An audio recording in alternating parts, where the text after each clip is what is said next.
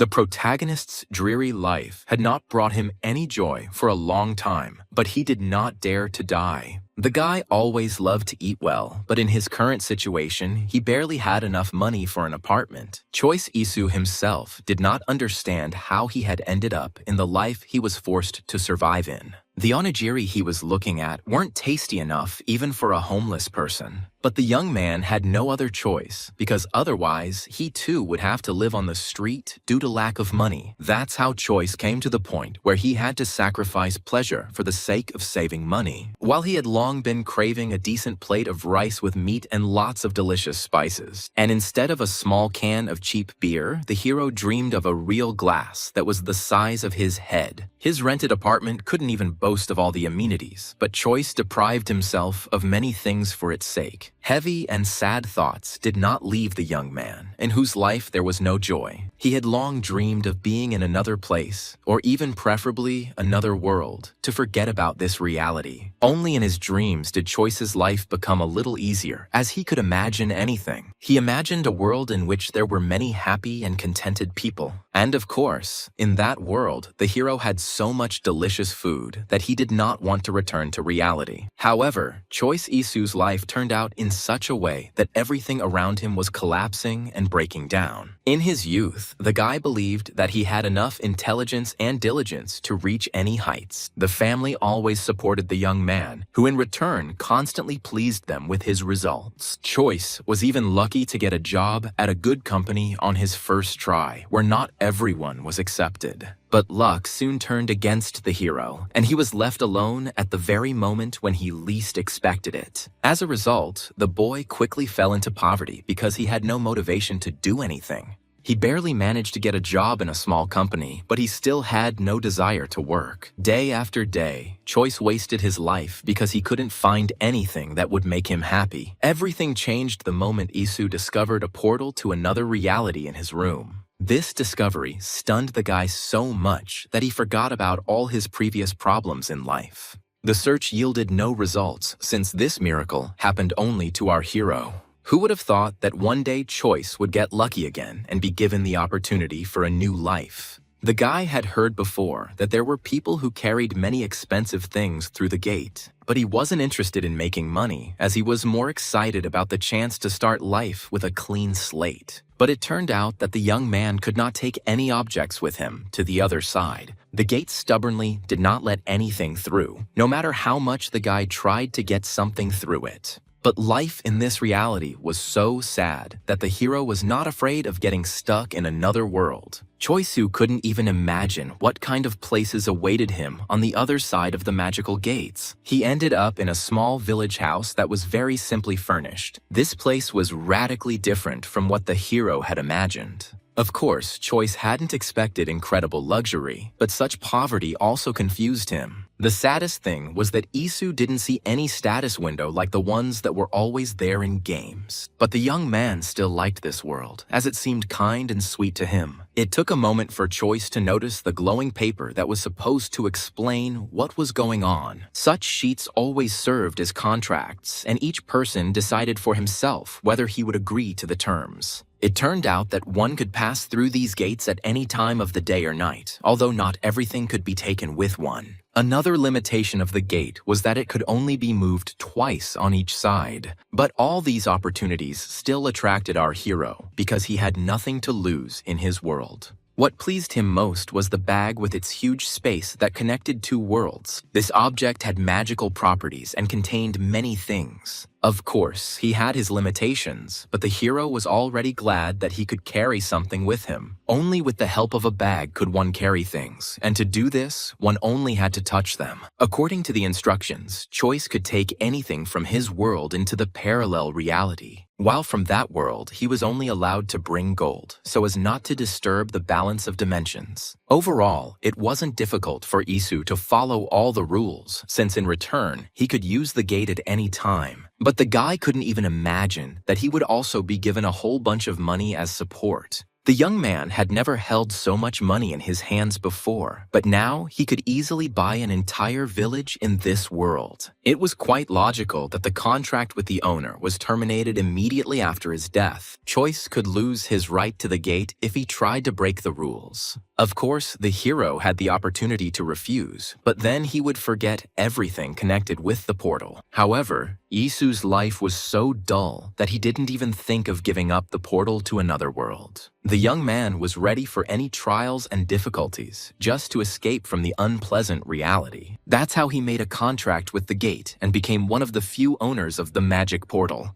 In theory, Choice could become anyone he wanted in the new world he chose to explore further. Most of all, the boy wanted to become a wizard, but it was unlikely that he would be so lucky in life. In any case, Asu was already glad that he could start from scratch without the heavy burden on his back. As a result, the first person he met was a nice woman named Maggie Humphrey. The first thing this madam did was try to feed the stranger who unexpectedly came to her. This gave Choice hope that his life in this world would truly be better than in reality. In any case, Maggie's dish looked attractive, although it seemed simple. The hero still had many adventures to experience because he agreed to a difficult path. At the first opportunity, he checked how exactly his spatial bag worked. It turned out that the young man was indeed able to take with him several coins, which were converted into the currency of his world. Due to the overabundance of emotions that day, the hero did not have time to do anything else because he was tired. But the next morning, he immediately noticed how much better his appearance had become inside the portal. Choice was well prepared for the move, so he took several important things with him. The only question that remained was where Choice was after jumping into the gate. Just yesterday, it seemed to him that he had ended up in some rural area that was not distinguished by its wealth. But this village could boast such beautiful views that they instantly took your breath away. It was at that moment that Choice accidentally caught the eye of Maggie, who knew everyone in this place. So it was no surprise that Mrs. Humphrey was wary of the newcomer's presence. However, this woman was always distinguished by her hospitality, so she made no exceptions. Maggie had just recently prepared a delicious breakfast that she was ready to feed anyone. This is how the hero ended up visiting Humphrey, with whom he would have many more good moments in the future. Her home looked simple, like everything else in this village, but everything in it was neatly arranged. Although the dishes offered to him looked simple, it was better than the hero's previous food. Maggie was surprisingly friendly, even though the stranger didn't even think to pay her. In his own country, Choice usually didn't go to any establishments, so he was at a loss in this world. He always loved delicious food, but lately, Isu didn't even have money for onigiri. So now, the guy was in a state of genuine delight at the sight of just one bowl of soup. Of course, the hero could not tell the woman about his joy, as she would not have understood him anyway. The ordinary soup exceeded all the expectations of the hero, who didn't think that food could be so tasty. Each ingredient on its own was nothing special, but together they worked wonders. As a natural-born Korean, Choice still lacked at least some spice in his food. However, poor rural residents could not boast of a variety of products. So Isu had to go without black pepper, which was very expensive in this reality. However, there were so many pleasant impressions now that the young man was not upset for a second. In his life, Choice loved food so much that he could spend hours beautifully describing the combinations of flavors in dishes. So, Maggie was delighted with the compliments from the stranger who appreciated her cooking. Choice didn't even lie for the sake of decency when he said he liked Madame Maggie's food. But the woman herself would hardly have been able to reveal the secret of the recipe, since she always trusted her instincts. So Isu was left with nothing when he tried to find out the details of this delicious soup. However, during this short time of communication, the guy managed to charm the lady who rarely heard compliments. That is why the woman showed the young man the modest holdings of their village, where they grew food. There was indeed something to see in this place, as the village was quite prosperous. There were all the conditions for animals and people here, so the residents didn't have many problems. Until now, Choice, like a little boy, was happy about the fresh air, which was so different from the city smog. He immediately liked the name Laudoran, which had belonged to this place since ancient times. In appreciation for the compliments, Maggie showed the hero all the products she used. As the head cook in this village, Humphrey has long since learned how to combine different ingredients. And now she was ready to teach Choice what she had used throughout her life. Ishu watched Maggie's masterclass attentively, as he did not expect such kindness from her. It had never occurred to him before that caramelized onions could be used for soup. Over the course of so many years of life, Humphrey has learned not only to cook deliciously, but also to bargain properly with people. So she was able to get the best products at a cheap price, which made the woman popular. But it wasn't because of the good ingredients that the soup turned out delicious. It was all in the skillful hands of Madame. No matter what Maggie's cooking duties were, she could never screw anything up. For the first time in a long time, Choice met a person who showed him the magic of cooking in 5 minutes. Everything Maggie did looked like it would be a piece of cake to prepare something like this. But our hero was not sure that he could repeat the recipe with exactly the same result. Humphrey did not take on students on principle, but sometimes she demonstrated her skills to people. But she didn't expect that in return, Choice would suddenly offer her a mirror, the likes of which did not exist in this world. Never before had the woman seen such a pure reflection, which left her speechless for a time. Of course, pride and honor did not allow Humphrey to take such a precious thing as a gift. Madam always helped other people just like that, and she had no intention of changing this rule. So she drove the young man away so that he wouldn't come up with some other way to thank her. But Choice was sincere in his desire to do at least something good for Madame in return. At that moment, the hero did not yet know that someone had been watching him since his appearance in the village. She was a young girl with an unusual appearance who hid from other people. Although she lived in the village, no one knew that this lady hid her true appearance. At the time, Choice did not attach any importance to this meeting, although in the future they would become close people. Now the only thoughts in his head were about the library, since he urgently needed knowledge about this world. Ishu remembered well that the realities in the gates were unexplored, so he would have to look for the answers himself. It turned out that there was a problem with workers in the village, because the guy who was looking after her couldn't even read or write. But for the hero, who wanted to find answers to all questions, even such difficulties were not a problem.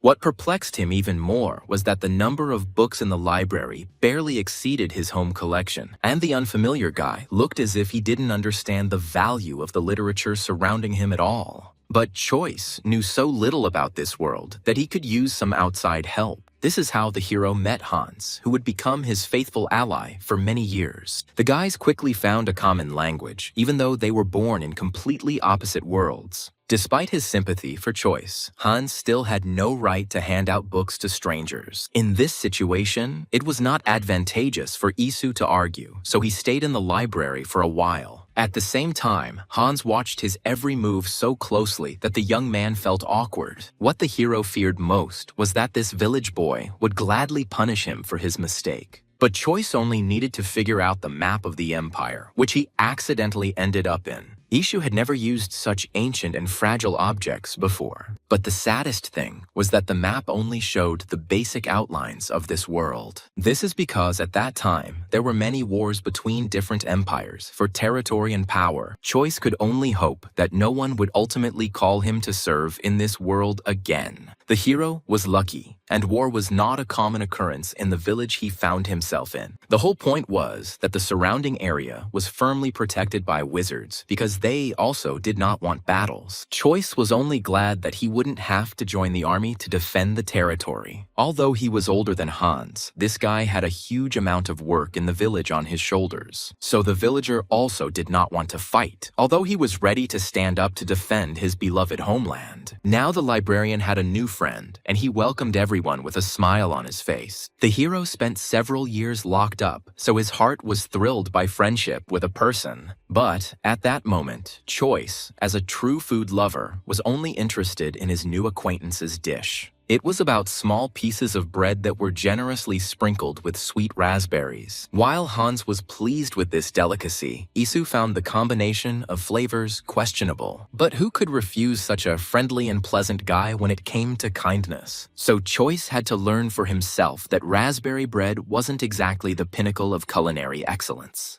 Fortunately, the hero's quick wits allowed him to quickly change the subject to something more pleasant. Until now, the map had not given him any information, but Hans knew the surrounding areas well. True, the young man himself had practically never been anywhere, so he remembered the location only from others. But this information was already better than just a picture that looked like a map. This time, the friends' conversation was interrupted by a commotion that came from outside the merchants. What surprised Choice was how well the village treated all newcomers. As soon as Hans heard about the merchants, he jumped up as if he might miss something important. The rest of the residents followed his example as everyone wanted to buy something new for themselves. Taking advantage of the general commotion, Choice was able to sneak back into his reality unnoticed. He had a real puzzle to solve about what to take with him at all. In that world, the hero lacked many items, but the spatial bag had limitations. So this time, Isu took with him only money, which was again converted into the required coin. The period of getting used to moving around had not yet passed, so the boy was surprised by everything. But even despite his confusion, he still managed to arrive before the traders left the village. There was a pleasant atmosphere in the tavern, as many people were happy about the variety brought by the new people. It was hard for Choice to pretend that he already belonged to this world, since little was known. But curiosity about experiments prevailed over fear, because Isu had a lot to try, and he started with his favorite beer drink, which he always valued in his reality.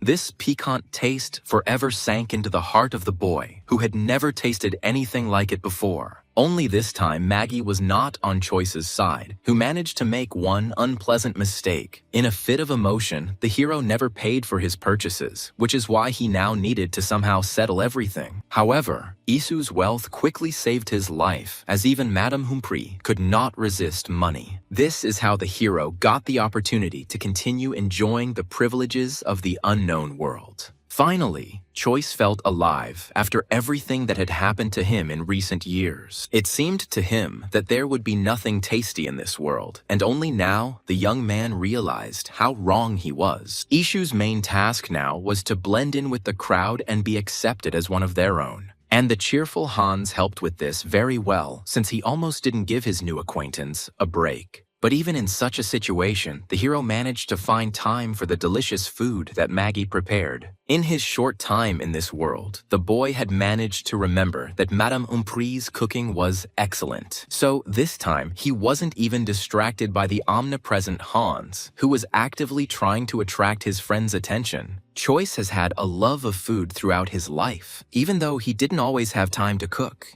The taste of this dish instantly transported the hero into memories, as it reminded him of home. As a child, his mother often delighted her son with something similar, as she too was passionate about cooking. It was his mother's behavior that became the reason why Isu was so interested in recipes. From a young age, he observed the love and care with which his mother devoted herself to every moment of cooking. The woman always loved feeding other people, because in company, all dishes tasted better to her. And finally, the hero found friends with whom he could share all the delights of a shared dinner. Hans had no intention of leaving Choice alone until he went for a walk with him. And in the end, it all ended with Isu giving in to his friend, because their desires coincided at that moment. The merchants did a great job, as they brought with them a huge pile of interesting things. And only Choice remained selective in his choices, because many goods were better in his world. He noticed that many women were interested in mirrors, which were clearly in short supply in this reality. But the hero could have easily become rich if he had brought just a couple of mirrors into this world.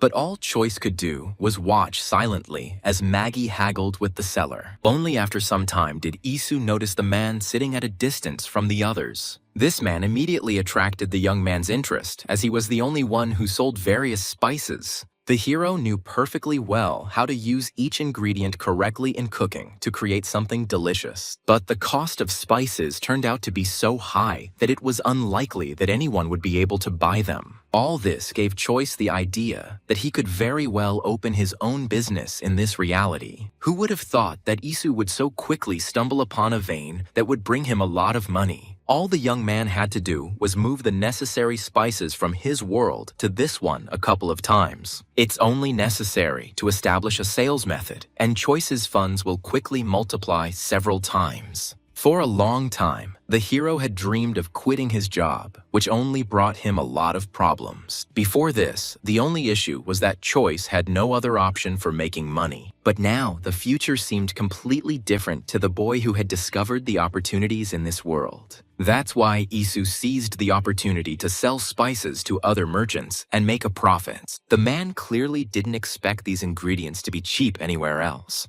But he had no reason not to believe the young man who seemed so confident in his words. Transporting goods using magic should have taken only a little effort from our hero. So he quickly convinced the merchant that it was profitable for the man to cooperate with him. Who would have thought that even the most unknown merchants would still be short of goods? The whole point was that aristocrats always bought up most of the spices because they could afford it. So Colin Magvol, that was the name of this merchant, was left with practically no sales in the village. And now, he saw a ray of hope in the unfamiliar boy because he always needed money. The hero's next interesting encounter almost ended as quickly as it began. Choice allowed himself to address a boy his own age, and the child tried to act older. His name was Mino Strive, and he was looking forward to helping his parents with their trade. It was this boy who first suspected the hero of lying, although he had no evidence. Mino was very proud of the fact that he had read many books, but had never heard of the Korean Empire in any of them. Only Choice could have gotten out of this situation so brilliantly that Strive forgot about his suspicions.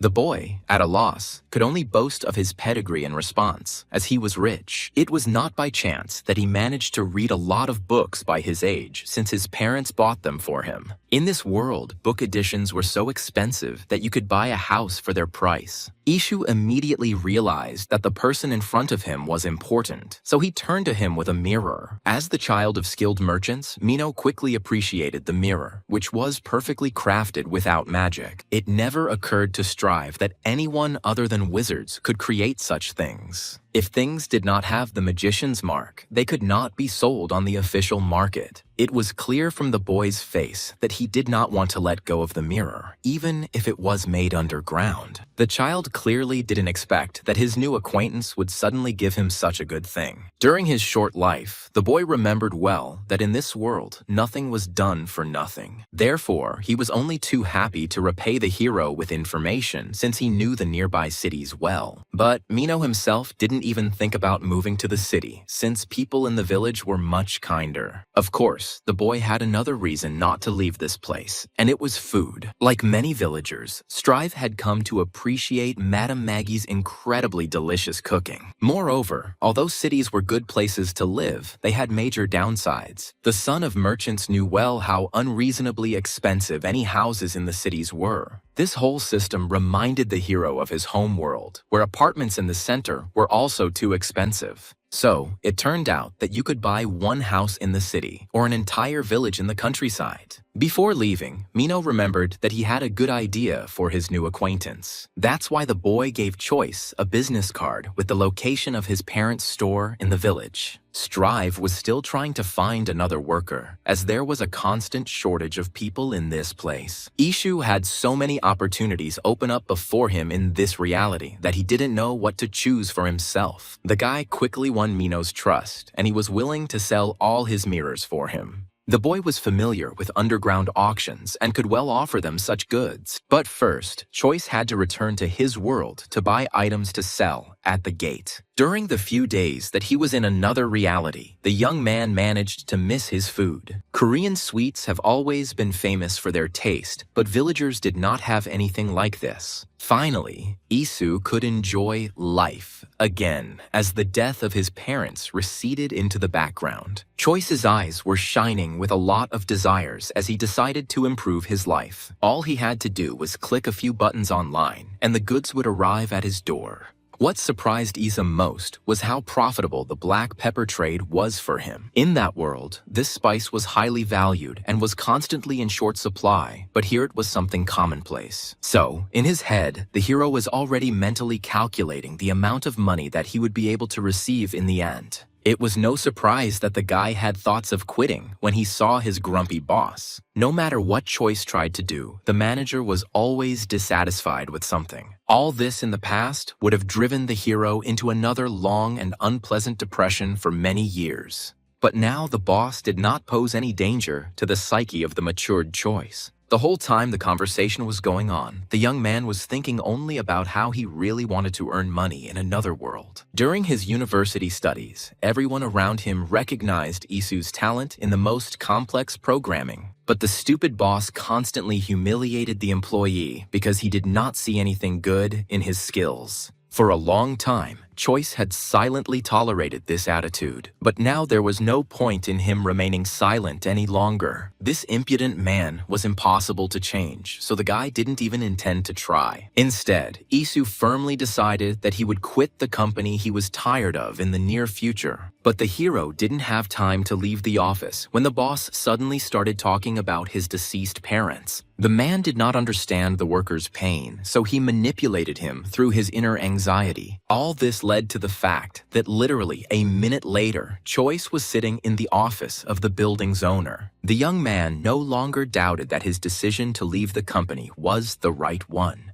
The director correctly guessed the reason for such a hasty dismissal on the part of a good employee. Ishu could not bear to hear talk about his parents, which still brought him sadness. No matter what benefits the director offered him, the boy was not going to give in anymore for the sake of such torment. Until now, the boss needed that manager because he did his job well, so the guy had no choice but to let Choice quit the company. The hero guessed that the director understood his feelings, since she herself had once experienced loss. His relatives also died in the accident, but the owner was able to quickly get back on his feet. Of course, the director hoped that Isu would still return to their company because the conditions were good. If only he knew what way the guy had found to make money, he would not have let him go. And now Choice could do whatever he wanted because a whole parallel world was open before him. Ishu never made any friends in the company, so he wasn't even sad to leave this place. So many opportunities opened up before the hero that he had no time to miss his old life.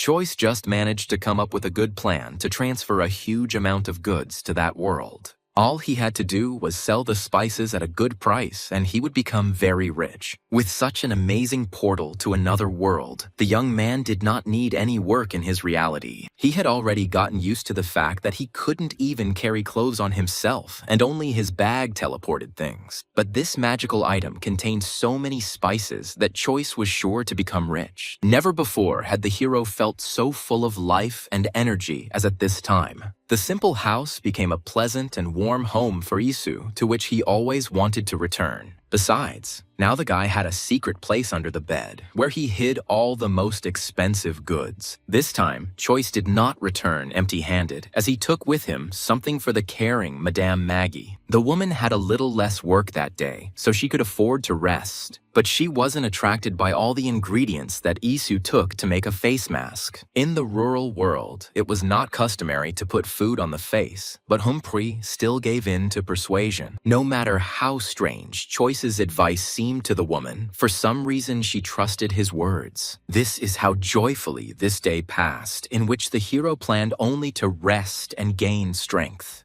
He really enjoyed communicating with people who cared about him as a thank you for his advice. As a result, by the end of the day, the hero was completely satisfied with himself because he was thoroughly exhausted. He still felt awkward about the fact that in his reality, he couldn't communicate freely with his neighbors. And in this world, every person responded to Choice's greeting, which made the guy constantly smile. As a result, Isu didn't even have time to rest because he was constantly needed by someone. This time, the hero was bothered by Hans, who had already missed his friend since they had not seen each other for some time. The poor guy had so much work that he urgently needed help in harvesting important crops. Beer was later made from them, among other things, so Choice had a personal interest. But Isu didn't yet know how to help around the house as professionally as Hans did. It seemed like there wasn't a single job this tall guy couldn't handle. Only now did the hero remember the fair-haired lady he had seen in his window and asked his friend about her. But it turned out that Hans had never seen anyone with blonde hair in the village before. He knew all the girls who lived nearby well, but he couldn't remember anyone with such an appearance. This circumstance greatly puzzled the hero because he had expected a different result. The young man was absolutely certain of what he had seen, but for some reason, Hans was unable to help him this time. In any case, the guy didn't just find Choice because he needed help with the housework. While he had the opportunity, Hans planned to terrorize his new acquaintance to the fullest extent. There was always something to do in the village, especially when it came to its improvement and beautification. Hans took on a difficult task because he had to deal with all the problems on his own. The hero had already heard from Mino that there was a constant shortage of people to work in the village. Choice found it hard to imagine something like this happening to work in his world. However, the guy liked this reality so much that he was not against helping his new friend. That's how he ended up collecting hop plants, from which hops were later to be made. Ishu quickly figured out what he needed to do, even though he had never done this kind of work before. He was only too happy to help in collecting these herbs because since his teenage years, he had loved alcoholic drinks. Thanks to their teamwork, the friends completed the task in just a few hours. Never before had work brought Hans so much joy as when Choice was helping him. Since the villager took on all the other responsibilities, the hero had time to rest. So the first thing Isu did was run to his home, because that was the only place where there was pleasant warm water. The boy missed the benefits of civilization every time he was in the world through the gate. He was ready to give a lot in order to feel the same emotions in another reality. For now, Choice could only return back every time to feel the warmth. But all this did not discourage the young man from continuing to travel through the unknown reality. This time, he planned to take something tasty with him to share with others. Isu didn't like to cook just for himself, so he preferred to order complex dishes every time. In his world, delivery was so well developed that a courier arrived soon after. But Choice didn't even have time to figure out what he would do next in a world of magic and adventure. He was lucky, and the spatial bag contained all the food he ordered at once. This meant that there was nothing stopping our hero from showing these dishes to everyone. He knew many delicious recipes and planned to conquer that world with his cooking skills. But problems with this food began much faster than the hero could have imagined. There was no hint of any container in this world, and without them, food would quickly spoil. The only option was to go back in order to take with us everything we needed. But all this would not solve the problem that the young man needed to treat his friends without raising suspicion. He was able to find the most suitable dishes just in time for Hans to arrive, who showed up without knocking. As a result, the friend found Choice in a rather uncomfortable position, since Isu did not think to get dressed in time. The embarrassment both boys felt in this situation was difficult to convey in words. Although the hero believed that he had the right to walk around naked, he could not prove this to his friend even after a couple of minutes. It turned out that Hans had come only to remind Choice of his unfulfilled duties. While Isu was resting in his world, the village boy had to do his work for him. Due to his absent-mindedness, Choice completely forgot that he was now also a part of this lovely village. But the hero planned to help Hans in everything to prove that he was a good person. Ishu had no idea that in this guy's eyes, he had long been a friend because he was ready to share food with him. As soon as Hans started talking about dinner, Choice remembered the dishes he had left in his house. It was Hans's turn to be surprised when Isu announced that he had also prepared something for them. Previously, the hero had never told anyone that he actually loved to create any dishes himself. In the end, Choice insisted that his friends try what he ordered in his world. None of the residents had seen anything like it, so it was not surprising that they were not happy. Only the hero remained enthusiastic because he knew how delicious this soup was because of its ingredients. Inside, fried chicken and vegetables were used to add a piquant touch to this combination. Although Maggie was skeptical about any new product, this time the smell attracted her. So following the woman, everyone decided to try a product they had never seen before. Humphrey set a good example for the others as she was the first to show courage and impudence. But no one expected that this dish would hit their taste buds so hard. Only Isu could not understand from his friends' reactions what exactly they were experiencing at that moment. Hans especially changed. For him, this incredible taste turned his whole world upside down. Even the elderly village elder never thought he would ever be able to enjoy it so much. But now he was absolutely sure that he was almost in heaven after eating this soup.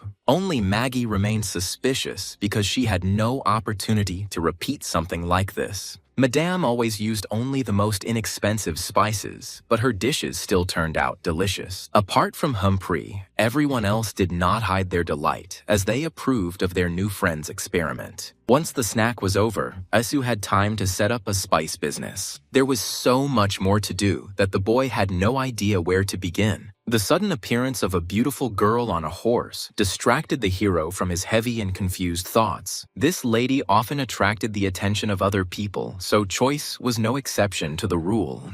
But Issa was much more impressed by the fact that the unknown girl had many strong guards. That's why Jace Medit could afford to be so inattentive and empty-headed. The hero's heart began to beat faster in alarm as soon as his gaze met that beauty's. Surprisingly, Jace herself turned to the young man, as if they had known each other since childhood. It would never have occurred to Choice that such a girl would suddenly pay attention to him. His whole body was trembling in anticipation of an acquaintance that promised to be very romantic and pleasant. Jace's eyes sparkled with such incredible joy that they could make anyone smile. Isu was sure that he was already destined for a warm embrace when the girl ran past him. This turn of events left the young man confused, as he had expected to receive a portion of love. It turned out that all this time, Jace had only been visiting Maggie, whose cooking she loved madly. But no matter how many times the girl tried to persuade Humphrey to change her job, the madam did not agree. The woman was satisfied with a quiet life in the village, even if she lost the opportunity to earn a good income. Maggie herself understood that she could have become the best chef in the empire, but she didn't need it.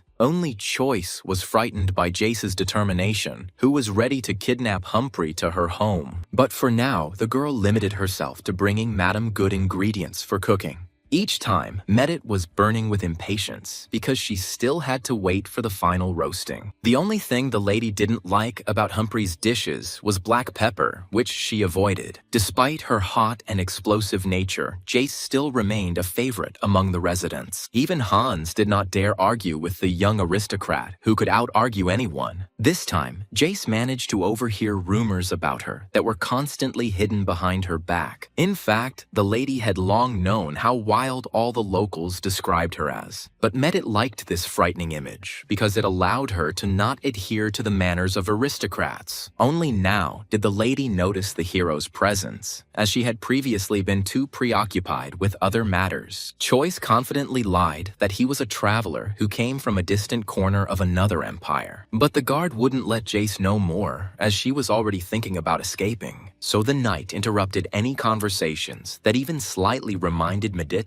of other lands. The aristocrat could be as indignant as she wanted, but the bodyguard had clear instructions from her father. As a result, Isu was left with a strange impression of the girl who had caused so much noise in just a few minutes. The strangest thing for the hero was that even Hans still treated the mad aristocrat well. Although this guy always loved silence, for some reason he couldn't resist the cheerful Jace. However, the guys didn't have time to talk in more detail, since the first clients came to see Hans. Choice also ordered some food for himself, since this time he could pay for any dish without any problems. But the village had its own rules, and on the day of his arrival, Jace Hans did not take payment from anyone. So Choice couldn't even treat his new acquaintance to a drink because he didn't have to pay for anything. This man's name was Joseph, and he was one of the most famous merchants throughout the empire. His skills included obtaining even rare spices, which he put up for sale. As Isu thought, there was still stiff competition in the business because Joseph could not find black pepper. That's why he was so envious of Colin Magval, who had somehow found these spices. The Medit family always quickly bought up almost all the black pepper, as if they used it for everything. What struck Choice as odd was that Jace clearly hated the spice.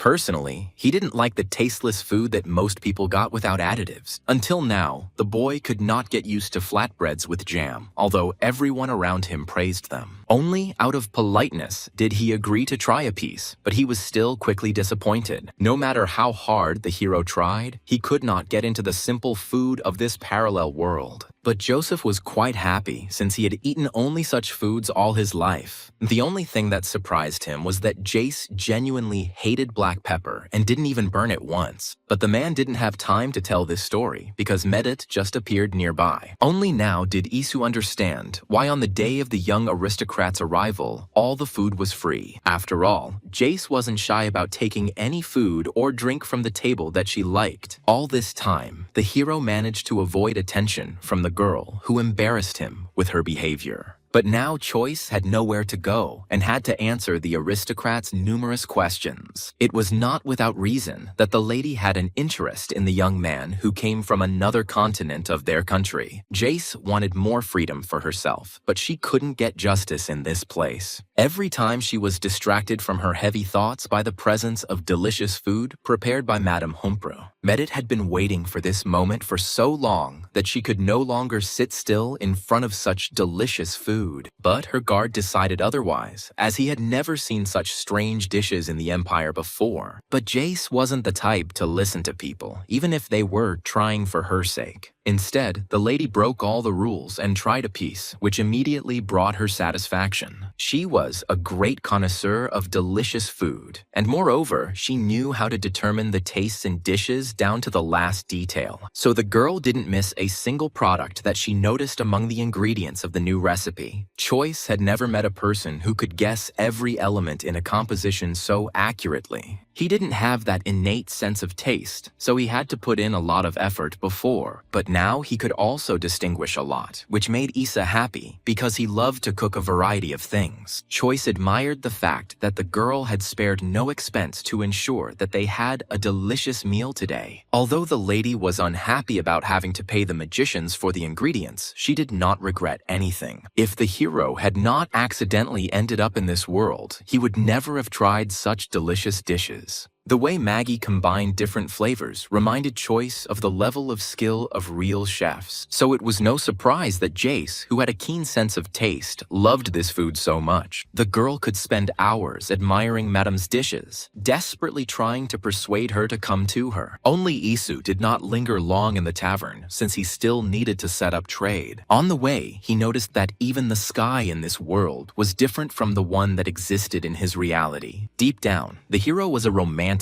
so he loved to watch the stars and comets somewhere above. And this time, Choice made a wish that everything would go well for him on his journey through this unknown world. The boy was filled with anxiety, not knowing how Joseph would react to his attempt at cooperation. But the merchant didn't doubt for a second when he heard that Choice had some good goods for him. At the sight of several kilograms of black pepper, the man almost had a stroke. He was so happy. Naturally, the merchant immediately offered Isu excellent conditions, if only the guy wouldn't go to his competitors. As soon as the hero heard the amount he had to earn, the guy's heart was filled with happiness. He never thought that he would ever earn so much money in a couple of minutes just by selling black pepper. Pride never left the hero, who always wanted to realize himself in some way in the future. Despite the large amount of money, Choice had no reason to worry because everyone was afraid to attack near the Medit family. So that night, Isu slept so sweetly and soundly that he felt completely rested. The fresh country air had a beneficial effect on his condition, so the young man felt better. He didn't regret at all that he had gone through the gate for the first time a few weeks ago.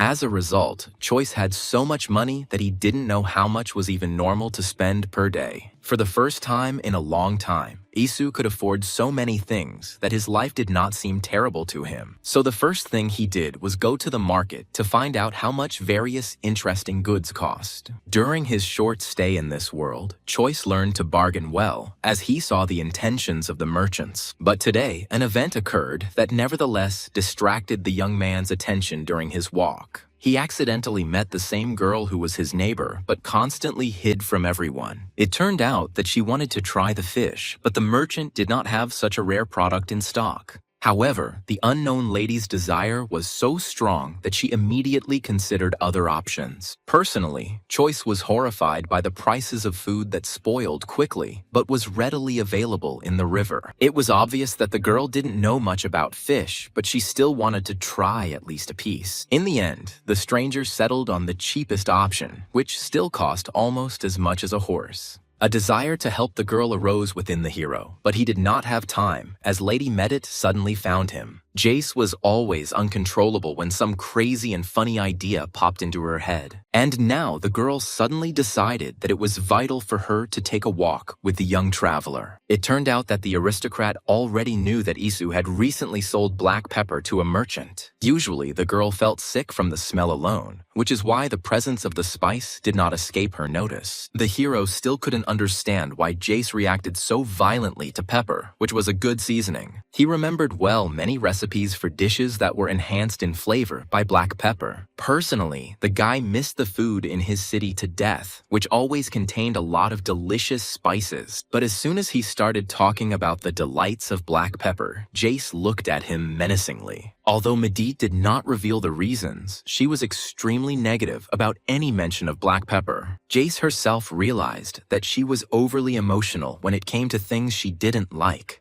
The lady had to cultivate an iron character because she was to become the heir to the family business. For Choice, such aspirations on the part of Miss were strange since he saw her love for traveling. The thing was, Jace's parents would never let her live the life she wanted. What angered the girl most was that her father was already looking for some famous and rich husband for her. This aristocrat must have been an elf, since only they had perfect command of magic. That's why Medit had so many reasons to escape to the land of Isu, where there was a lot of freedom. The guy had already regretted several times that he had ever told Jace about his vast homeland. He wasn't sure he could dissuade the lady from a trip that promised her the same difficult loneliness. Choice's words about the death of his family calmed Medit a little, who wanted to leave home as quickly as possible. No matter how much pressure her parents put on her, she still loved them with all her heart for their love and care. The girl was sad only because sometimes her family saw her as just a way to achieve their goals. But all this did not change the fact that Jace's parents were good people, which she was not ashamed of. They allowed their daughter to bring Maggie with her, but the lady could not get Madam's consent. She could only hope that someone like Isu would finally persuade the woman to change jobs. As soon as Jace left, Choice noticed that the elder had been watching him closely the whole time. The hero never managed to get permission from the old man to continue staying in the village. But this time, too, he was not allowed to talk to the sage, as Maggie's sudden appearance had caused a stir. It turned out that the Humphrey family had been traveling all this time and had returned with their grandson. Of course, Madame was only happy about such a new addition, but she was worried that she had not been told earlier. The baby looked surprisingly healthy and strong, despite being born in difficult conditions. Happiness overwhelmed the woman who had long wanted to add to her family. Although Isu didn't know these people, he was still happy for Maggie, whose face was shining with joy. The baby was really so adorable that anyone could like him. So it was no surprise that the hero also couldn't resist the appearance of a little boy. Hans chose this very moment to tell his friend the not very pleasant news. The guy simply didn't dare tell them beforehand that some aristocrat was planning to buy their village. And now, when Choice was in 7th place from emotion, he took such news more calmly. At such moments, few people could take their eyes off the child, who was a symbol of innocence and purity. So thoughts about an uncertain future simply didn't occur to the friends who were admiring the baby. Only a little later did the hero remember Hans's words, which were full of anxiety and worry. It turned out that the guy had no intention of asking his friend for help, since he didn't live in the village permanently. Instead, the young man prepared something for his friend in case Choice left soon. Although the books were very expensive, Hans still gave several of them as gifts to a friend. So Isu returned home with mixed feelings, as he wanted to continue living in that world. He had so many plans, but in the end, the spatial bag couldn't fit everything at once. Therefore, the hero had to choose the subjects that he would develop in that reality first. By chance, the guy remembered his neighbor who so badly wanted to find fish at the market. Of course, in a developed civilized city, there was a much better chance of buying something good. That's why Choice went to the market, because his heart told him that the lady needed help.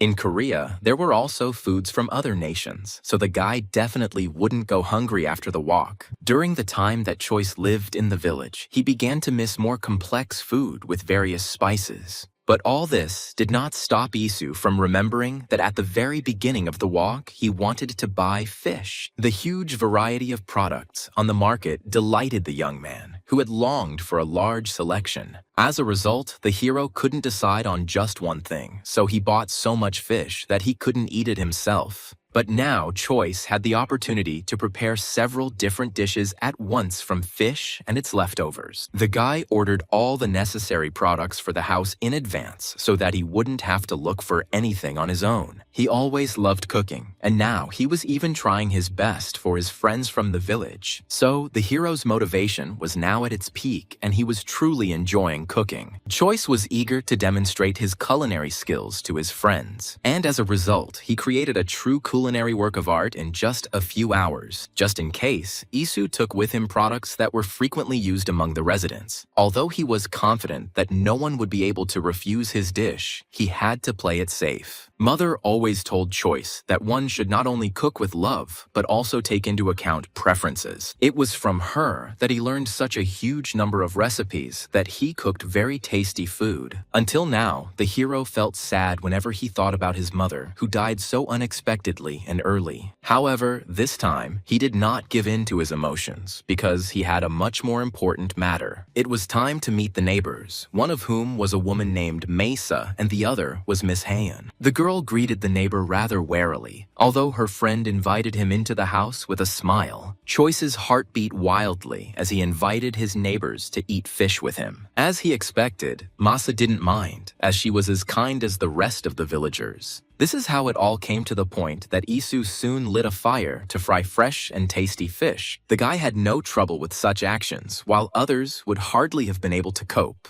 Even Madame Maggie couldn't have cooked the fish so well, which made the young man proud. The two neighbors were visibly impressed by the skills of the traveler who had only recently appeared among them. Mesa was the first to appreciate the amazing and delicate taste of the fish, since she herself did not know how to make something similar. The hero was pleased to hear that the recipes of his native country were appreciated. He remained just as modest, so he did not praise himself for the result, although he enjoyed the dish. Even Isu himself had no complaints about himself, although he had always been his own biggest critic. But not everything was as good and simple as it might seem at first glance. He felt a constant strange chill from Heian Choice that went right to his bones. So that day the guy tried to finish talking and eating as quickly as possible.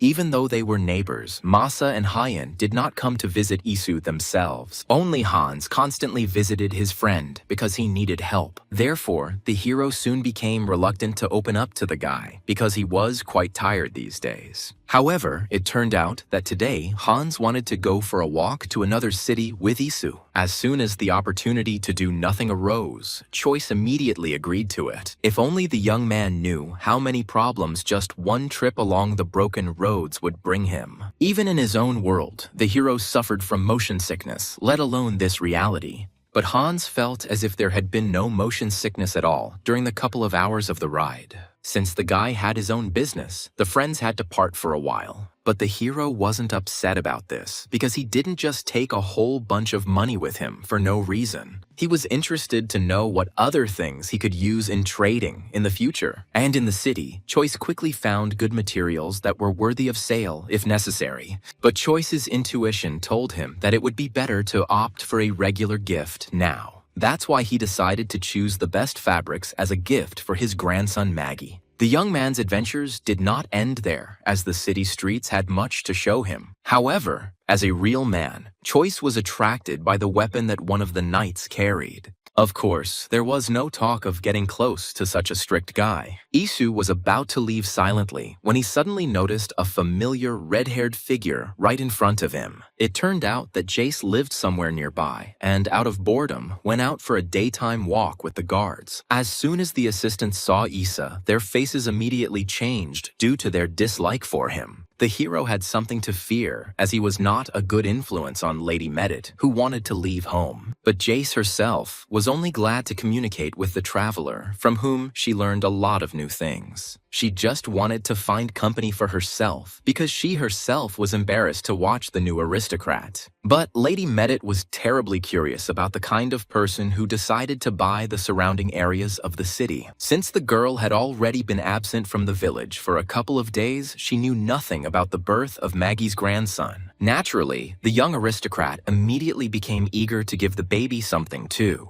She couldn't come up with anything better than soap, which was not easy for villagers to get. The girl added a few lotions to it, which noticeably surprised Choice, who was supposed to be carrying it. Jace didn't hesitate to use the guy as a transmitter, because Maggie would hardly have accepted anything from her. Medit wanted to know about the new aristocrat also, because he wanted to buy out the village's territories. Even Isu was frightened by the look of the lady who did not want to give Humphrey to anyone else. Jace was well aware of her obsession with Maggie, but she didn't want to change anything. Once she tried Madam's cooking, Mady couldn't think of anything else. Our hero has not yet had time to experience all the horrors of poor cooking in this reality. He had no idea that even the best dishes were far inferior in taste to what Maggie cooked. And now, Jace had the perfect opportunity to show her friend why she was so obsessed. As soon as Isu tried one piece of the best porridge, he almost threw up along with it.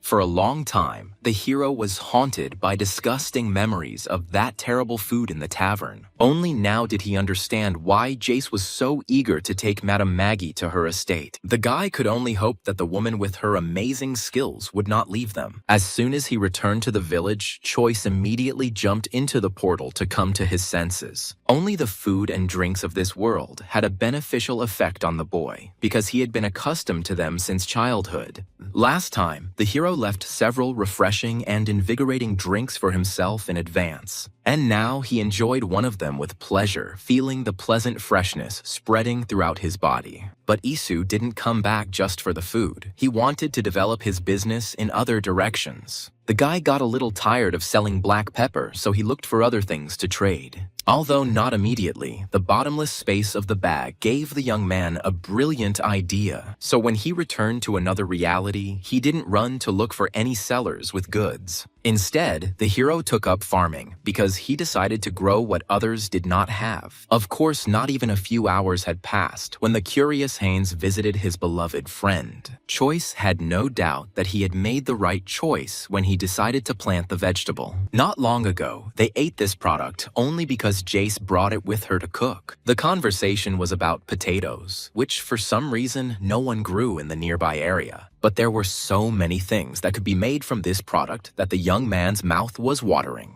As a result, he quickly charmed Hans, who was eager to help with the planting too. The guy, like many other people, loved to eat delicious food, so he was inspired by the idea of potatoes. For this reason, he remembered too late that he had come to Isu because of the visiting merchants. On the way, the hero met Mino, who not long ago sold his mirror at a good price. That's why the boy needed more supplies, and Isu promised to resolve this issue soon. In the meantime, the hero focused on the next meal, because today, Maggie promised to cook sausages. Choice hadn't had a tasty sausage in a long time, so he was in anticipation before trying it. It just turned out that the taste was so salty that it was impossible to eat this sausage. Only the locals were accustomed to this, as they had not tried any other food. It took a lot of effort for Isu to pretend that he didn't really dislike it. The guy was saved only by Maggie, who suddenly needed help serving food to the other guests. The hero could only hope that Madame Humphrey's cooking would once again be at the highest level. However, remembering the recent taste of sausages, the guy was afraid to try the rest of the food on the table.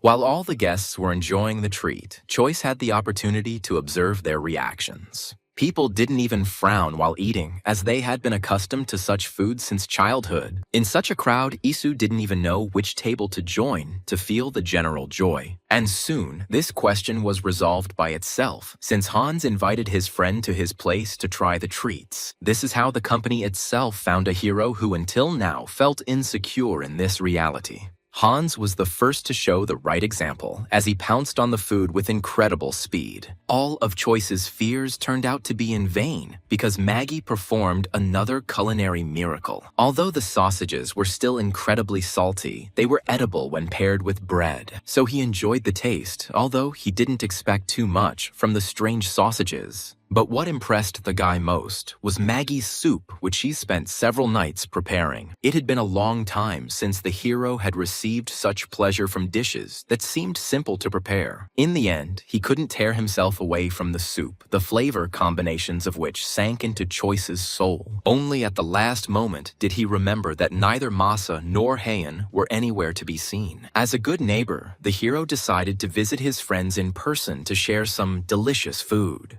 But even as he approached the house, the guy heard loud screams, which indicated a quarrel. Heian had been scaring the hero from the very beginning, and now she had jumped out in a fit of emotion right in front of him. The girl had no desire to communicate with Isu, even though he had recently fed her deliciously. Masa ran out of the house after her, but how could a woman in poor health catch up with a lady? In such a situation, the hero could not leave Madame alone and learned that she was only a nanny for Heian. This explained to him the strange coldness on the part of the girl, who did not reach out to her mentor. The girl's character frightened the hero to death, and he would prefer not to have anything to do with her anymore. But Masa was sure that there was a lot of kindness in Heian, even though she behaved wildly. It turned out that the girl wanted to get treatment for the nanny, but the woman constantly refused. She had little contact with the villagers due to her poor health, but she saw a good friend in Choice. Ishu only wanted to help his neighbors, but he found himself embroiled in a rather complicated story in the future. Masa knew she was going to die soon and wanted Choice to take care of Heian for her. The hero knew the pain of the death of loved ones well, so he was not sure that he could cope with the task. But it was enough for the woman that the guy would not leave her charge for her. However, no matter how brave Choice was, he didn't want to be responsible for another person. Isu's intuition told him that Heian would be difficult to get along with, and not just because of her personality. But he understood how hard it would be for the girl after Mesa's death, and that's why he didn't want to leave her alone. While the madam was still alive, the hero continued to develop his short business with mirrors. Mino was delighted that his friend had a few more good things. The boy learned a lot from his parents over his years, so he was good at trading with people. He quickly realized that even soap was not as profitable as perfectly crafted mirrors. But the child still had questions about the origins of Choice, whom he had never seen before. Strive was no longer satisfied with Isu's lies about him being a traveler since childhood. For some reason, Mino felt that Choice must definitely belong to the nobility, but he was hiding it. The boy immediately noticed that his new friend emitted only a pleasant aroma during their meetings, but normal water was a rarity for the residents, and they only bathed in the wizard's ponds. Choice still didn't know so much about this world that he had a hard time coming up with good excuses. He had no idea that one of the sorceresses was right next to him all this time. In fact, Heian hid her appearance so that no one would have questions about her. However, no magic of the girl could save Masa, which only made the lady's heart heavier. But the woman herself died with a smile on her lips because she had done everything possible during her life. As the nanny had predicted, her death occurred soon after, and all the residents came to say goodbye to her. The responsibility for Heian's well-being now fell on Choice's shoulders, but he couldn't approach her. The girl stubbornly refused to open the door, no matter how many times the guy tried to give her delicious food. As a result, the young man had no choice but to look for something for Heian in his world. Only in the hero's reality there were so many delicacies that the suffering lady's heart was bound to melt. As a child, the hero himself often found relief from sadness thanks to the delicious food his mother cooked. Mother was a cheerful woman who loved sweets so much that she could eat them all day long. The hero's father even envied the passion with which Madame always paid attention to food. He often jokingly quarreled with his beloved because she made choices that were not in his favor. Even as a child, the hero enjoyed watching his parents argue, even though they sincerely respected each other. So Choice got the idea that it would be a good idea to make his own bread. The guy knew the recipe well, so it was not difficult for him to prepare all the necessary ingredients. Because he was so busy, he didn't immediately remember that he hadn't delivered all the bags he had bought after returning, but one of them contained things that were not originally intended for him at all. Only now did Choice realize that he had never given Madame Maggie the gifts from young Jace. Humphrey deserved to receive all her gifts, which she didn't even know existed. That is why Isu visited the woman early in the morning, so that next time he would not forget to tell her everything. Maggie never thought that people would care so much about her family, even if they didn't know her very well. All these things were very valuable to the villagers, who could not afford them. So the joy and surprise were easily visible on the face of Humphrey, who was delighted. Even in her family, the men were not nearly as attentive as the woman would have liked. Choice couldn't do anything to fix this situation, so he simply ran away. His crops were just beginning to bloom, so they suddenly caught the interest of the quiet and lonely Heian. Since few people could see her in this place, the lady did not hide her appearance. She didn't care, even if Isu found out that she was actually a sorceress from the elven race. The hero was only glad to see Heian, since she had not left the house all this time. To lift the lady's spirits, the young man picked one of the flowers in an attempt to give it to her. But the elf reacted badly to the damage to nature, since she usually did not pick flowers. She had no idea that it was difficult for potatoes to grow when these flowers lived on them. Choice still had so much to tell the girl before she would begin to understand potatoes. But first, he was able to lure Heian to his home to treat her to some tasty pieces of bread. It turned out that the elf loved bread so much that she forgot about her dislike for humans. While the girl was eating, the guy couldn't take his eyes off the beautiful color of her long hair. When the hero moved to this world, he did not think about meeting a sorceress. Even the most inattentive person would have noticed such a piercing gaze on him. So the hero urgently had to come up with excuses so as not to accidentally offend the girl. Choice still hasn't gotten used to Heian's strange personality, which could get angry at any moment. As soon as the girl ate all the bread, suspicions about Isu grew stronger within her. She was sure that the guy was a bread wizard, since he could cook so deliciously. The hero couldn't even say anything in response, since no one had ever suspected him of such a thing. When the elf came to some opinion, it was incredibly difficult to convince her otherwise. But she finally felt the urge to help Choice with the potatoes, as thanks for the bread. This enthusiasm surprised Issa, but he was glad that the lady was no longer going to hide in the house. The young man could only hope that he would gradually be able to get used to the girl's character. Now only he could take care of Heian, because he knew about the secret that she was hiding from the others. True, the lady didn't even trust Choice, so she didn't tell him what kind of magic she had possessed since childhood. Only by cooking could the guy continue to communicate with the lady who loved to eat. Heian immediately demanded more delicious dishes, so Isu had no other choice. But the hero loved cooking for others so much that he was not against making the girl happy once again. For convenience, he moved to his world because there were many more cooking utensils there. In the end, the bread pie turned out so perfect that the young man was ready to kiss his own hands. He never thought that his culinary skills would ever grow to such heights in such a short time.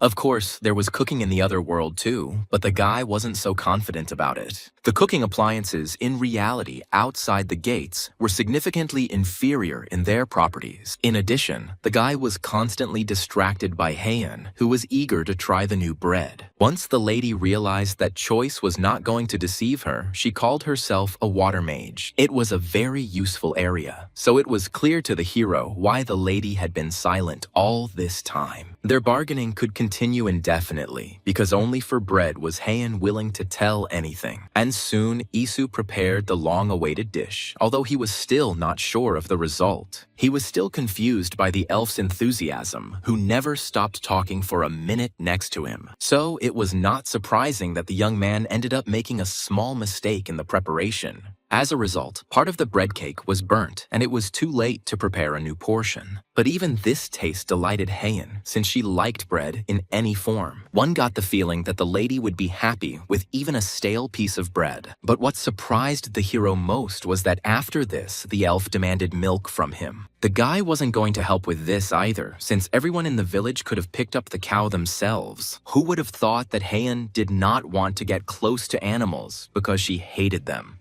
The girl didn't want to talk about her hatred, so she asked about her friend's relatives. It was Choice's turn to become despondent, as he lived alone due to the death of his parents. Masa warned him that it wouldn't be easy with Heian, but the young man still wasn't ready for it. He was greatly concerned by the fact that the lady was not prepared to accept any animals. The girl herself did not understand why, since childhood, she hated animals so much, even if they were domestic. This conversation was so difficult for her that the lady did not stay long at her friend's place. She took some bread with her and even thanked Issa for his help because she felt better. But the hero himself was never able to find the long-awaited peace for which he came to this world. He escaped reality only because he didn't want to continue to feel the pain of loss. Those feelings were slowly eating him up from the inside, and Choice saw no salvation in his life. Only another world stopped it from being destroyed, but Heian had no way to move. While the hero slept peacefully, he had no idea that danger was slowly approaching him. The neighboring village was attacked by bandits that night, and they had no intention of leaving anyone alive. Only one man barely managed to escape, but his survival was still in question. In his haste, he didn't even have time to hide properly, so the bandits would have easily been able to find him.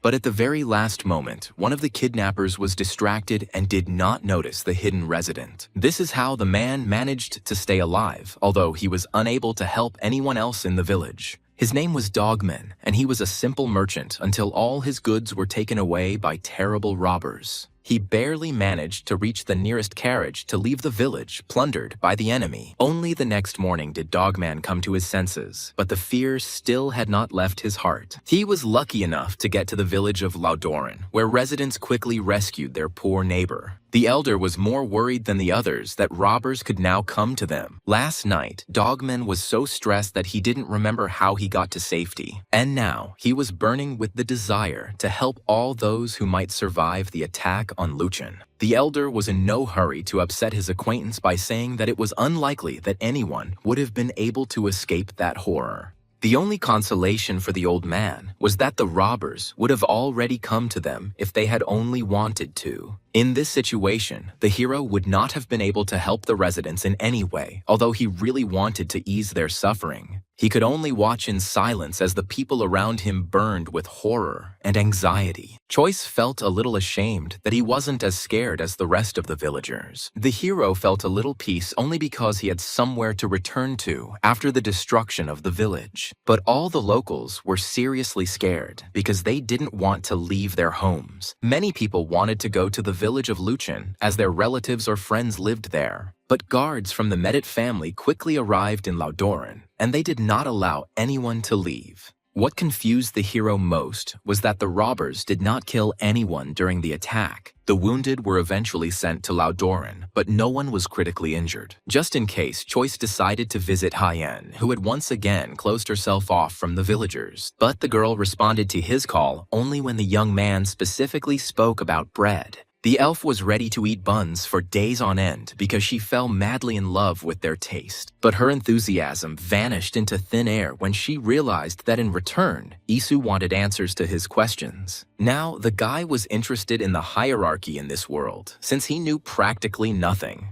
At first, Heian was not against collaborating because she was well aware of all the statuses of the aristocrats. But her patience quickly ran out, so soon the girl began to demand her favorite bread again. Choice himself was not averse to cooking something, but he prepared ingredients that were not at all for bread. At that moment, the elf was so hungry that she no longer cared what exactly she got. The girl constantly pushed the guy, not realizing that by doing so, she could push him into making mistakes. But this time, the hero coped with the task without any problems, as he was used to the screams from the lady. As soon as the girl became interested in the process, she forgot that she usually demanded food. In Choice's hands, even the simplest actions looked as if he truly were a magician. In his world, the hero would have dealt with the pancake cake much faster, but here he had to wait. So the guy wasn't so confident in the process, but he still tried his best for the elf. And the result exceeded all of Heian's expectations, and she couldn't take her eyes off the beautiful dish. Although the pancake cake was not bread, Choice managed to interest the lady with his actions. Once the lady tried it, she almost went to heaven due to the happiness that overwhelmed her. Never before had the elf tasted something so delicious and sweet. All the bad thoughts instantly left Heian's head as soon as she focused on the food. The lady couldn't stop until she ate the whole cake at once, just so she wouldn't have to share it with anyone. All this time, the guy silently watched the girl, glad that she was delighted. But he was still interested in knowing the continuation of the story about the hierarchy in this world. No matter how tired the girl was of telling all this, after such delicious food, she could not refuse. It turned out that the lady hated with all her soul the emperor, who continued to rule the empire. She even intended to finish him off with her own hands as soon as the opportunity arose. The lady didn't care about the other titles, since these people didn't cause her any harm. What surprised Choice most was the fact that in this reality one could easily buy a title. He had heard that in his world, in the Middle Ages, this was also possible, but the conditions were different. And the fact that purchasing the title cost a huge amount of money greatly upset the young hero. He could have stolen Madame Maggie for Jace, but even then, he wouldn't have accumulated the necessary amount for status. Heian's hatred of the Emperor was explained by the fact that he was an enemy of her rare lineage. In this situation, Isu was powerless because he had nothing to do with the girl's problems. He was only afraid that the elf would harm herself out of a strange desire for revenge. The girl constantly demanded bread from the guy, then asked for money if he wanted answers to her questions. And the choice between bread and money was too difficult for her. So Heian couldn't decide. Since the hero's business was still thriving, he had to go to the city again to sell pepper. The guy couldn't get used to motion sickness since there were no pills in this world. But Hans tolerated the trips calmly, so he was able to find out that a healer had already been hired for the residence. Only Choice was suspicious of the information that one of the aristocrats had helped others. But his friend saw nothing wrong with hiring a healer for the sake of the villagers. In the end, Isu didn't argue with his friend because he still had to drag the black pepper to the merchant. Due to a coincidence, the guy witnessed people whispering to each other. One of the men, for some reason, was convinced that the recent attack on the village was connected with the Meizi family. But the hero did not believe these rumors because he saw how the knights of this family tried for the sake of people. However, the residents were in a warlike mood, as they were inclined to listen to all sorts of rumors. One man at the table even stated that he had seen one of the bandits with his own eyes not long ago. Of course, the resident was simply trying to make himself look brave by pretending to stand up to the man. But in fact, he only remembered the robber's appearance, since he was afraid to even approach him. The fact that Choice recognized one of Jace's knights from that description alarmed him greatly. But as soon as the guy returned to the village, he was immediately attacked by Heian, who wanted bread. But today, according to the hero's plan, he had to take care of the potatoes, so he couldn't be torn apart by several tasks. The elf stubbornly stood her ground, as she had already missed her friend's delicious cooking. But in the end, she had to give in, since the girl had recently promised to help with the garden beds. So together, they began digging up the potatoes that had managed to ripen in a short period of time. It was the first time in her life that Heian had done something like this, and she wasn't thrilled with the dirt and dust. If it weren't for Masa's dying request, the hero would have long ago run away from the lady with such a nasty character. At times, the elf became sweet, so for a while, Choice could breathe a sigh of relief. Only when the conversation turned to food did Isu forget about all the problems that haunted him. And only the harmful Heian stubbornly remained in Choice's life, although she showed with her whole appearance that she did not believe him. And this time, things got to the point where Miss herself expressed a desire to help her friend with cooking. But even with simple things, she treated as if she was trying to kill all the food. This behavior of Heian terrified the hero, who was not used to having his advice brazenly ignored. But inside him, there was so much patience for those close to him that he was ready to endure all of the girl's antics. So he was soon able to demonstrate to the lady the wonders that his skillful hands performed. But Heian still didn't believe that some new dish could be much tastier than bread. The hero acted wisely when he did not convince the girl of anything, but gave her the opportunity to try it herself. All the elf's mistrust vanished every time she ate the food prepared by her friend, and today's dish was no exception. So Miss was able to enjoy wonderful emotions. Once again, the girl forgot all her complaints as soon as she tried the food. Choice was increasingly enjoying watching Heian's happy face as she ate his food, but he never ceased to be surprised by the fact that the elf stubbornly preferred the simplest products. But it was not difficult for Isu to prepare something new for the lady every time from the same ingredients. Only during meals did Heian become a little more pleasant, but she still did not fully trust her friend. Meanwhile, Jace returned to the village because she missed Maggie's cooking. The girl immediately announced herself so that all the residents heard her joyful cries upon meeting her. Choice was looking forward to her return, as he had one important matter to ask the girl. Although Meidi did not want to leave Madame Humphrey, curiosity still overcame her. That is why the young aristocrat agreed to go for a walk with a man who could interest her. The lady's intuition told her that Isu had not called her for a conversation without reason, and that he knew something important. In fact, the hero had good feelings for the Medit family, but he couldn't ignore the rumors. And many of them have already scattered throughout the villages since the residents could not keep silent about their knowledge. That's why the boy asked the girl to check if there was a knight with a scar among her assistants. Jace trusted every one of her assistants, so she didn't like the idea of there being a traitor. But Isu's words inspired confidence in her, so the lady agreed to help her friend who had a plan. The lady was only concerned that the aristocrat's reputation would not be damaged during the investigation, but she immediately forgot about all the punishments for choice as soon as she tried his food. Lady Medit could easily be bought something tasty, as she loved to eat. Now she was ready to forgive any suspicions on the part of her friend that she liked him even more. The girl promised to send him a letter as soon as she found that very night among her servants. She couldn't concentrate on work because she was so consumed by thoughts of food, and it was not difficult for the hero to reveal all his recipes since he was used to sharing knowledge. Who would have thought that the lady would not like this because she is used to selling information? In her world, artisans always received a lot since they possessed secrets that they did not reveal. So Isu could very well have been selling his recipes to eventually save up for the title. Now the guy had to be afraid that Jace was planning to kidnap him to her home as well. On Isu's advice, the lady went to her father that very evening to find the traitor among the knights. Although the main Medit was busy, not a single servant could stop the stubborn girl in her tracks. As soon as Jace realized that they weren't going to open the door for her, she started screaming.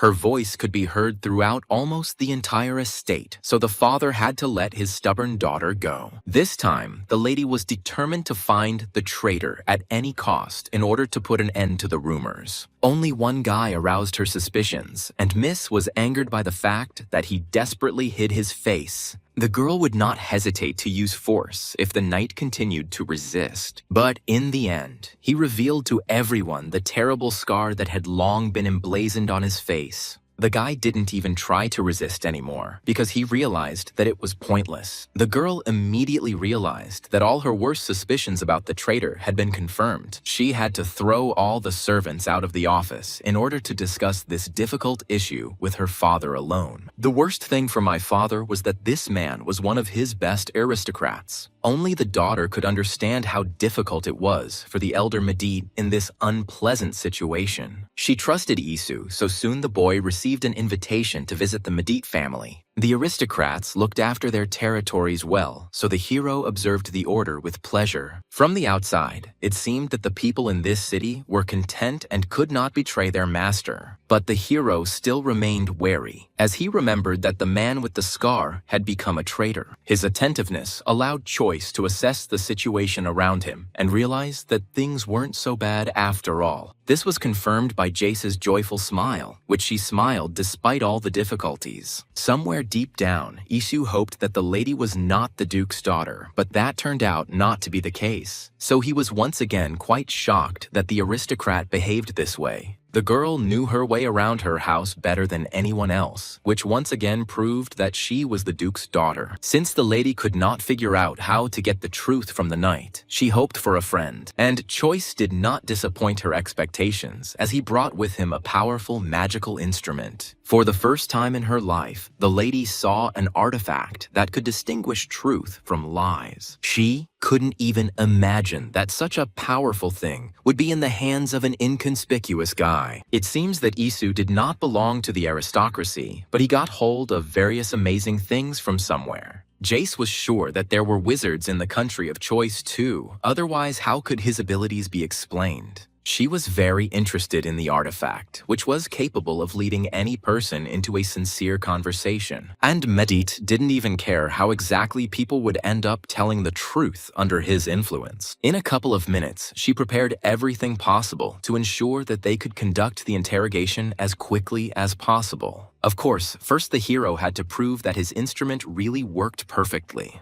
That is why he asked the knight to answer untruthfully, even to the simplest and easiest questions. Those around her did not appreciate Isu's enthusiasm in such a situation, which made her constantly tense. But the guy's idea worked, because soon the guard was hit with a powerful electric shock. From now on, no one doubted that Choice would definitely get the truth from the traitor. In a couple of minutes, the young man had intimidated the knight so much that he no longer even thought of telling lies. So soon, the hero was able to transfer all powers of interrogation to people more skilled in this area. Once they finished, Jace couldn't hide her joy at such a quick success. As a token of gratitude, the Duke's daughter prepared the best delicacies from their estate for her friend.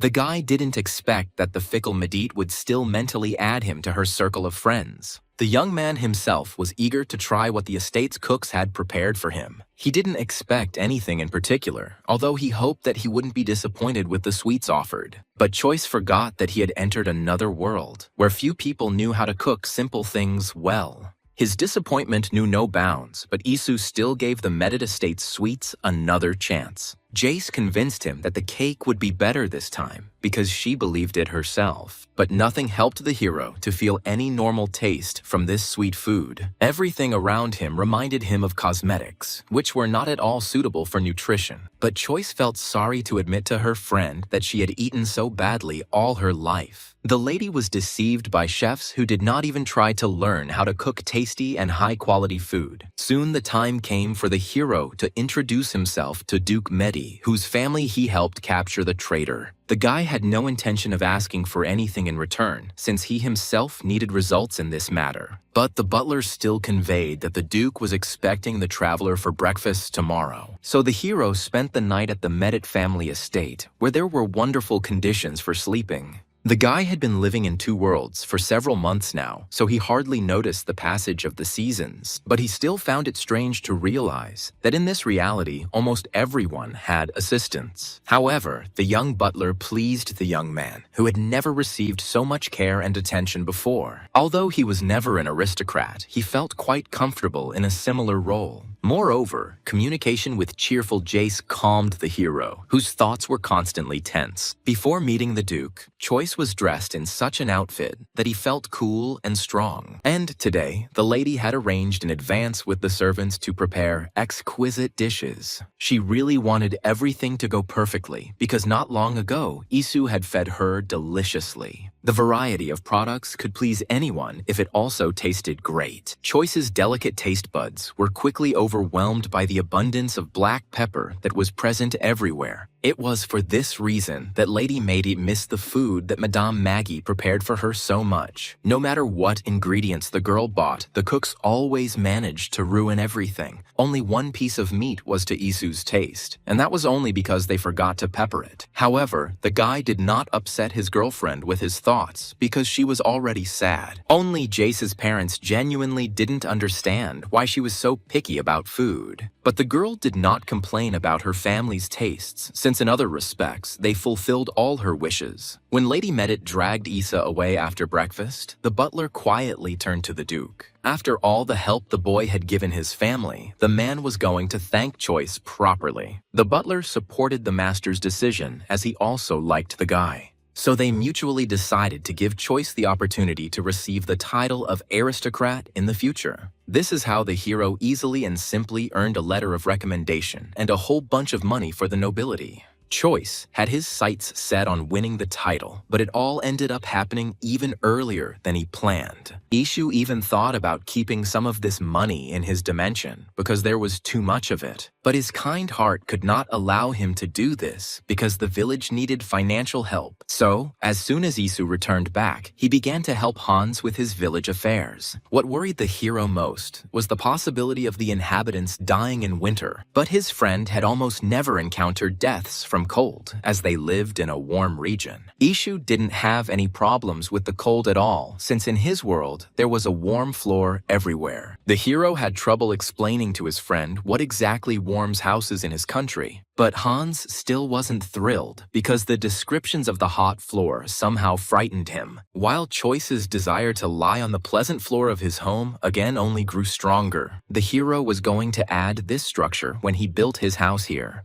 In the meantime, Isu concentrated on cooking because he had many delicious ideas that needed to be implemented. He did not hesitate to ask his friend for help, since preparing the food took a lot of time. But with Hans, everything happened much faster, which made Choice's heart beat joyfully in anticipation. At the first opportunity, Isu announced to everyone that he would be the one cooking dinner that day. But the guy couldn't even imagine that there would be so many people willing to help him prepare a new dish. However, Choice couldn't reveal to people the secret he planned to use for the treat. The whole point was that the hero had brought sauces from his native country with him into this world in advance. And now the process of cooking pork has become much easier because there is no need to mix everything from scratch. That's how easy and simple Choice managed to prepare something that many could only dream of. All the residents were delighted with the sight alone, as the dish was visually and aromatically appealing. Seeing such a stir, Isu felt genuine pride that everyone liked his dish. Of course, there were questions about the sauce, since many had never tried it before. But Choice lied brilliantly about it being a secret recipe so as not to admit to the movements. This time again, there were adventures that found our hero on their own. One of the merchants named York suddenly joined Isu, who managed to impress him with his skills. The man always loved to eat well, but he didn't expect that such an opportunity would present itself in this village. That's why he was hanging around Choice, who became the main star of the evening after his delicious cooking. During the dinner, the merchant told a lot about himself, as he loved to chat about adventures. But he fell silent at the moment when the strange but delicious food completely captured his attention. The hero was only glad that his recipes were liked by people throughout the empire, and even by travelers. But after a couple of days, he still regretted that he had not returned to his world from this one. Cold weather arrived, and the village's thin wooden houses could not cope with the falling temperatures. Choice was barely able to stand the cold when something happened that made him forget about the frost. In one of the houses, residents accidentally lost track of the fire while desperately trying to keep warm. By the time Isu arrived on the scene, it was too late to save what was left of the building. But Hans still ordered everyone to bring water so that the fire would not spread to neighboring buildings. The guy couldn't allow many residents to be left homeless because of such stupidity. Now only one woman was crying loudly in the street because it was her house that was burning. It was clear that the locals would not be able to cope with such a fire, but no one expected Heian to appear. The girl called upon water magic, although she could have continued to quietly hide in her house. But for some reason, a desire arose inside the elf to help the people who fed her delicious food. Creating such a powerful stream of water required enormous strength even for the sorceress who controlled it. But Heian hadn't practiced her skills for a long time, so summoning magic took her longer. An unpleasant shudder ran through the girl's body as fatigue overtook her too quickly. But the lady did not stop until a powerful downpour fell on the burning building. Ishu watched the events from the sidelines in surprise, as he didn't expect Heian to show himself. And in the end, the girl nobly accepted all the gratitude that the residents felt towards her. But the elf's face did not reflect a drop of joy, because inside every cell of her body ached. So she couldn't say anything in response, although people bowed to her every now and then in gratitude. At that moment, the The lady just wanted to hide back in her house so that no one would bother her anymore. That's why she even ignored Choice, who had always treated her well since they met. The elder acted wisely and asked all the residents not to bother the young sorceress with questions. And only Isu could not fulfill this request, as he was very worried about the elf's condition. But his worst suspicions were confirmed, as the girl did not want to talk even to him. She only became interested when the guy hinted that he had brought bread with him. It turned out that Heian's body was very exhausted at that moment, so she was in a bad mood. But the hero still thanked the lady for saving the village because she acted nobly and correctly. Previously, the elf had not been interested in human confessions, but now her heart felt lighter. She had lived only in Masa's circle for a long time, so she had become unaccustomed to communicating with anyone else. However, it was still easy for the lady to buy the delicious bread that she adored with all her heart. But even such a pleasant gift did not make the girl open the doors to her friend this time. In fact, Heian was glad that Choice had remembered to take care of her and had prepared something. Each recipe the guy made surprised the lady more and more, despite the fact that she only loved bread. So this time was no exception, and Miss enjoyed the new food with pleasure. Meanwhile, an important holiday was celebrated throughout the village, to which Issa was also invited. Hans was one of the first to find a friend who didn't know all the rules and therefore wasn't prepared for the event. But the local resident turned out to be smarter than many thought, so he did everything for his friend.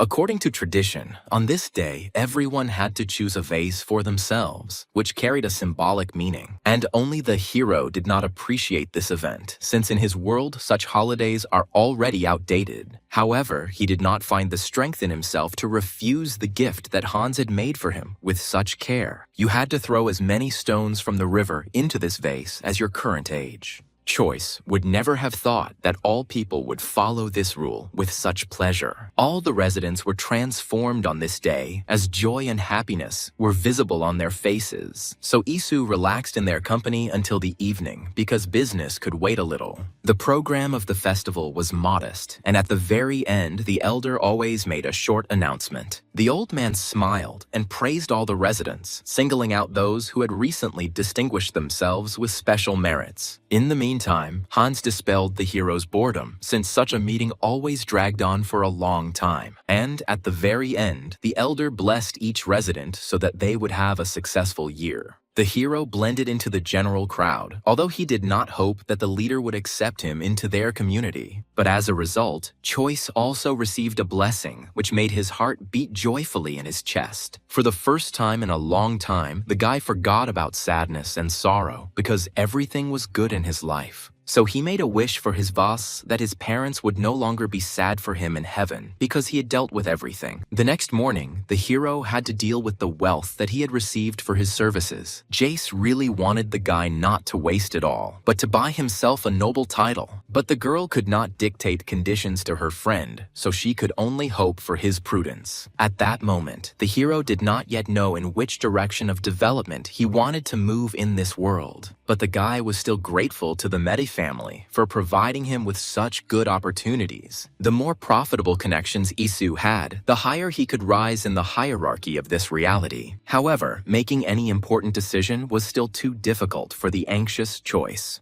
Buying a title seemed to him like a piece of paper that might be worth nothing if he fell victim to scammers. In fact, he now had a lot of money, but it all had to go towards buying the title at once. But for that amount, the hero could buy himself a nice house in his reality and live without poverty. However, the desire to become a landowner had long been growing within him, and it became decisive in his choice. So, as soon as Choice remembered this dream, he no longer doubted his actions. As soon as the guy told Heian about his decision, she also wanted to go with him. But Isu hadn't planned to take the girl with him at all because it was a big responsibility. But the desire inside the elf was so great that she had no intention of staying in the village. The girl believed that she could become a security guard for a friend who would cook for her. Only Choice felt like he would have to protect the lady who seemed fragile. But his opinion changed the moment the elf demonstrated her powers. Although the lady still had poor control over her powers due to the long break, she could do a lot. The hero could not have imagined such a turn of events, but the fear for the lady's life was still stronger. But as soon as the girl admitted that she wanted to mentally thank Masa for everything, the young man froze.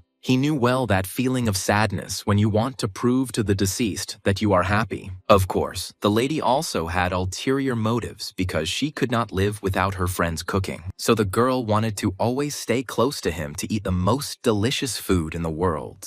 Choice's cooking has only gotten better lately as he's been following Madame Maggie's advice. But no matter what new thing the guy came up with, Heian stubbornly always demanded only bread. Thinking about the long trip, the hero understood that he would be much safer next to the girl. He was planning to take a whole bunch of money with him, which the robbers from the villages could easily find out about. So having a powerful water mage at his side can make the young man's already difficult journey easier. Besides, Heian didn't intend to pursue her friend forever, as she had planned to help him for a year. While the guy was preparing delicious bread for her, the girl could not think about the poor living conditions. She had no idea that Choice would make her pay for everything he spent on groceries. As a result, they set off on their journey together, since Isu could not refuse the persistent lady. They were briefly joined by Mino, who needed to get to the nearest village. If Isu had handed Madame Maggie over to the Meidi family, his trip would have been much easier. But he didn't want to do that to his friends, so he gathered a good company so as not to suffer from boredom. But the boy turned out to be unusually talkative in situations when he had nothing to do.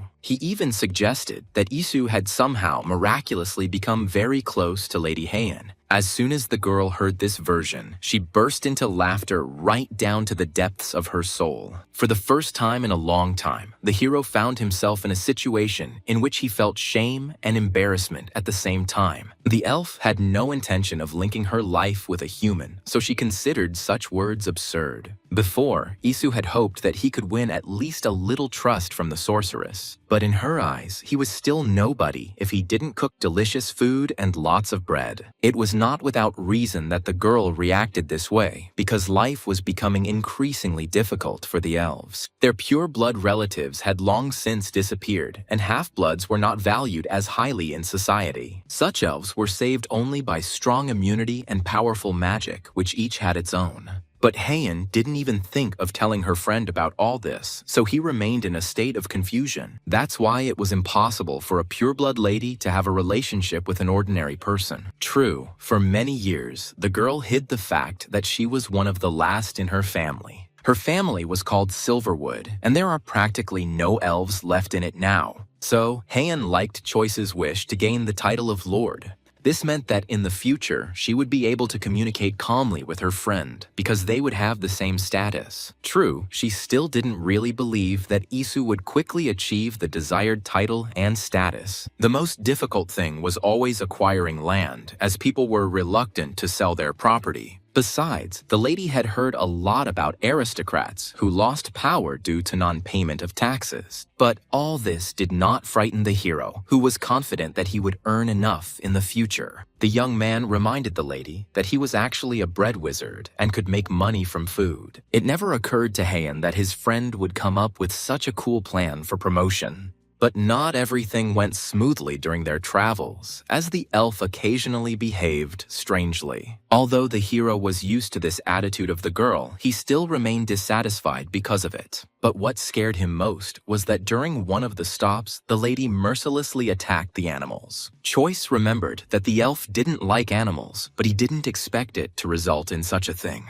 Until now, the guy had not given up hope that he would be able to understand the motives of the girl's behavior. But it turned out that this time, everything was not so bad, since the lady only protected the people. This pleased the young man, who was worried that Miss might become uncontrollable at some point. Heian herself had a hard time controlling her emotions, but in the presence of her friend, she tried her best. Soon they arrived at one of the borders, where Isu was asked to pay for the passage. But the guy had prepared for this eventuality, so the Duke's letter of recommendation saved him. Upon seeing the Medici family seal, not a single guard dared to stop the carriage carrying the important people. Even Mino didn't expect that, in Isu's company, he would be able to get to the neighboring city so easily. Soon, the hero reached a man who could sell him a piece of paper with the title for a huge amount of money. An aristocrat was only too happy to help another gain status, as he gained enormous benefits. He presented Choice with a difficult task, as he now had to choose a new surname. As a result, the hero settled on the word Bloom, which best matched his name. This is how he became a lord named Choice Bloom, although he did not initially even aspire to such heights. True, the guy couldn't use the status until he acquired all the necessary skills. Because Choice had connections to the Medit family, he did not pay the test refusal fee. As soon as the hero finished purchasing the certificate, Hyen was the first to congratulate him on it. The guy was full of pride and demanded that the girl now treat him accordingly. But Hyen didn't plan to change anything because the young man had never approached her officially. But this offended the elf, who was not just honing her magical skills for no reason. Only the delicious food at the restaurant where Choice took Hyen saved him from the evil girl's revenge. But even this could not appease the elf, as she was wary of all tasty food. The girl stubbornly wanted only bread, since only this food always seemed pleasant to her. That's why Miss remained stubborn until the very end, because she didn't believe that she would like other dishes. However, Choice still insisted on his own, as he understood that it was impossible to eat just one thing. Under the guy's stubborn pressure, the lady finally gave in, because curiosity got the better of her. The sorceress couldn't even imagine that she would like the new taste so much. Choice never advised anything bad, but the lady, out of stubbornness, rejected his ideas until the very end. As soon as the elf realized what an expensive place they were in, she began to assert her rights. The girl always spoke rather rudely to people, as she was used to speaking only to servants. Although Isu was the one who talked to Heian the most right now, she still wasn't used to her manner of communication. He remembered that the lady was never polite, as if she did not know that there could be less rude words. Just for the sake of tasty bread from the hero, the elf became a little kinder, but it was always temporary. So now the lady had no reason to be polite, because Isu had no intention of making bread for her. Once again, the guy chose not to argue with the girl, who always behaved impudently. Instead, he immersed himself in the enjoyment of the food, because the dishes in this restaurant were amazing. But the friends' outing didn't end with lunch, as Choice had planned an entertainment program in advance. The young man was sure that Hyen would like the surrounding views, since she had never seen the sea before. And he turned out to be right, because out of surprise, the girl for the first time in a long time even forgot to frown. But that wasn't all, because few people knew the simple game of pebbles that was popular in the hero's world. Over the years of his life, Isu often went to the sea with his parents, so he was a master at throwing stones into the water. So he was glad to finally teach someone the game he had no one to play with for a long time. But the guy didn't take into account the fact that he was trying to compete with a sorceress who could control water. Unlike Choice, Heian didn't even try when she threw the pebble towards the water, but he still flew so far that it was clear that the girl was cheating with her abilities. However, the guy did not insist on fair play, since he still had a lot of things to do. The hero had once again set himself grandiose plans, so now he needed help from the builders. The man inside was willing to take on any job, as he was now in particular need of money. So this time, Choice was lucky, because no one asked him any more questions once he showed the money. He wanted to first create a storage facility for his native village so that it would not have problems. The hero had no doubt that he would have enough money for everything because he could earn more at any moment. So in the builders, he found good helpers with golden hands and brains. True, the hero was still too far from his castle due to the exorbitant prices for parts. However, the hero did not regret that he had already begun to pave his way into the future. As soon as the young man said that he was now Lord Bloom, the master's attitude towards him changed. Choice felt awkward because in this world, everyone was respected by their title and not by their age, so the guy left the builder with mixed feelings, although he was provided with storage. The newly minted lord will take a long time to get used to the structure of a reality in which he was not born. With Hyen's help, Bloom gained a better understanding of how to communicate with each segment of the population. The hero's only weakness so far has been the animals that suddenly flocked to him. Despite the elf's protests, the young man instantly fell in love with the two fluffy dogs. It turned out that they were just up for sale, so Choice could very well buy them. This breed was distinguished by its intelligence and quick wit, and was often bought to help around the house. But the hero needed animals that could help with the crops in his home village. As soon as Bloom saw the gentle eyes of this little dog, he could no longer turn away from her. The breeder was only glad that buyers were found so quickly for the dogs he wanted to give away. Bloom was not sorry to spend a few gold coins for such good animals, all for the sake of continuing to feel the warmth and care from the dogs who were loving. Too late, Choice remembered that Hyen still hated animals with all her heart. It was clear from the girl's face that she was not thrilled that there was a new addition to their group. But the hero had already bought the dogs, so it was too late to try to get them back. And during all this time, he never once regretted his decision because the dogs justified themselves. For their sake, the young man was ready to endure the evil glances of the sorceress, who mentally cursed him. Choice didn't even think about taking the girl's opinion into account in this matter because she would still be against it. He had only one request for the miss because the residents did not yet know that he had become a lord. Bloom would like to hide his new surname for as long as possible, as it would make things easier for him mentally. Since the masters were so happy to give him good support, the boy no longer needed anything. So they set off on their journey together with Hyen again, but the hero continued to be consumed by anxiety. As he feared, the sorceress was initially angry that her friend preferred her to the dogs. But in the end, the girl quickly thawed out since the guy promised that they would continue to be together. During this time, the elf came to love traveling alongside Choice, who knew a lot. That's why she didn't end up resisting the dogs much, even though she hated them. As soon as Bloom returned to the village, he was greeted with joyful and lively smiles. Considering how much the hero had bought as gifts, he was welcomed with open arms. The elder was especially pleased with this addition, as he had been dreaming of animals for quite some time. In fact, all of this was a parting gift, since Choice had to leave for a long time. Hans greeted this news with tears, as he could not imagine life without his friend. But the young man was in no hurry to be upset about the separation, since he could always come and visit. The time spent with the village boy taught the hero to sincerely value his life. From now on, Choice no longer wanted to waste his time because he had something to live for. So the Lord looked to the future with a smile, since all kinds of expanses opened up before him. Although the hero received the title, he still had to undergo a long training with the Medit family. Therefore, he carefully selected the items he was going to take with him on a long journey. The most worrying thing for the young man was parting with Hyen, because she stubbornly intended to go with him. So now the elf was saying goodbye to Masa, since she would not be coming to her anytime soon. The lady was sad about her behavior in the past because she had offended her beloved nanny many times. Now, the sorceress would give a lot to see the woman alive and well again. Only near her nanny's grave was she able to give free rein to her feelings, since she often hid them inside. Hyen remembered the moment when she pushed Masa away from her because she wanted to see her mother. At that time, the woman was nobody to the sorceress and could not reach her heart. Time passed, and the elf continued to lock herself inside the room in the hope that she would die. But Masa's love was so great that it soon melted the lost girl's icy heart. From that moment on, Hyen no longer tried to run away from her nanny, even though she was not her mother. Everything was fine until the moment when Madame was suddenly accused of stealing valuables.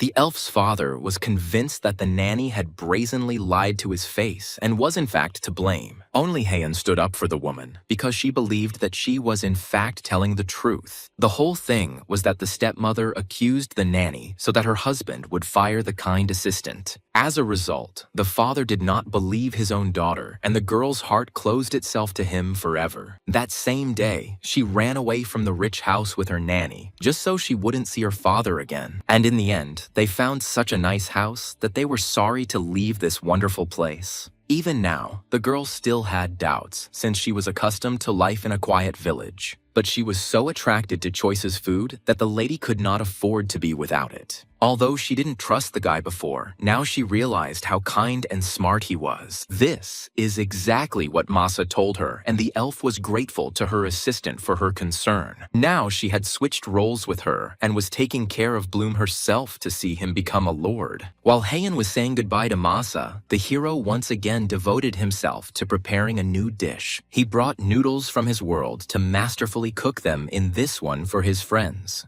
The hero was so carried away by cooking that at that moment, nothing could have pulled him away from the food. The guy had been crazy about prescriptions from time to time before, but lately things had only gotten worse. Even Maggie didn't throw herself into cooking with the same gusto that was written all over Choice's face. Thanks to the effort put in, the dish truly turned out as if it came from the hand of the best chef. But the hero's work was not finished there, because he packed the dish in a separate bag for each friend. Only after this was the young lord able to rest, as he was completely satisfied with the result. Although he had firmly made the decision to leave, he still felt sadness from separation inside. Meanwhile, residents from all over the village had already gathered to see their good friend off on his journey. Choice left a good impression on everyone, as this time he shared delicious food. Bloom had no intention of changing his mind, as he wanted to develop his life in every possible way. The hardest thing for Hans was to say goodbye to his friend, to whom he had become accustomed with all his heart. Even the elder took a liking to Choice, and not even because the boy left good gifts for him.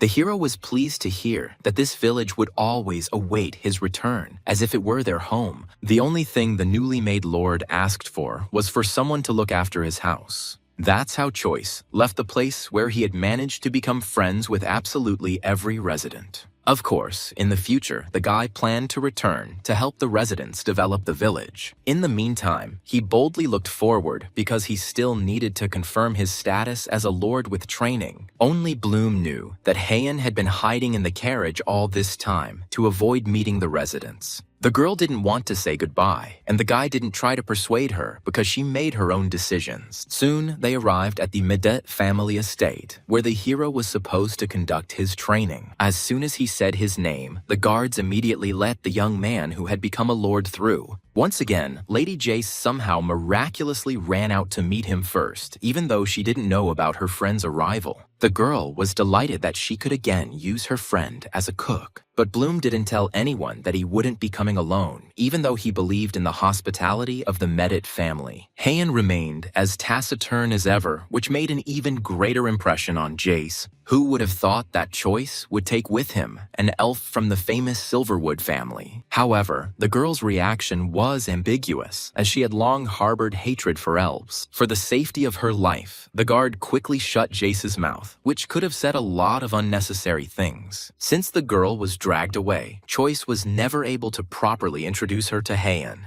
The sorceress had long since become accustomed to such reactions whenever someone heard her last name. She considered such people to be scum, since it was not her fault that she was born into such a family. Even though Jace had been dragged away, the hero still had to introduce himself to the Duke of the Medet family. He brought Heian along with him, in the hope that the master would not throw the girl out the door. What the hero didn't expect was that the man would address the lady by her high status. All this time, Choice had been arguing with Heian so much that he hadn't even thought about the fact that she was a duchess. Meanwhile, the girl's title was much higher than his, although she continued to hide this fact. Elven families always consisted of a small number of people because they could only give birth to one child. When parents died, their child took the place of head and ruled over all available lands. But for wizards, the vast territories and finances that were passed down through inheritance were not important. They were always only concerned about maintaining a good bloodline. But Heian had a falling out with her father, so she didn't know that the man had recently died of old age. And now the Silverwood family home was ruled by people whom the girl hated more than life itself. So she had a hard time accepting this information because she would have liked her stepmother to die first. In any case, Lady Medet was not in any danger at the estate, so she chose to stay here.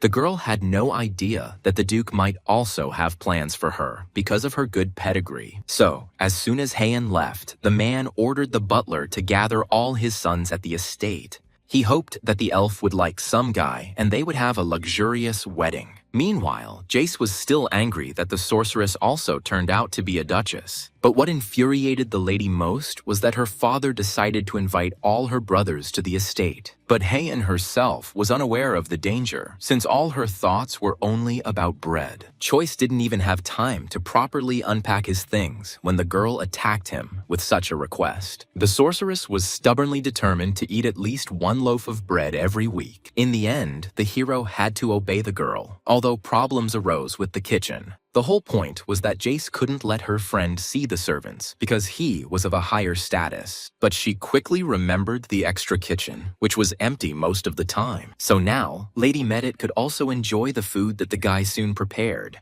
The Duke's daughter quickly got all the necessary products, as she herself was burning with desire to eat. Choice hadn't cooked for several days, so his hands were itching to get started. The guy did not deny himself this little joy, since he already had an idea in his head. And soon, such a delicious dish emerged from under the hero's knife that it was impossible not to try it. Jace never thought she would get such a high-quality masterclass for free. It was no wonder that the girl was eager to try it, because she had never eaten anything like it before. Choice was only too happy to share food, as he hated cooking just for himself. And then there was such a wonderful opportunity to surprise her friends, and Jace's reaction exceeded all expectations. In this world, no matter what the hero prepares, everyone around him will still admire his skills. That's why it wasn't difficult for the guy to bring Jace and the others to such loud ecstasy. Soon, a butler named Lucas came for him, who was assigned specifically to the young lord. The hero immediately took a liking to this young man because he remained quiet and submissive at all times.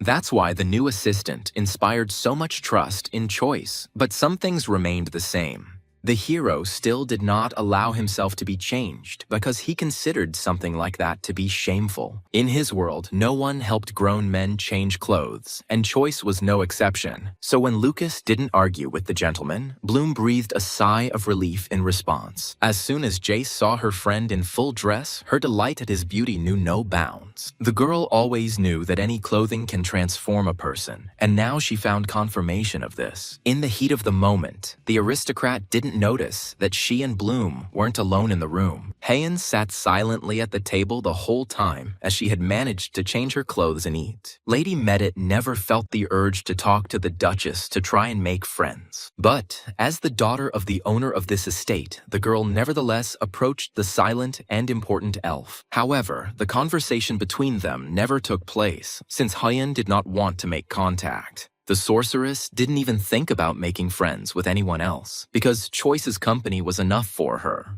But Jace was stubborn in her desire to become a friend to the lady who was temporarily living in her estate. No matter how much the girl tried, Heian stubbornly remained just as cold and harmful. Why would a conflict have almost broken out between the girls if the hero hadn't stopped them in time? It was only after this skirmish that Jace changed the subject and remembered that Choice was facing challenges for the title. In fact, Bloom still didn't believe that he would soon become a full-fledged aristocrat. If something went wrong in this world, the guy would always be able to return to his own forever. But in the end, everything in this reality suited the guy so much that he didn't even think about returning. In his thoughts, Choice even planned to find himself a wife in this world in order to move here completely. But soon, Teacher Bassett arrived, so the hero had to put his dreams aside for now. At that moment, the guy had no idea how strict this majestic man would turn out to be. The former commoner's education had to be started from scratch, and this is what the wise Bassett did. The hero had no idea that aristocrats would actually use completely different devices. Despite the student's lack of knowledge, the teacher had no intention of pitying him during his instructions. Bassett quickly informed the young man of all the main rules rules concerning table manners, but Choice is used to freely expressing emotions when he eats food with others. But now, he was overwhelmed with so much information at once that he wasn't sure he could handle it. The training had just begun, and the young man already regretted that he had not paid to opt out. As a result, by the end of the day, he felt as if he had just been killed and resurrected several times. Bloom couldn't even imagine that all aristocrats undergo the same training from childhood. He was so relaxed that he didn't notice Jace's arrival, who, as usual, forgot to knock. No girl should have seen a guy like that, so she froze in place in surprise. It never occurred to Lady Medit that any of the aristocrats would allow themselves to lie on the floor, so she quickly decided that she had just imagined it because something like that couldn't have happened.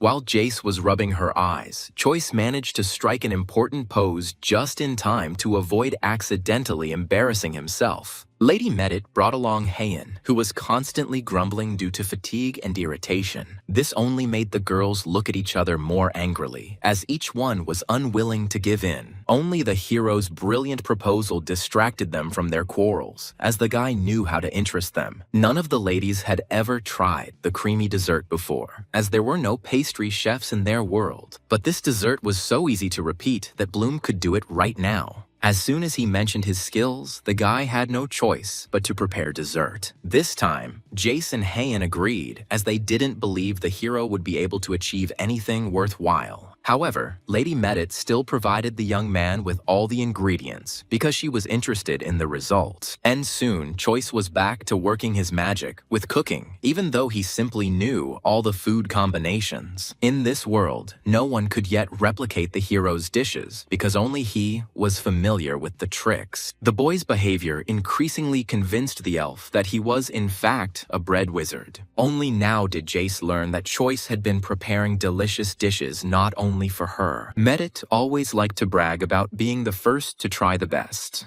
But Heian loved bread so much that she was unimpressed by the lady's other accomplishments. The saddest thing for Bloom was that Jace ended up taking all her anger out on him. But thanks to his amazing skills, the hero was soon able to calm the girls down a little again. So Jace forgot all about the fact that she had just recently quarreled with the impudent elf. Instead, the girl focused on helping her friend make his dessert worthwhile. Choisu just needed some ice cubes, and the Medit family learned how to create a kind of freezer. It was all because Jace loved refreshing desserts so much that her father came up with such a miracle just for her. This was only to the advantage of the hero, who had not previously thought about how to create ice in such conditions. But in the end, everything worked out so well for the young man that he came up with a small competition for the lady. The girls were still eager to fight each other, and Choice gave them the opportunity. Now, Heian and Jace had to help with the cooking, and at the same time find out who was better. Lady Medit had such an explosive character that she gave herself up to her friend's request with all her passion. But the elf was in no hurry, using magic to achieve a good result. No matter how jealous Jace was at that moment, Heian still wasn't going to give in. In the end, their efforts were not in vain, as the girls achieved excellent results. Naturally, Lady Medit immediately declared herself the best, although Choice had not yet said a word. But the sorceress believed that she had done no worse, and a war broke out between the ladies again. Only Choice's timely actions stopped the girls, who were ready to tear each other apart. They were so curious that it turned out that the ladies still held back their emotions. But this time, the recipe was so long that even the hero still hasn't finished cooking it. A few more minutes in the oven, and only then will the sweetness reach the desired result. Heian and Jace couldn't wait, as they had already spent a lot of time in the kitchen. And now, the dish was almost finished, but Bloom still wasn't satisfied because he hadn't finished the recipe. Ideally, the guy would need a burner, but was it possible to find something like that in this world? So he made a fire out of whatever he had at hand, and finally, a miracle happened before his eyes. Jace was the one who was most excited about what was happening, as she had a real sweet tooth since childhood. So the whole appearance of this beautiful dish attracted the girl who was hanging around nearby. Once she tried a piece, the lady could not stop until the very end.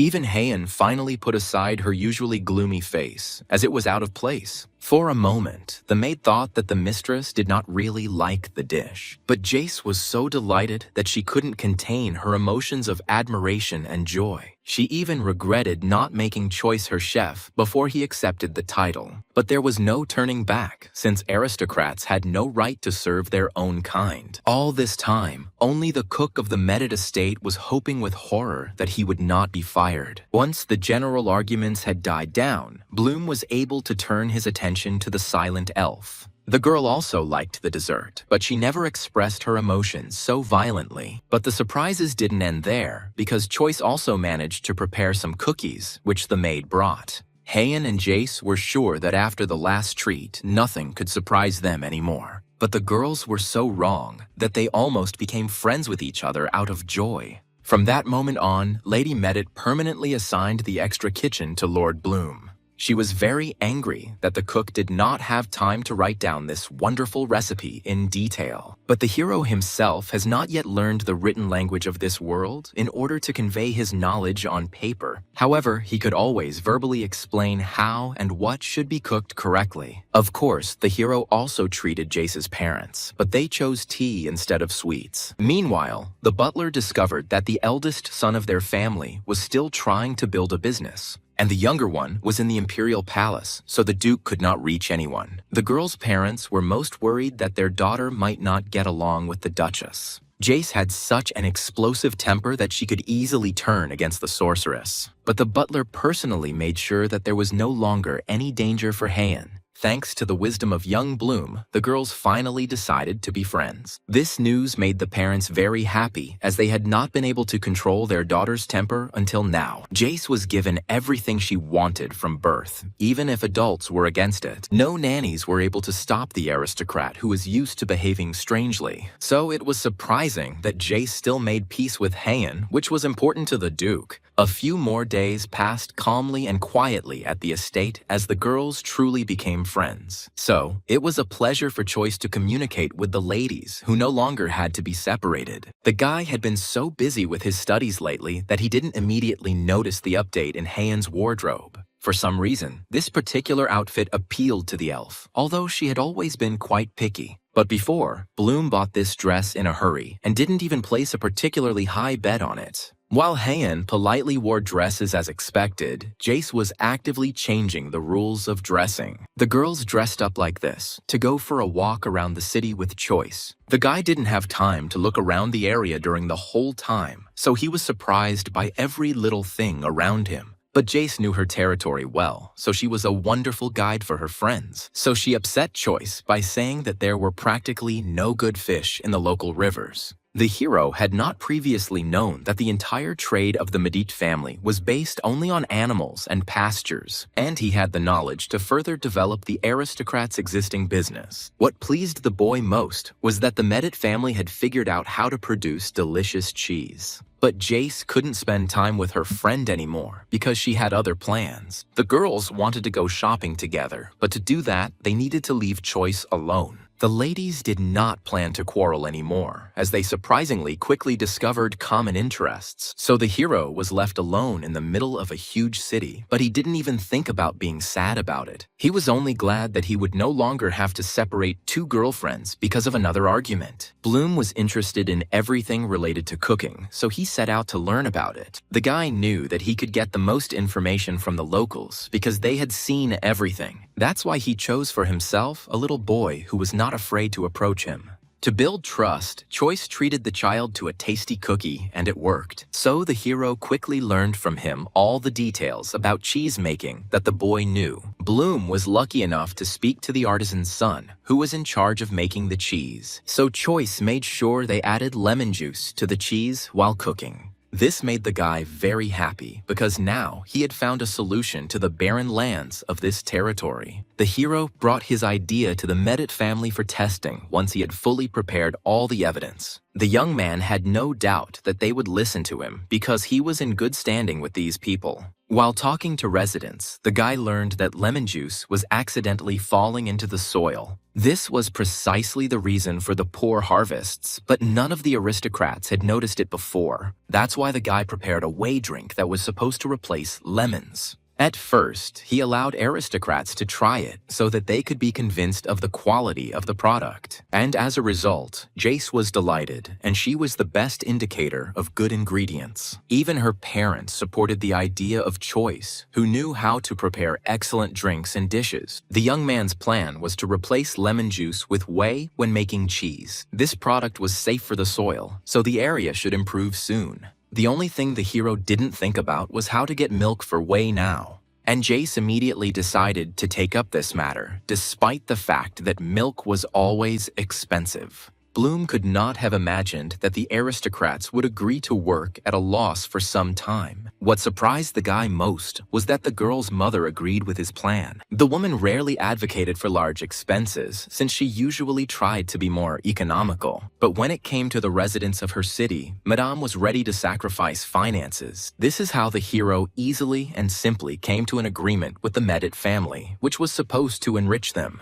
Although the aristocrats will have to spend money now, this will be a plus in the future. Choice was pleased to see the kind Medits who knew the power of true mutual assistance. But not everything was so simple in this world, because even good people had strong enemies. At that moment, the hero had no idea about the aristocrats who would ruin his life in the future. And the chief among them was Madame Pete, who hated the entire Medit family with all her heart. All her acquaintances always picked up the mood of the strict woman in order to avoid falling into disfavor. As soon as Madame looked menacingly at someone, people immediately fell silent in fear for a long time. What angered the Duchess most was that her opponents, Medit, were gradually improving their fields. Rumors that a sorceress had come to visit them only increased the influence of the aristocrats. Now other people from high society will try to befriend them just in case. So Madame Pete's allies came to the conclusion that they needed to go on a reconnaissance mission to Medit. Only in this way could the woman be sure whether the rumors about the sorceress were true or not. The Duchess's insides boiled with anger at the thought that her rivals could get the better of her. The Medit family was just throwing a party, and Jace was personally making sure everything was perfect. For several days in a row, the girl had been chasing assistants all over the estate just to get it done in time. Bloom helped his friend in many ways, despite the fact that he knew practically nothing about the events. The lady needed at least moral support, since she was not ready for the holiday. As a child, such events were difficult for Jace, who intimidated everyone with her character. That's why the lady tried her best to make sure that the whole celebration went perfectly this time. She hoped that their family could once again earn imperial recognition, which was highly valued. Until now, Choice had remained the closest to Heian, so Jace needed his help. She was never able to convince the girl to attend the banquet, and this would have caused a lot of emotions. So the lady could only hope that the guy would be able to influence his friend better. But Bulm had no desire to interfere in the affairs of the Medit family, which did not concern him. But Jace had a strong argument because she could talk to her friend's teacher, so the Lord had no choice but to convince Heian not to make Bassett stricter.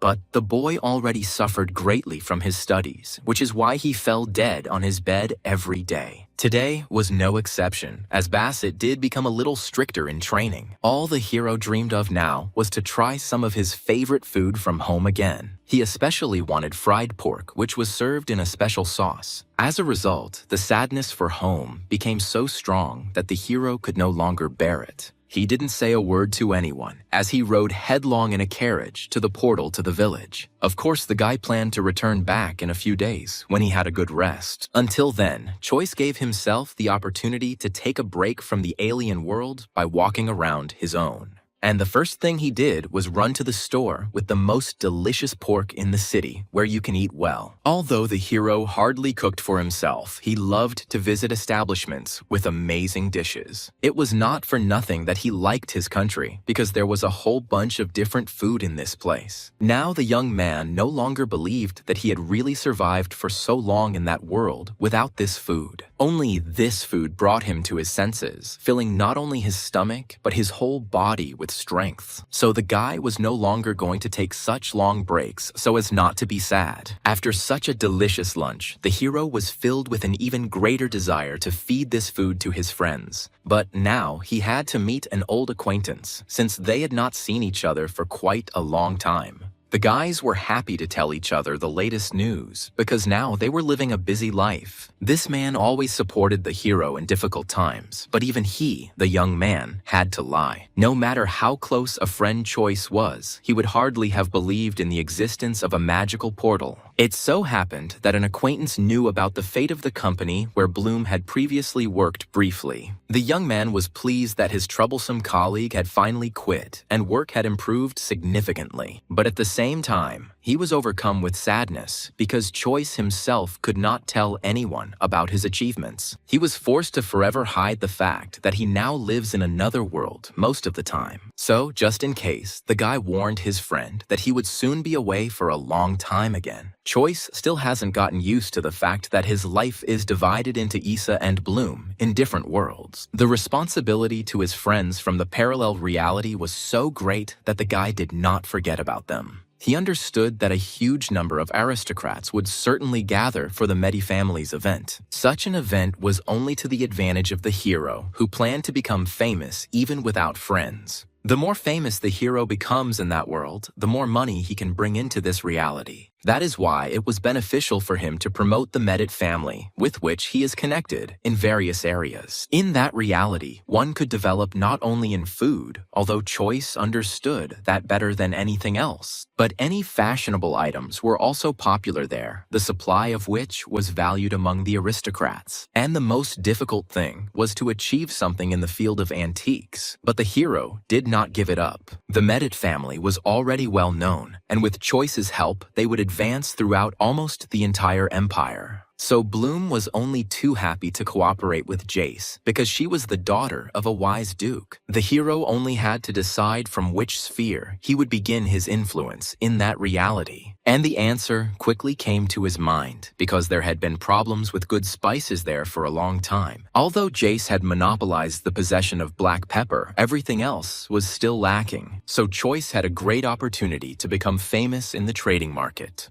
That's why the guy decided to start with chili peppers, which practically didn't exist in that reality. If he can bring this spice to life in that world, he will be able to cook his favorite dishes. After all, many of the recipes that Choice liked so much included this particular spice. As soon as the hero returned to the Medit estate, the girls immediately attacked him with questions. They couldn't believe that the guy had actually run away to Loudorn without them for some time. What surprised the guy most about this situation was that the girls got along so well that they dressed similarly. But the ladies still hadn't admitted their friendship, so Choice visibly confused them with his suspicions. Only thanks to their absent-mindedness this time, the hero was able to safely escape as far as possible.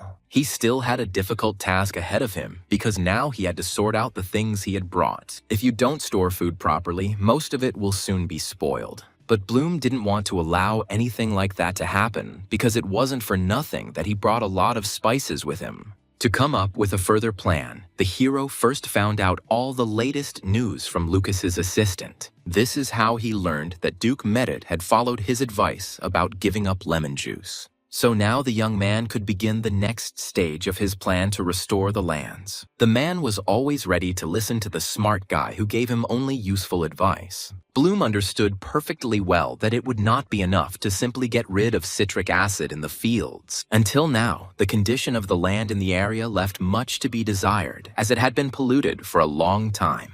And the Duke himself did not know how to cope with this misfortune since he had already done everything possible. Of course, the hero managed to find a saving remedy for the lands because there was a special powder for this. The only question was whether the Duke would be willing to spend a little more on the poor lands. Choice had already seen the powder produce results, so he was confident in its effectiveness. And as a result, Bloom even persuaded the Duke to buy it too quickly, which he himself was glad about. The guy could barely contain the happiness in his chest from the fact that all his plans were being fulfilled with such ease. Now, all he had to do was choose the area that he would buy for himself in the future. Meanwhile, Jace was still having difficult thoughts about what she should do at the banquet. The girl was so worried that she couldn't even joyfully enjoy life on the estate. Choice sincerely did not understand why the girl so strongly wanted to crush all the aristocrats. But the lady was not satisfied with the incredible preparations she had been making for the estate all this time.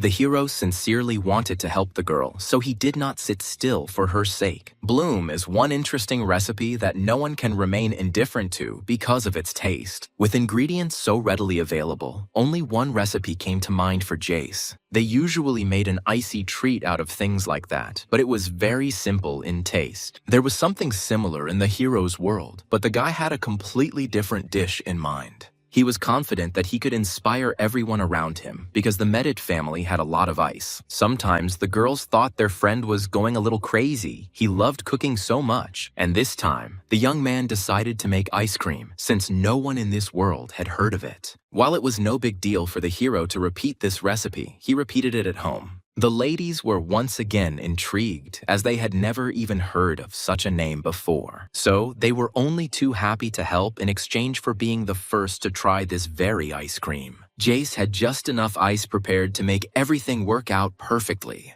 But the ladies found some of the guy's steps so strange that they were ready to argue. This was especially true when the young man added too much salt to the mixture he had prepared. But the hero was absolutely sure that he was doing everything right, so he did not allow himself to be interfered with. Although Choice had never cooked anything like this before, he had read a lot and seen recipes on the internet. As a result, something miraculous happened before Jace's eyes again because the dish began to freeze. But Heian wasn't at all surprised by this, since she believed that Bloom was a wizard. While waiting for the cooking to finish, the girls constantly pestered their friend, distracting him with this. But the hero still did a great job with the ice cream, and the result spoke for itself. This time, he made a trial batch purely for friends, but at the party, he was planning to increase the scale. Before Bloom could say a word, the two girlfriends had already pounced on the freshly prepared food. Jace was even a little angry at the guy because he had never treated her to something like this before. In this world, no one had ever heard of the existence of such a delicious treat that was made with ice. Now the issue of the amazing surprise for the aristocrats was resolved, which pleased the girl. Even Heian dropped her usual frown, as the ice cream was worth her smile. Both girls often felt like they were on cloud nine because they enjoyed the food so much. But of the two of them, only Jace was brave enough to show emotion and properly thank her friend, while the elf never tried to act brightly, which irritated Lady Medit. So, despite the fact that the friends seemed to have come to peace, quarrels still arose between them.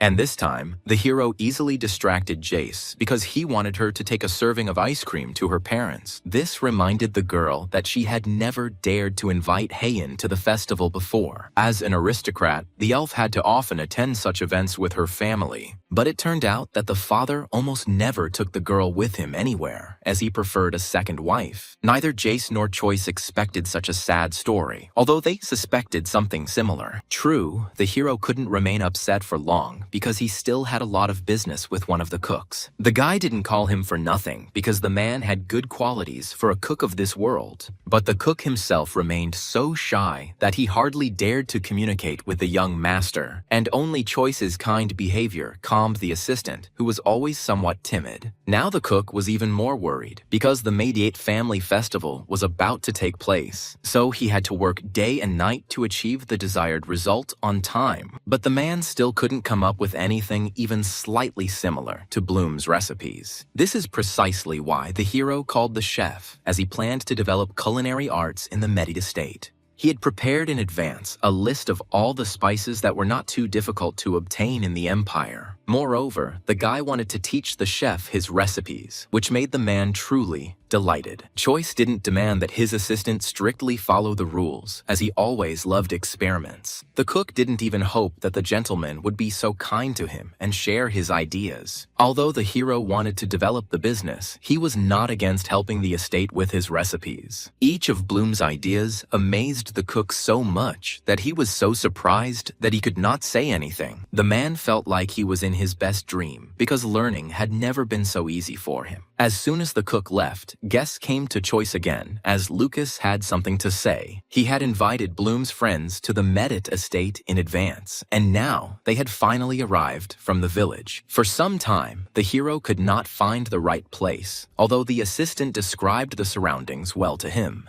The boy's heart beat in anticipation because he missed every face from his native village. It turned out that Mino, who had grown up during the time they had not seen each other, had come to visit him. The boy was so happy to be talking to the Lord that he could not hide the joy in his eyes. The hero did not expect such a stir, although he had long noticed how emotional his friend was. They had a lot to talk about since the friends had never been able to see each other before, and today, finally, the day came when neither Choice nor Mino were in a hurry to go anywhere on business. The hero knew well about the abilities of the merchant's son, who knew how to disseminate information. That's why he needed Mino's help in this matter, and the boy didn't mind helping out a little. Gossip and rumors were always the child's element, so he dealt with this matter calmly. But of course, life taught the boy that nothing could be done for free, even for friends. For himself and his family, he demanded good housing and food for the entire duration of his stay in the city. Although these conditions were not easy to fulfill, Choice did not oblige his friend with these joys. When they reached an agreement, Mino suddenly remembered that it was time for him to go home. At exactly that moment, the hero's attention was drawn to an expensive carriage that drove up to the estate with dignity. Choice couldn't let this go, as curiosity had taken over him. He hadn't heard from Jace that guests were expected to arrive, so he carefully approached the carriage. The hero had no idea what to expect, but just in case, he stood near the beautiful carriage. And suddenly, the eldest and drunken son of Duke Medit, whose name was Kreju, came out of it. Since the hero had not seen this man before, he could not recognize him by appearance. He never thought that Kreju would be the kind of person who couldn't behave normally. It was not surprising that all this time, the Duke did not look forward to his son's return too much. Only now did the boy realize why all this time Jace had been embarrassed by her older brother. The girl didn't understand how Kreju could be so carefree in his adulthood. It wasn't that she had a bad relationship with the young man, but the lady was very worried about her family. In the future, one of the children would have to lead the Medit family, but this was in question. Choice understood the girl's anxiety perfectly well because the future of her famous family was important to her. But he still needed her help because he promised to provide several rooms for Mino. As a result, the lady did not speak of anything until they had moved into her shelter. She didn't mind helping her friend, but she didn't want to meet her brother in the corridors anymore.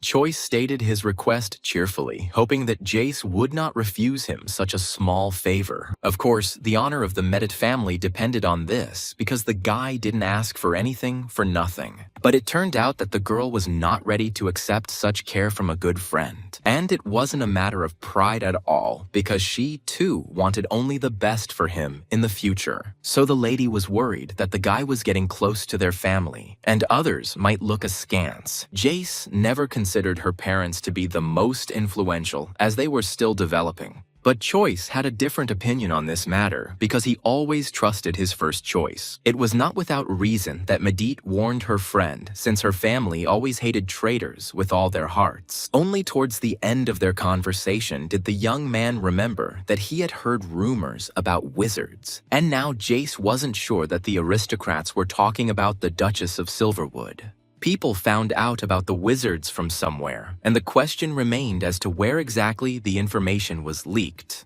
All this did not give peace to the girl who tried so hard to make sure her events went well. Meanwhile, Choice returned to his room, which was no longer a safe haven for him. As if on purpose, Kreju lived right above the guy, and the hero could constantly hear his screams. If this drunkard had not been the Duke's son, Bloom would have dealt with this man personally. And now he was forced to endure it until he remembered one useful recipe. Finally, the guy could end his torment as he found a way to rid Kreia of a hangover. He knew a very simple drink made from water and honey that was great for helping drunks after drinking alcohol. So now he has the opportunity to sleep peacefully without strange sounds from above. The Lord left the care of the Duke's son to Lucas, since it would be strange if he came to him himself. The hero could only hope that Kreju would listen to his advice and drink the drink. Meanwhile, Choice's training continued, and during it, a diversionary maneuver occurred. As soon as someone called Bloom by name, he accidentally missed a blow from the teacher. It turned out that Kreju was finally feeling better, and so he left the room for the first time in several days. As a result, the teacher was very dissatisfied with with Choice, who would have died several times over. No matter how hard the guy tried to achieve justice, the master didn't even think of changing his mind. Once again, the hero regretted not having paid for his suspension from school in the past. But he had made a new friend, and it was clear from the Duke's son that he was well disposed. It turned out that the drink really did work a miracle, as Kreju quickly came to his senses. Choice was glad to see the guy sober, as they usually met at other times. Until now, Sir Medit had felt awkward about often appearing drunk in front of others. But Bloom understood this guy quite well, since he too had once gone through a period of immersion in alcohol.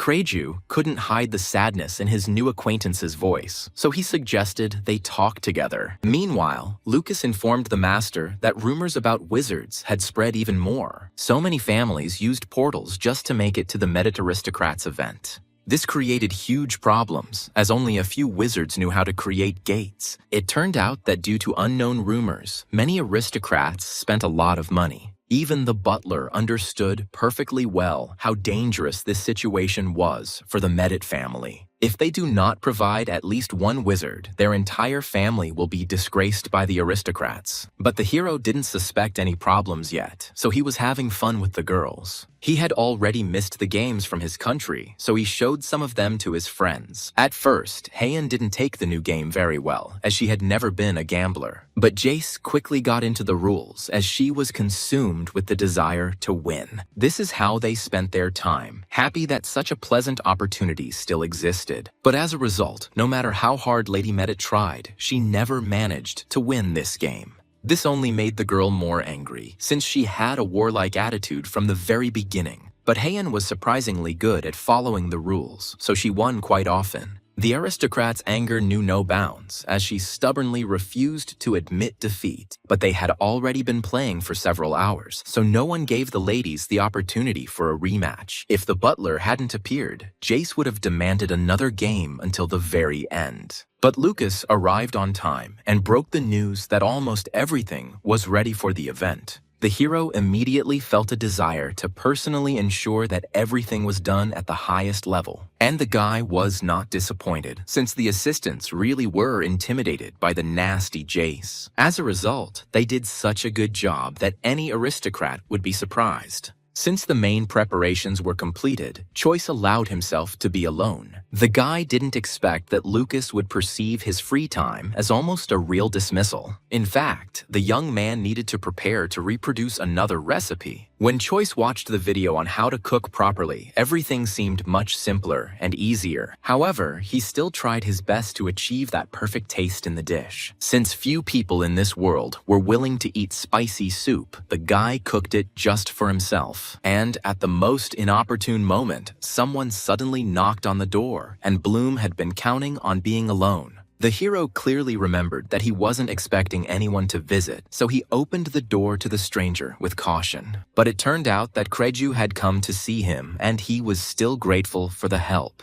That is why Sir Medit dared to visit his friend, despite the rather late hour. The aristocrat's keen sense of smell immediately told him that Choice was preparing something incredibly delicious for himself. Although the hero didn't plan to show this recipe to anyone, he still couldn't refuse his friend. That's how they found themselves at the same table together, and no one was against forgetting about loneliness. Choice's voice trembled a little with excitement, as he wasn't sure if he would like this soup. At that moment, Bloom was ready to pray to all the gods that Kreju would correctly evaluate his dish. And the Duke's son was delighted, because he had never tasted anything so delicious before. Choice never thought that Kreju would have the same amazing sense of taste as his sister. As a result, Sir Medit could not resist and offered to try his delicious drink as well. As a result, after just a couple of hours, the hero felt so good that he didn't care about any problems. Bloom himself didn't expect that he would get so carried away after a couple of glasses of delicious wine. He was still impressed by how knowledgeable Kreju was about food and drink. So the guy suddenly became interested in whether the Duke's son even wanted to become the heir to their family. It turned out that Choice had hit a sore spot for the guy, since no one had ever asked his opinion. Bloom felt a little sorry for his friend, who had never had a normal choice of future since childhood. Deep down, Kreju dreamed of one day cultivating his own fields. Besides making drinks, he also enjoyed cooking, but he was not allowed to do that either. Just a few days later, the very festival for which the Medit family had been so prepared began.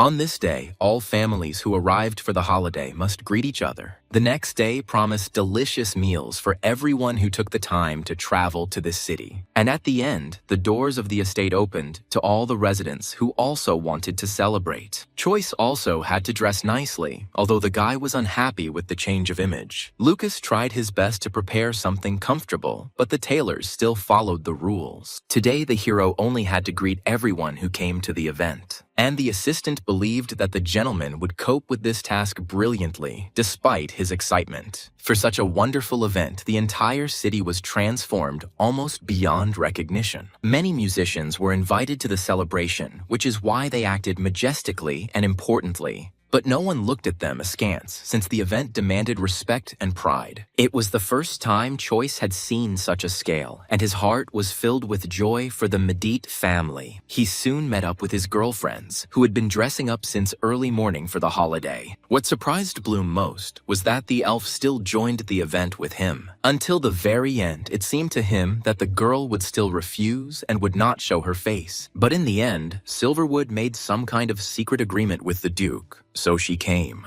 But it was dangerous for the sorceress to show herself, since her family was connected to the Emperor. Once Heian makes his presence known to everyone, he could be trapped forever. So the lady should have been more careful, but she still decided to help Duke Medit. Since it was Jace who was supposed to start the party, the butler soon came for her. Heian and Choice remained in the office for now to wait, as they were supposed to arrive a little later, so the hero had some time to observe the aristocrats. He was still impressed by the beautiful carriages in which guests arrived at the Medit estate, but the elf pretended that all these carts were unworthy of her wealth and beauty, while the guy remembered well that now the girl had practically nothing. But Heian was not ready to endure such humiliation, although the hero did not say anything wrong. However, the girl quickly reminded her friend of what happens to those who dare to laugh at her. What the guy was most worried about in this situation was what the lady was planning to do next. The elf understood that she would have to go to the Empire after she revealed her identity.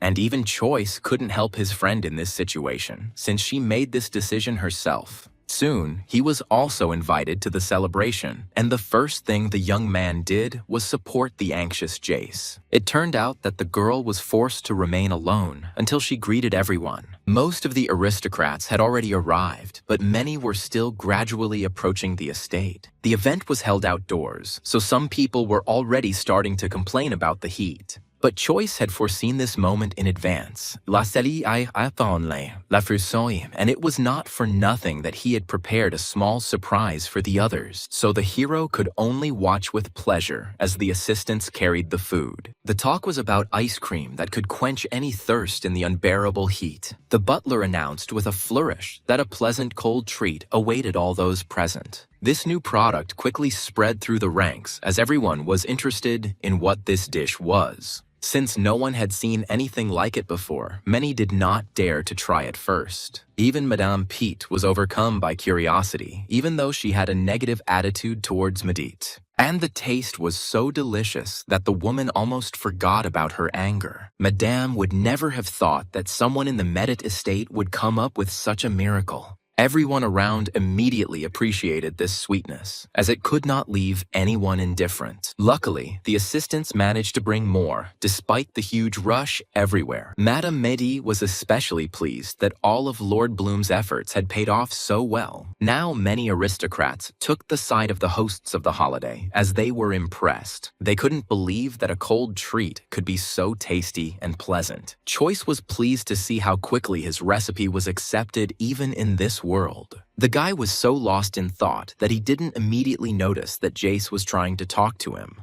The girl suddenly realized that the Lord had decided to spread rumors about the ice cream through Mino. This was indeed part of the hero's plans, but once again he was not only concerned about himself. The young man wanted the Medit family to also become famous thanks to his culinary skills and knowledge. But of course, everything could not go smoothly because Madame Pete was present at the event. Although she really liked the ice cream, the woman still began to look for flaws in this recipe. As soon as she mentioned the absence of the sorceress, an oppressive atmosphere reigned at the tables. Madame had come here only for this purpose, so she was not going to give in on this issue. Duke Medit had to admit that they had not made such an announcement to the people, but this started unpleasant whispers among the aristocrats because they had expected something else. As soon as the woman heard weak excuses, the passion inside her flared up even more. People really wanted to see the sorceress, and even ice cream didn't make them forget about it. So their discontent grew stronger and stronger because such deception was unforgivable for anyone. And suddenly, at the very peak moment, Heian Silverwood finally appeared before the guests. Choice and Jace had chosen just the right time so that the elf made the desired impression. Heian easily concealed the excitement that overwhelmed her in front of such a huge number of people. Lady Medit quickly took the initiative in the conversation to help her friend with the introduction. Choice couldn't even imagine that the girls would actually become such friends, despite their different personalities. Only now did the guy notice that all this time Kreju had been nowhere to be found at the general event.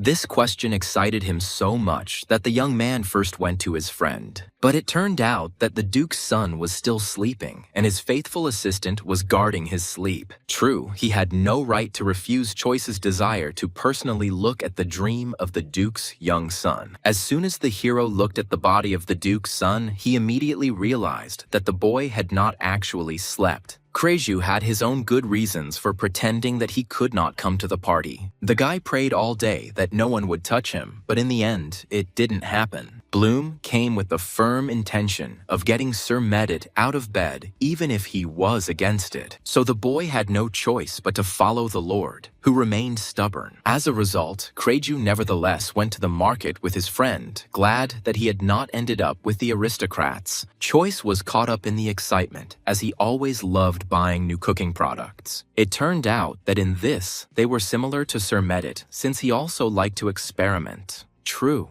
This time, Kreju hadn't yet come up with any idea, so he chose the ingredients almost blindly. The guys became such friends in this short time that they were ready to make any dish for each other. The hero was not afraid to trust the Duke's son in such a matter, since his intuition was calm. Although Kreju did not always give the impression of being a good person, he was knowledgeable about cooking. So Bloom was not at all afraid of suffering, despite the fact that many despised the Duke's young son. The next morning for the hero was not peaceful again, as Jace was the first to run to him. The girl was so delighted after yesterday that she couldn't control herself for even a minute. The lady was incredibly happy that many people started talking to her as they began to respect her after the desserts. It was no big deal for Choice to continue helping Jace, who was a kind lady despite her character. Even today, some aristocrats remained wary, but came to dinner from the Medit family. But the majority of people sided with the event's hosts yesterday because of their delicious treats. Only Harry Pete, who was Madame Pete's son, continued to spread unpleasant rumors about his rivals. The boy was still deeply upset by the fact that the eldest sons of Duke Medit had passed him by.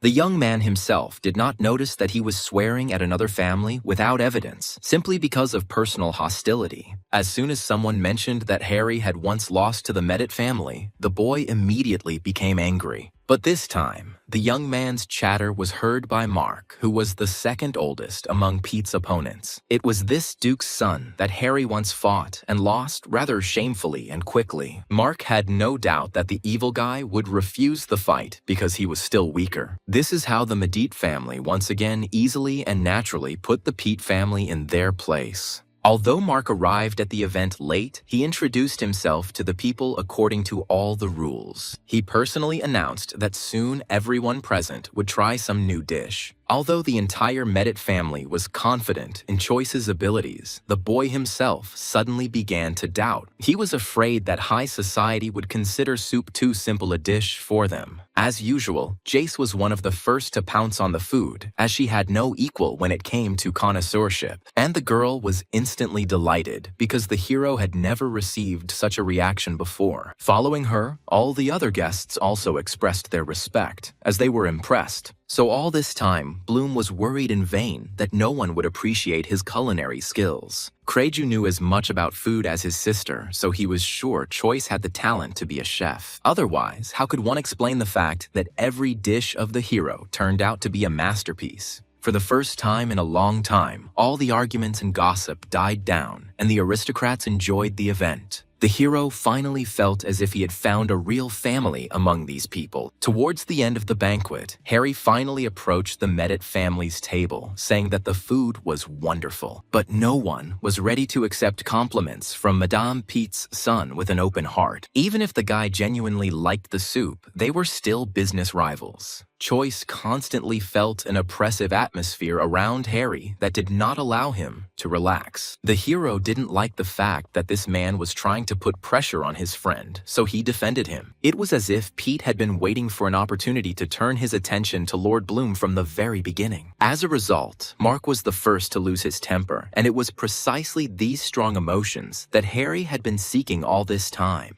Naturally, the adults heard the arguments between the children and could not ignore this situation. Too late, Kreju realized that his family would always stand up for him in such situations. But with his carelessness and inattention, the guy often let everyone in the Medit family down. And now the young man once again had to embarrass himself in front of his father because he did not fight back against his opponent. As luck would have it, Madame Pete ran up to the table too quickly, as if she had been waiting for the right moment all this time. Humiliating words immediately poured out of her mouth towards Kreju, who did not look like an heir. Even Choice felt disgusted that this woman allowed herself to use such rude language. No matter how much the parents defended their beloved son, they had nothing to say in response to Madame. Madame Pete had so much leverage over the aristocrats that it was dangerous to argue with her. What she didn't expect was that some of her good friends would suddenly support the Medit family. Anger took such a deep hold on the woman's mind that she forgot all good manners. This caused even more people to turn away from her, even though the food wasn't prepared by Kreju. But the aristocrats were not so concerned with the cook, as they were already impressed by the delicious dishes. As a result, Madame Pete had to leave empty-handed, as no one wanted to listen to her anymore. This visibly pleased Choice, as he had long since realized that it was better not to get involved with that family. But the words of the harmful woman still reached the heart of Kreju, who was never known for his confidence. Only the hero noticed how his friend suddenly wilted despite the fact that everyone continued to have fun. Bloom tried his best to distract the guy from his heavy thoughts, but he wasn't very successful. Once Jace heard that her brother wanted to prepare something for the event, she couldn't keep quiet. The girl has always had a noisy and curious character, and now it has only become more so. The lady had never tried Kreju's cooking in her life, but she was sure that it would turn out perfect. Whenever new recipes came up, Jace was always the first to want to try them. This is how Krej was practically set up by his own sister because he himself did not dare to do anything. But Choice supported his friend so that he would not be afraid to make such an important decision for himself. However, fear and anxiety still did not disappear from the Duke's son, who was unsure of himself. So that same evening, the hero visited Kreja to make sure that he would not run away from the estate. But already at the threshold of his room, Bloom smelled a familiar aroma as the guy had prepared curry. He never expected anyone in this world to be able to come up with this amazing recipe from scratch. Kreju greeted his friend with a joyful smile, since he just needed some kind of test subject. It turned out that Sir Medit had invented a soup whose ingredients resembled that very same curry.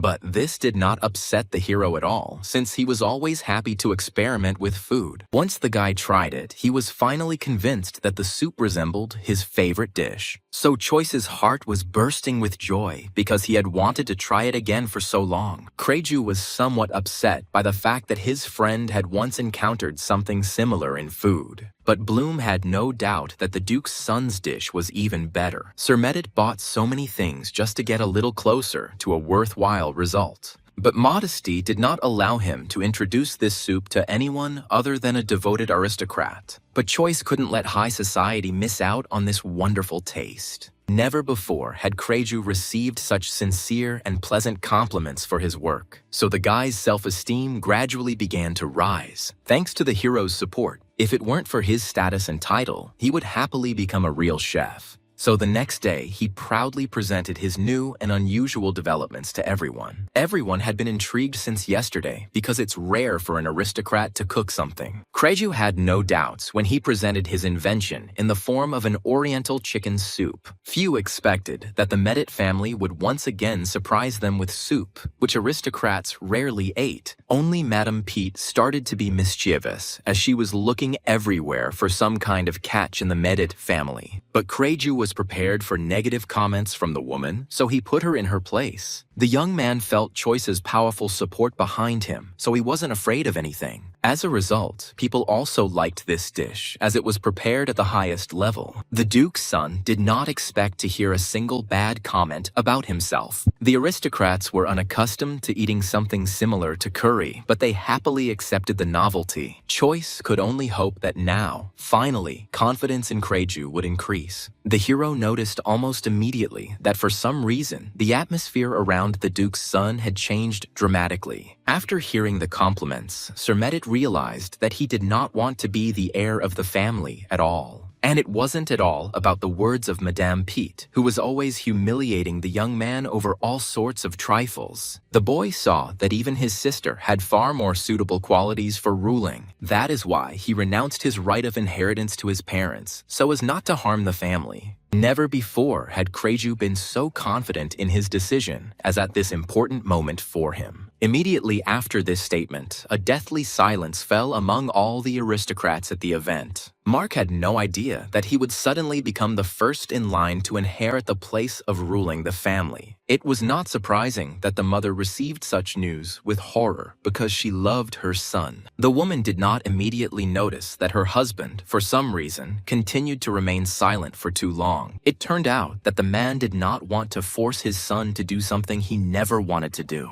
So, in front of all the guests, he accepted Kreju's request and removed him from the primacy of the family. This shocked the aristocrats even more, as nothing like this usually happened. But literally a minute later, many supported the Medit family's decision, which was not an easy one. Since their family had managed to gain respect, people did not judge anyone from their family. It was especially important for Krej to realize that he had so many acquaintances to support him. A little later, Choice finally took the risk of talking to Jace about what she now thought about her brother. It was important for the hero to understand what fate awaited Kredja after recognizing his dream. It turned out that the girl was not very supportive of the older man, who traded status for ideas. In fact, Lady Medit was even glad that Mark had now taken the place of heir. Every time she thought about Kreju's reign, she imagined the future of her family with horror. And now, the lady was happy because all the dangers had passed, and so she prepared a gift for Bloom. Jace had to work for weeks to make sure no one spoiled the Lord's surprise.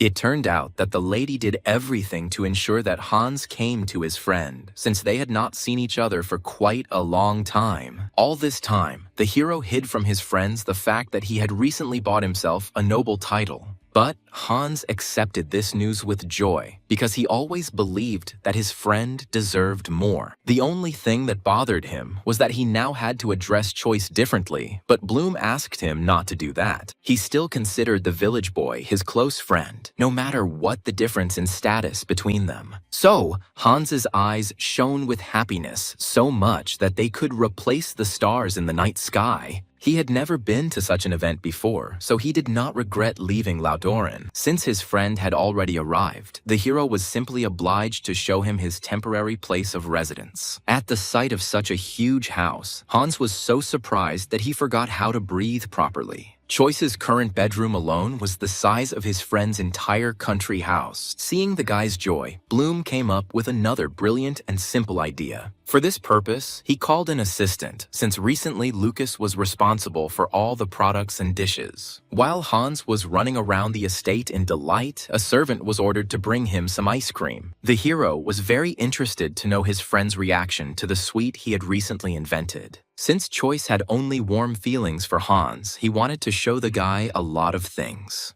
But what surprised the young man most was the presence of ice, because he could not even dream of such a thing before. The more his friend rejoiced, the warmer the heart of the hero who tried for him became. But suddenly Hans's mood changed dramatically, and this seriously frightened Bloom. For some reason, the guy stopped answering any questions, as if something inside him was jammed. But all this time, Choice was trying to make sure that there was only happiness and joy on his friend's face. Panic gripped the hero, who had no idea what to do in such a strange situation with his friend. But it turned out that the joyful emotions had taken hold of Hans so much that he even briefly fell out of reality. The guy was so happy to try something incredibly delicious again after a long time. He didn't need anything else in this life because his beloved friend was finally there. Seeing Hans's sincere emotions, Choice's heart slowly calmed down and began to beat more evenly. But then the guy surprised him with another request because he wanted to continue traveling with the Lord. Essentially, nothing bad had happened in his life, but Hans did not want to be left without opportunities. His intuition told him that only with Choice could he travel the world. That is why Hans no longer wished to part with his friend, in whose development he believed with all his heart. Of course, the guy was ready to work to the point of exhaustion just to prove his usefulness. During his life in the village, he acquired so many useful skills that he could easily figure out many things. The young man even worked as a librarian for a while, so it wasn't for nothing that he read several books. For the first time in a long time, Hans was so confident in his choice that he was not going to back down. In Lucas's eyes, it all looked as if the master was betraying him in favor of an old friend. But in reality, Choice did not want to lose the help of a servant who did his job so well. He quickly found a compromise in the form that the guys could now work together with each other. But Lucas had no desire to share such a good place with anyone else of the gentleman's acquaintances, and Hans himself did not yet trust the unfamiliar assistant, so he looked in his direction with distrust. Only a hero could make them friends, so he immediately set about this matter. Only when he managed to remove all the questions was the guy able to breathe a sigh of relief from fatigue. He could never have imagined that Hans would ultimately choose his side in matters related to the future. Before the hero had time to come to his senses, the girls who now went everywhere together knocked on his door. But Choice was just thinking about how he would finally be able to be in long-awaited solitude. The boy tried his best to refuse the company, but what could he do against Jace's enthusiasm? The girl didn't even listen to all of her friends' excuses, which seemed stupid and unnecessary to her, all because Lady Medit wanted to show the beauty of her night city to her two beloved friends. What Jace was most interested in was Choice's impressions of their event. Although there were a few difficulties along the way, the guy would be happy to attend the festival again. Jace and Heian also contributed to ensuring that Bloom had only good memories. The girls were glad to hear that Choice liked everything because before he always walked alone. And the hero had a good reason for this, as he had been grieving over the death of his family for a long time. He still had nightmares about that incident, and he didn't know how to get rid of the pain inside. Those terrible images that he would prefer not to see were forever imprinted in his head. At that moment, Choice could do absolutely nothing to correct this terrible situation. As a result, the death of his parents divided his life into before and after, because without them, the hero could not see himself. All his doubts were dispelled as soon as he personally saw what was left of his family. But this wasn't even the worst thing for Choice, because his parents' killer was suddenly acquitted. The guy didn't even try to pretend to repent because he didn't care at all. Money and power allowed the bastard to escape punishment as if he had really done nothing. If it weren't for this injustice in the law, it would have been much easier for the hero to cope with the death of his family. But in the end, all his actions were meaningless, because who would listen to a poor man? That's how Choice ended up in darkness, because without his parents, he didn't want to move anywhere or live anywhere. For a long time, the guy just lay in bed, not even trying to somehow bring himself back to normal. Everything changed the moment a portal to another world suddenly opened in front of Isu. Now, the young man felt like a practically different person, but sadness still washed over him. Only new friends saved the guy from the pain inside, and he confessed to the girls what had happened to him. Although Choice had previously wanted to travel around the world, he eventually got used to this place. So he no longer had the desire to run away, because he had finally found his home. Meanwhile, Duke Medit received letters from many families expressing gratitude for the holiday. The man didn't expect that so many people would like what his family came up with. Mostly, everyone praised the ice cream, which amazed all the aristocrats on the very first day. Of course, all these rumors spread so quickly, not without the help of Mino, who got his share. The centers of influence until now remained the Piet and Kruno families, who owned large businesses, and the Medit family desperately tried to tip the scales in their favor, and they began to succeed. The Duke understood perfectly well that without choice, the development of their family would have been much slower. The butler was also of the same opinion, but Lord Bloom's personality confused him a little. So far, he has not been able to find a single drop of information about the man who appeared so suddenly. But the head of the Medit family remembered that Bloom had practically no success in learning fencing. This meant that even if he wanted to, Choice would not be able to secretly attack the Duke and his family. The hero's success in battles really left much to be desired, no matter how hard he tried. Jace had long since come to the conclusion that her friend was not destined to become a swordmaster. Heian was also next to her friend, but only to eat her cookies in time. Jace tried her best to hide the fact that she was becoming a glutton because of Choice's delicious food. This time she was lucky, and the assistant simply reported that the Duke was looking for her and Lord Bloom. But the hero was able to free himself from training only when the teacher let him go with peace of mind. Personally, it seemed to him that his skills were gradually improving each time, albeit slowly. But for some reason, each time the master refused to give any comment, which surprised the young man. However, Choice was not upset, as his training was almost over. The Duke was interested in one important question that would tell him how to treat the young man. What the man was most curious about was why Choice had helped them with the traitor in the first place. The hero had not thought about the man with the scar for whom he had brought the magical artifact for a long time. In fact, the guy tried so hard precisely for the sake of his village, which he confessed to the Duke. Choice didn't want anyone from Laudoran to get hurt in the robbery attack. This answer was enough for the head of the Medit family to reward the Lord with good lands. However, the hero's plans did not yet include using the territories, even if they were given as a gift. Instead, the young man wanted the Duke to set aside one person for him forever. Choice had long since noticed that with the appearance of this personality, his life began to gradually improve for the better. This request noticeably alarmed the Duke because he had no idea what kind of person was being discussed. What the man was most worried about was that his ally would dare to demand Jace's hand in marriage. The Duke was not ready to give his daughter in marriage, even to such a wealthy and wise man. But until the very end, he pretended to remain friendly towards the guy who had helped him a lot. But the man couldn't even imagine that all this time Choice had been thinking only about Lucas. The hero had long since noticed how good this assistant was, and therefore wanted to take him with him. This choice was worthy of respect in the eyes of the head of the Medit family, who knew Lucas well. The Duke was glad that Choice had made such a wise choice, since he was able to notice the efforts of his assistant. Lucas's ancestors had served the Medit family for generations, so they were excellent at their job. For this reason, the man was even a little sorry to let Lucas go, but he kept his promise. As a sign of gratitude, the head nevertheless decided to allocate some of his lands to Choi Su. While the hero had no intention of laying claim to the territories, he wanted to get everything himself. The Duke guessed that the young man did not quite understand the honor he was now doing him. Yes, the hero had a lot of money, but it was impossible to become a ruler just thanks to it. People must live on the lands, otherwise how can they be called rural or urban? And along with the territories, the Duke planned to allocate Choi Su also animals for food production.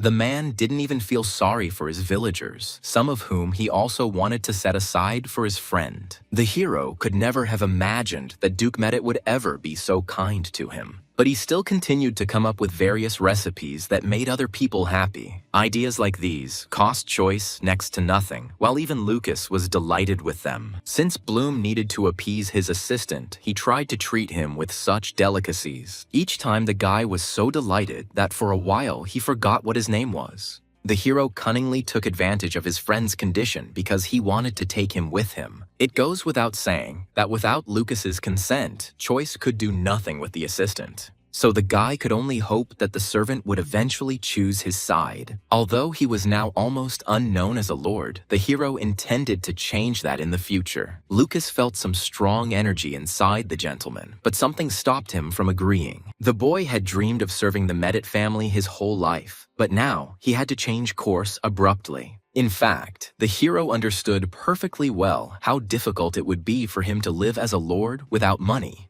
He doesn't have much money left because he has recently abandoned his business. Land squabbles were common among the aristocracy, and Bloom hoped not to cross anyone.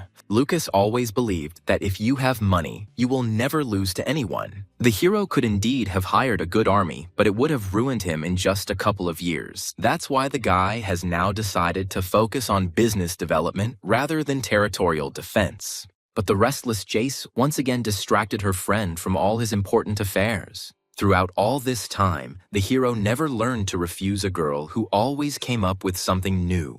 And this time, the lady wanted to take a walk to the secret waterfall, which was located somewhere nearby. The girl was so interested because there had been rumors about elves living in that place. Even the Duke would have liked to take a walk to that forest, so everyone around was involved in his plan. That's how the hero found himself in a carriage, barely holding back the urge to vomit due to severe motion sickness. While Jace was jumping around the cabin as if it was nothing for her to be happy all day, the girl convinced everyone around her of her endurance because she really had managed to learn a lot. And now, the lady had no doubt that she could climb the mountains near their house alone. But right now, Medit was only concerned about whether her father would trust her a little more in business. Jace had already tried several times to prove to him that she was much more reliable than Kreju and Mark. Watching the Medit family argue, Choice desperately prayed for this trip to end soon.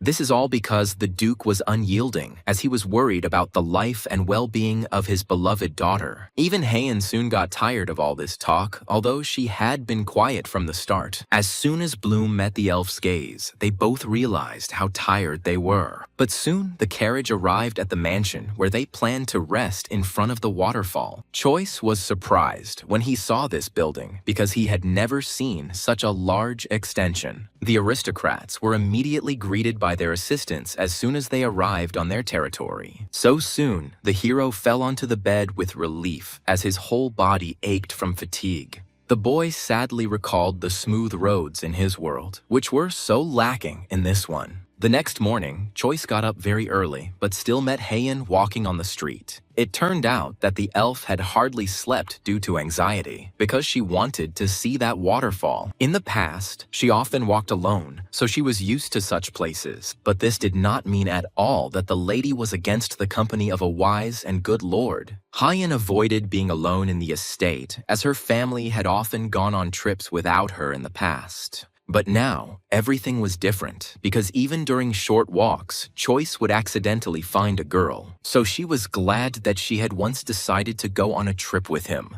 The elf was not embarrassed to admit that she would have acted exactly the same way now. But the hero did not expect that the lady would suddenly stop seeming independent and strict. During the time they spent traveling, the guy also managed to get used to this nasty girl. He had long noticed that inside, Heian was much kinder than she constantly tried to appear on the outside. That's why Choice once again invited the elf to continue traveling with him.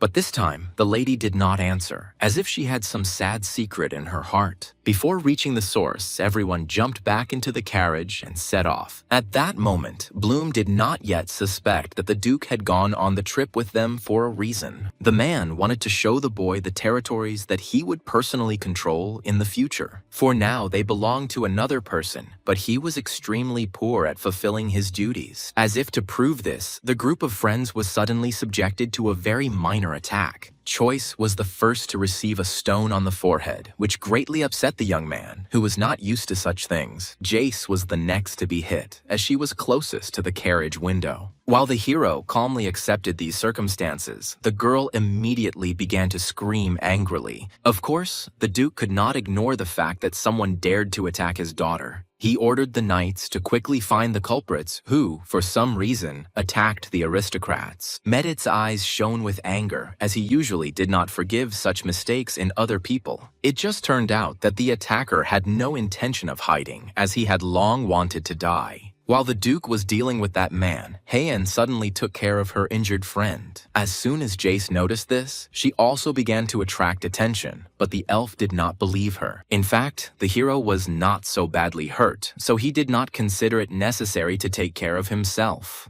The Duke blamed only the man who had managed his land so poorly for what was happening. This man's name was Alan Medit, and he always thought only about his own well-being and happiness. That's why Jace hated this man so much, even though they hardly ever saw each other in real life. So, the Duke was strict with his relative, whom he asked to leave this territory as quickly as possible. It was not surprising that the aristocrat did not want to part with the land, although he had not earned it. But the head of the Medit family was unwilling to give in on this issue, as things were getting worse every year. It got to the point that the lands were devastated, and the inhabitants were forced to starve and steal. Only now did the hero realize that they had not come just to look at these territories. The Duke appeared to be a gentle man from the outside, but could be stern and stubborn when necessary. The young man had no doubt that the man had done the right thing in caring for his residents. Choice liked the place, even though people were now living in poverty and squalor. Bloom had previously heard much about how this land was in a favorable position for trade.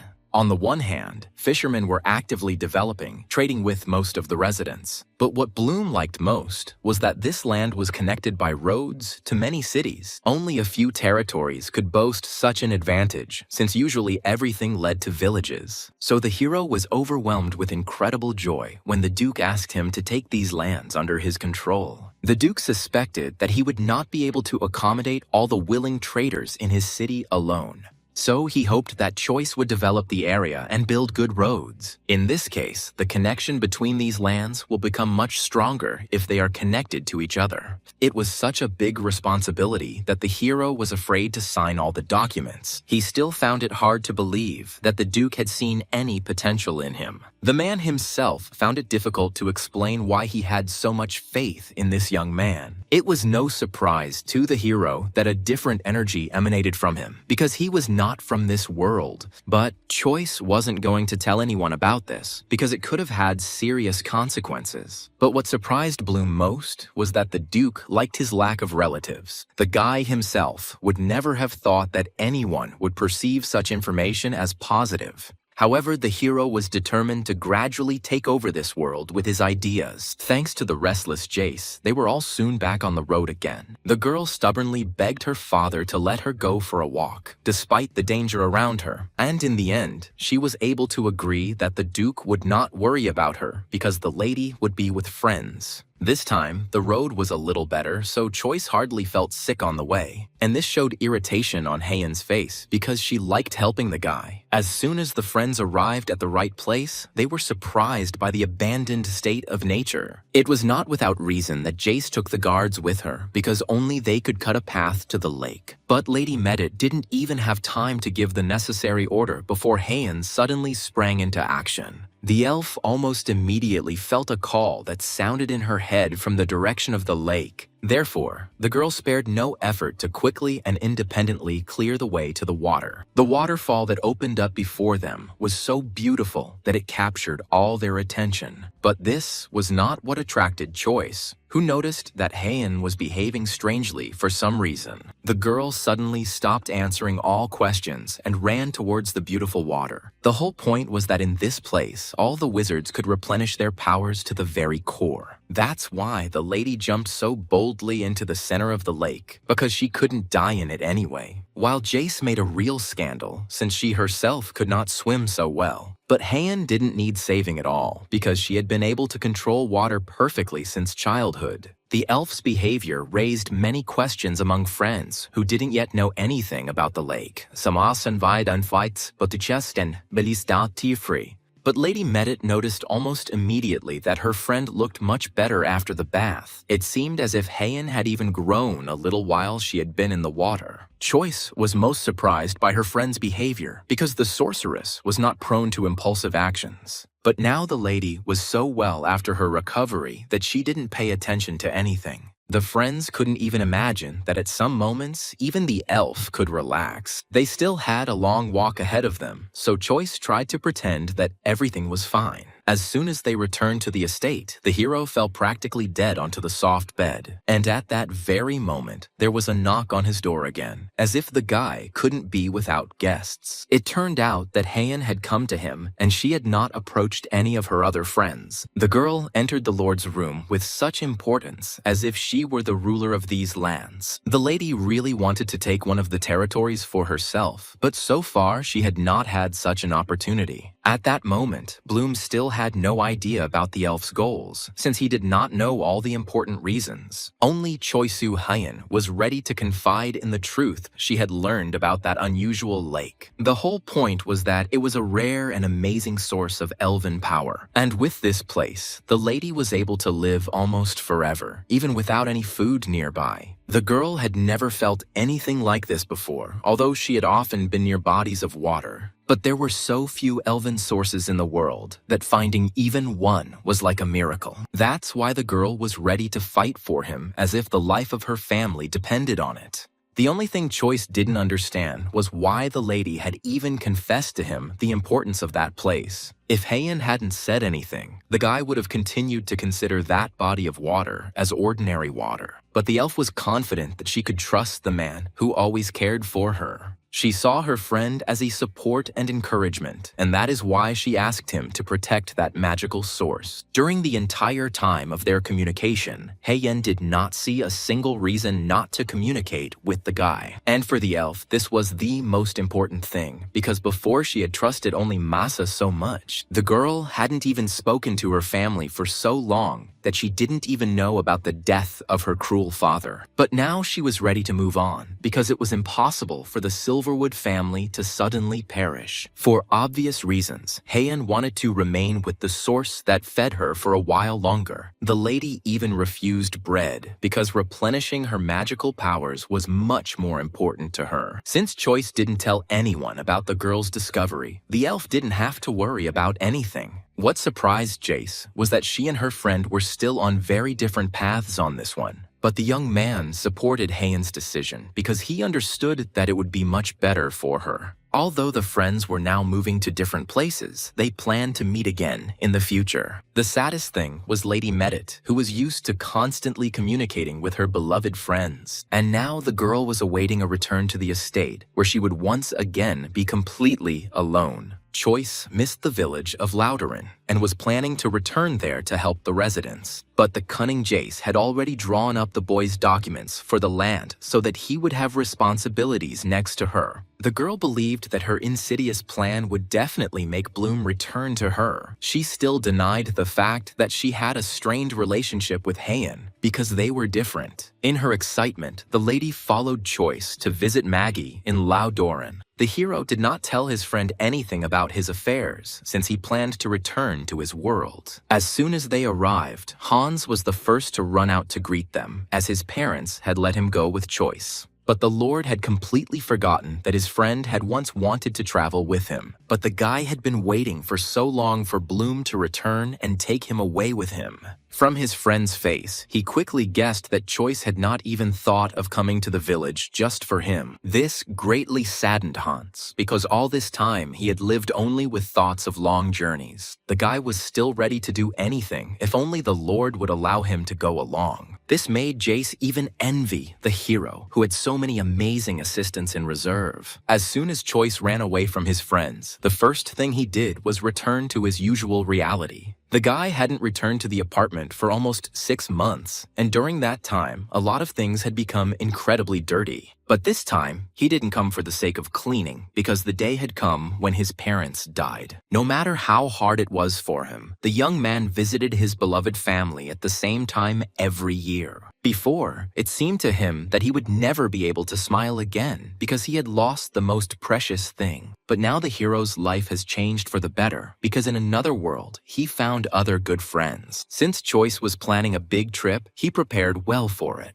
He even thought in advance about what clothes he would give to which of his friends so that no one would freeze. The hero understood that he had planned a difficult task, but he did not want to stop in the face of difficulties. There were a lot of strong people in his company, so everything should work out great. As a result, when Bloom returned to the Medit estate, Lucas also joined his assistants. The guy spent some time choosing between Bloom and Meditum and finally made a decision. But he was not very happy that the master had nevertheless accepted Hans into his service. Lucas had every right to consider himself superior, as his family had served aristocrats for generations. All the carts for the journey were already ready and safety precautions were taken. But Heian did not get into the carriage until the very last moment, since she could not find her friend anywhere. The hero knew very well that Jace was forbidden to go with them, which caused her to throw a tantrum. So Lady Medit now continued to rage in her room, rebelling against her father's decision.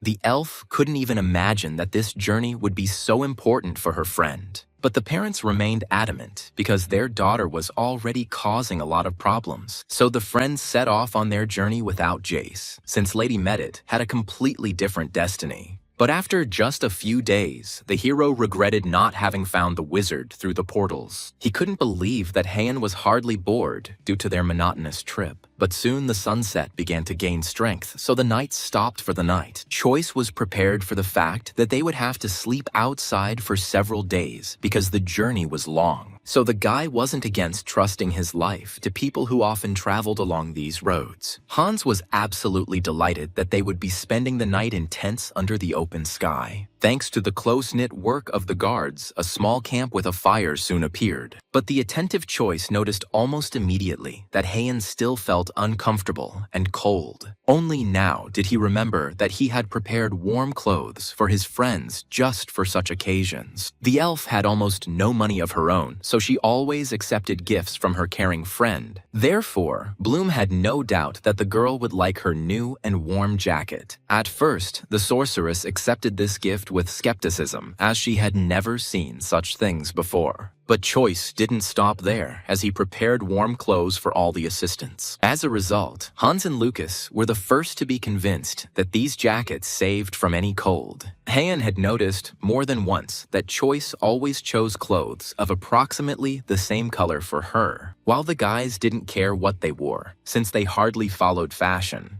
Once everyone had warmed up and calmed down, Bloom admitted that he needed some water from the lady. The young man had long wanted to cook one of his favorite dishes, but all this time he was distracted by something else. In order not to reveal his secrets to anyone, the guy asked his friends to rest for now. The whole point was that he brought products from his reality that did not exist in this world. This time, Bloom was lucky, and Heian appeared next to him only at the very end of the preparation of the dish. But from the very beginning, the girl didn't like the soup because the noodles in it reminded her of hair. It so happened that many people had such associations because noodles were not popular in this world, and only Lucas was able to dispel the misunderstandings since he had encountered such a product before. He reminded his friends that the same ingredients were used in the preparation. Moreover, Choice was always tasty and safe, so no one had any doubts. As a result, Heian decided to try it, no matter how much she didn't like the food's appearance. The hero worked so hard on this soup that no one dared tell him that he was afraid to eat it. The boy was the first to demonstrate that the soup had to be eaten with loud and unpleasant sounds. Until the very end, the girl was angry that she couldn't eat this food quietly, as she was used to.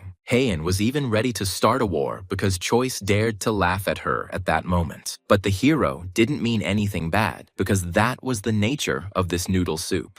In the end, this dinner ended peacefully since the elf really liked the new dish. If it weren't for Choice's ability to unite and calm people, who knows how this evening would have ended. The next day, the trip promised to be much more pleasant because even the weather remained good. The hero was most pleased that this time, the road became smoother and more suitable for the carriage. He was only worried about Heian's future plans, as the lady told her friend almost nothing. The elf only reminded that she still wanted to take that magical lake for herself. The girl's careless words reminded the hero of the situation with the marriage proposal. In his country, this kind of thing happened most often at sports matches because the situation was conducive. But in reality, the lady simply liked the city, which was located very close to the lake. Although choice still had to develop it, the guy was still glad that the residents remained kind. No matter what difficulties came his way, Choice was afraid of practically nothing and never stopped. Only Heian was worried that Bloom's manners might reveal his true origins. But the guy wanted to leave the carriage so much that he did not think about the consequences of such behavior. And this time it turned out that the young man was not given the opportunity for a good rest. Almost immediately, Lucas came with information that one of the aristocrats wanted to see him. Although Choice was tired after the trip, he was ready to cooperate with people unknown to him. It turned out that the Kruno family had become interested in the Lord and sent an assistant to him. The hero had no reason to trust this family yet, but he did not refuse the invitation to visit. The guy's intuition told him that those people could provide him with something useful in the future. This man's name was Albin Kruno, and he was currently working with the Pete family. That's why the hero was so wary of the man who could reveal their conversation to his rivals. So the guy didn't bother to be nice to the aristocrat and immediately asked him to get down to business. Who would have thought that Albin was now interested in an alliance with Lord Bloom? Before, Choice had never thought that informants could get so much information about him. And now, Duke Kruno wanted to buy the ice cream recipe that the hero himself had invented. In fact, Bloom had not yet thought about whether he would develop a business in this unfamiliar area. Besides, cooperation with Kruno was too dangerous for someone who was going against the Pete family. But as soon as the hero heard the price named for the recipe, he immediately changed his mind. No difficulties scared Choice when it came to earning a lot of money in a short period of time.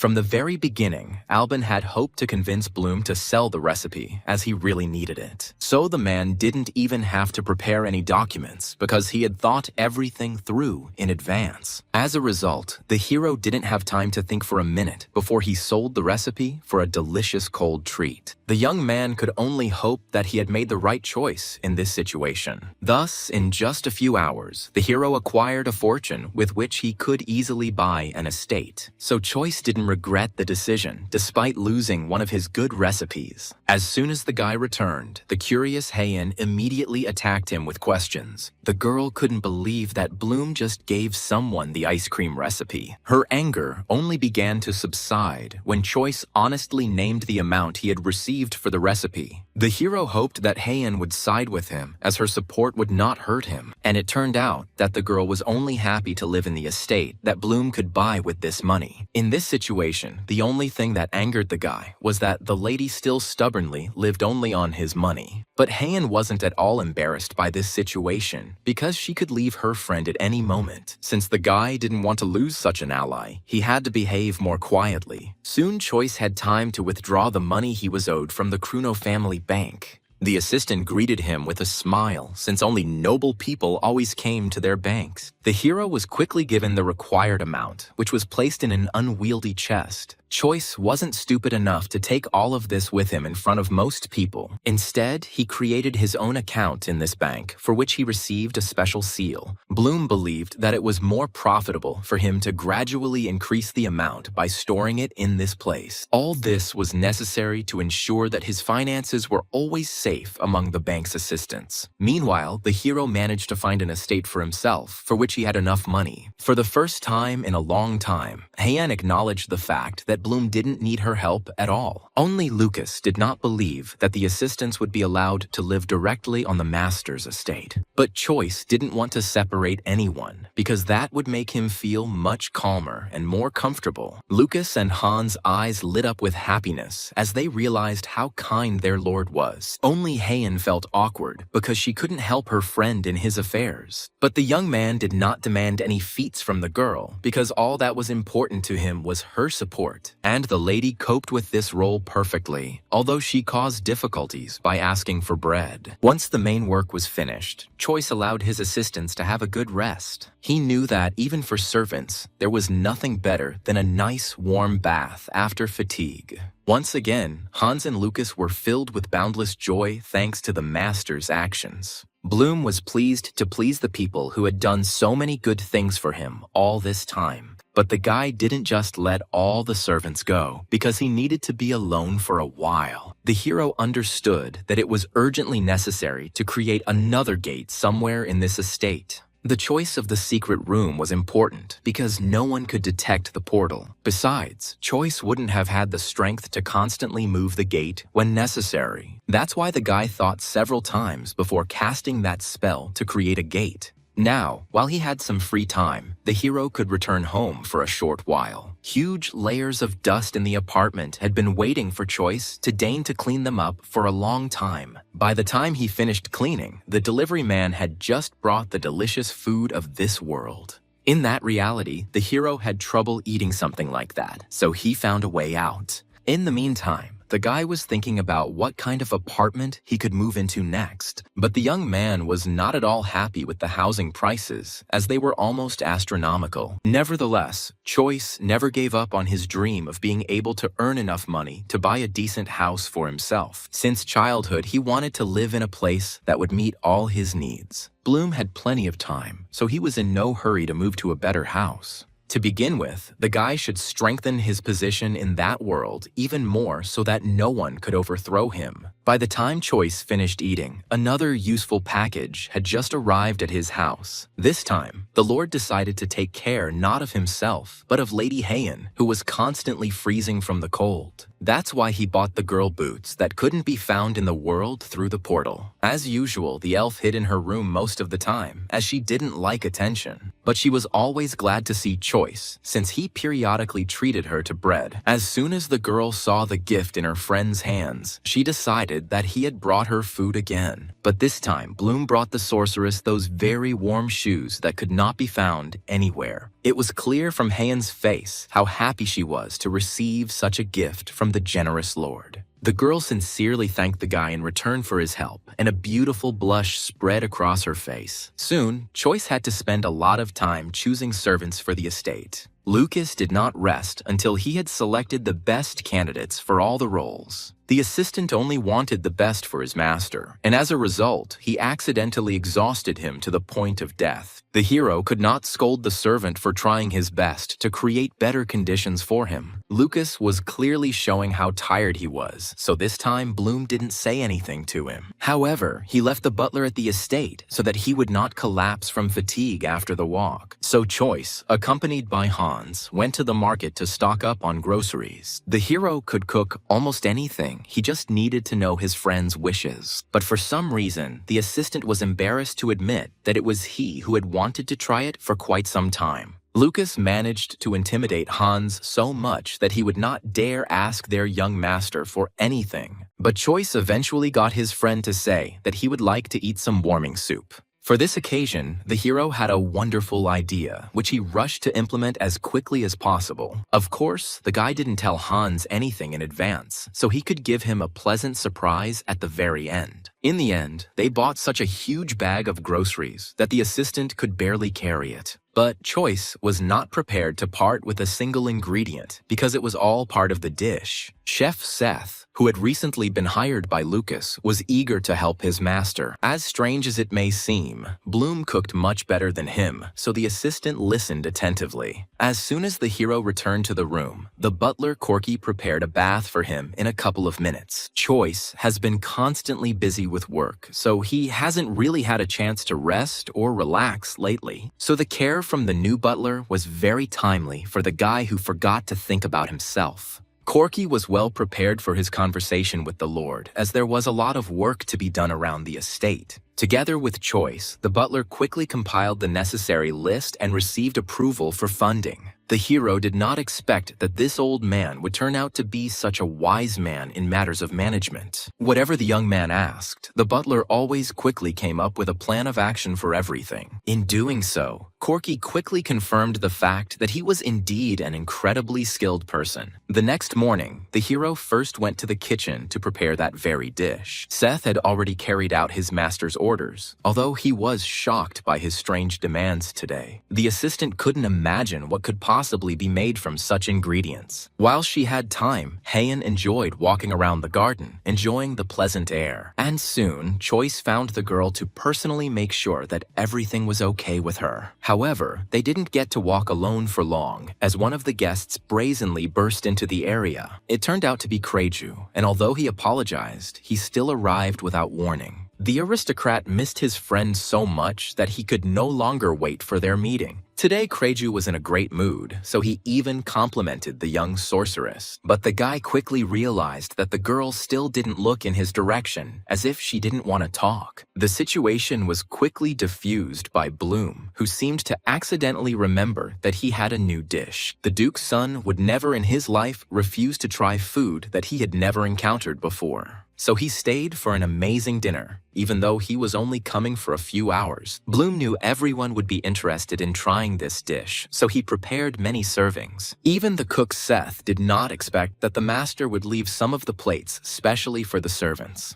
The guy would never have thought in his life that he would end up in a place where the master would be so kind. Moreover, among the assistants, everyone quickly became his friends so that Seth felt like he was in heaven. For the first few minutes, everyone looked at the soup with uncertainty, as it was cooked with bones. There were a few people who, on principle, did not want to eat anything related to pig organs. But Seth stubbornly defended the Lord's dish, as he was sure that it had an unrivaled taste. The first to believe this was Lucas, who was already convinced that Choice did not know how to cook anything tasteless. As soon as the assistants tried one spoonful of the soup, they were delighted with the combination of ingredients. The cook was ashamed that he himself had not come up with a single such wonderful recipe. So it was no surprise that Kreju also appreciated the soup, which turned out to be very rich. The Duke's son immediately started talking about selling this recipe to someone in the hotel business. He had no doubt that this soup would quickly become popular in hotel restaurants. The boys were most worried about the elf's silence as she continued to eat quietly, but it quickly became clear from the girl's face that she was so pleased that she couldn't tear herself away. So Choice was ready to tell everyone around him about his success, because the dish really was complex.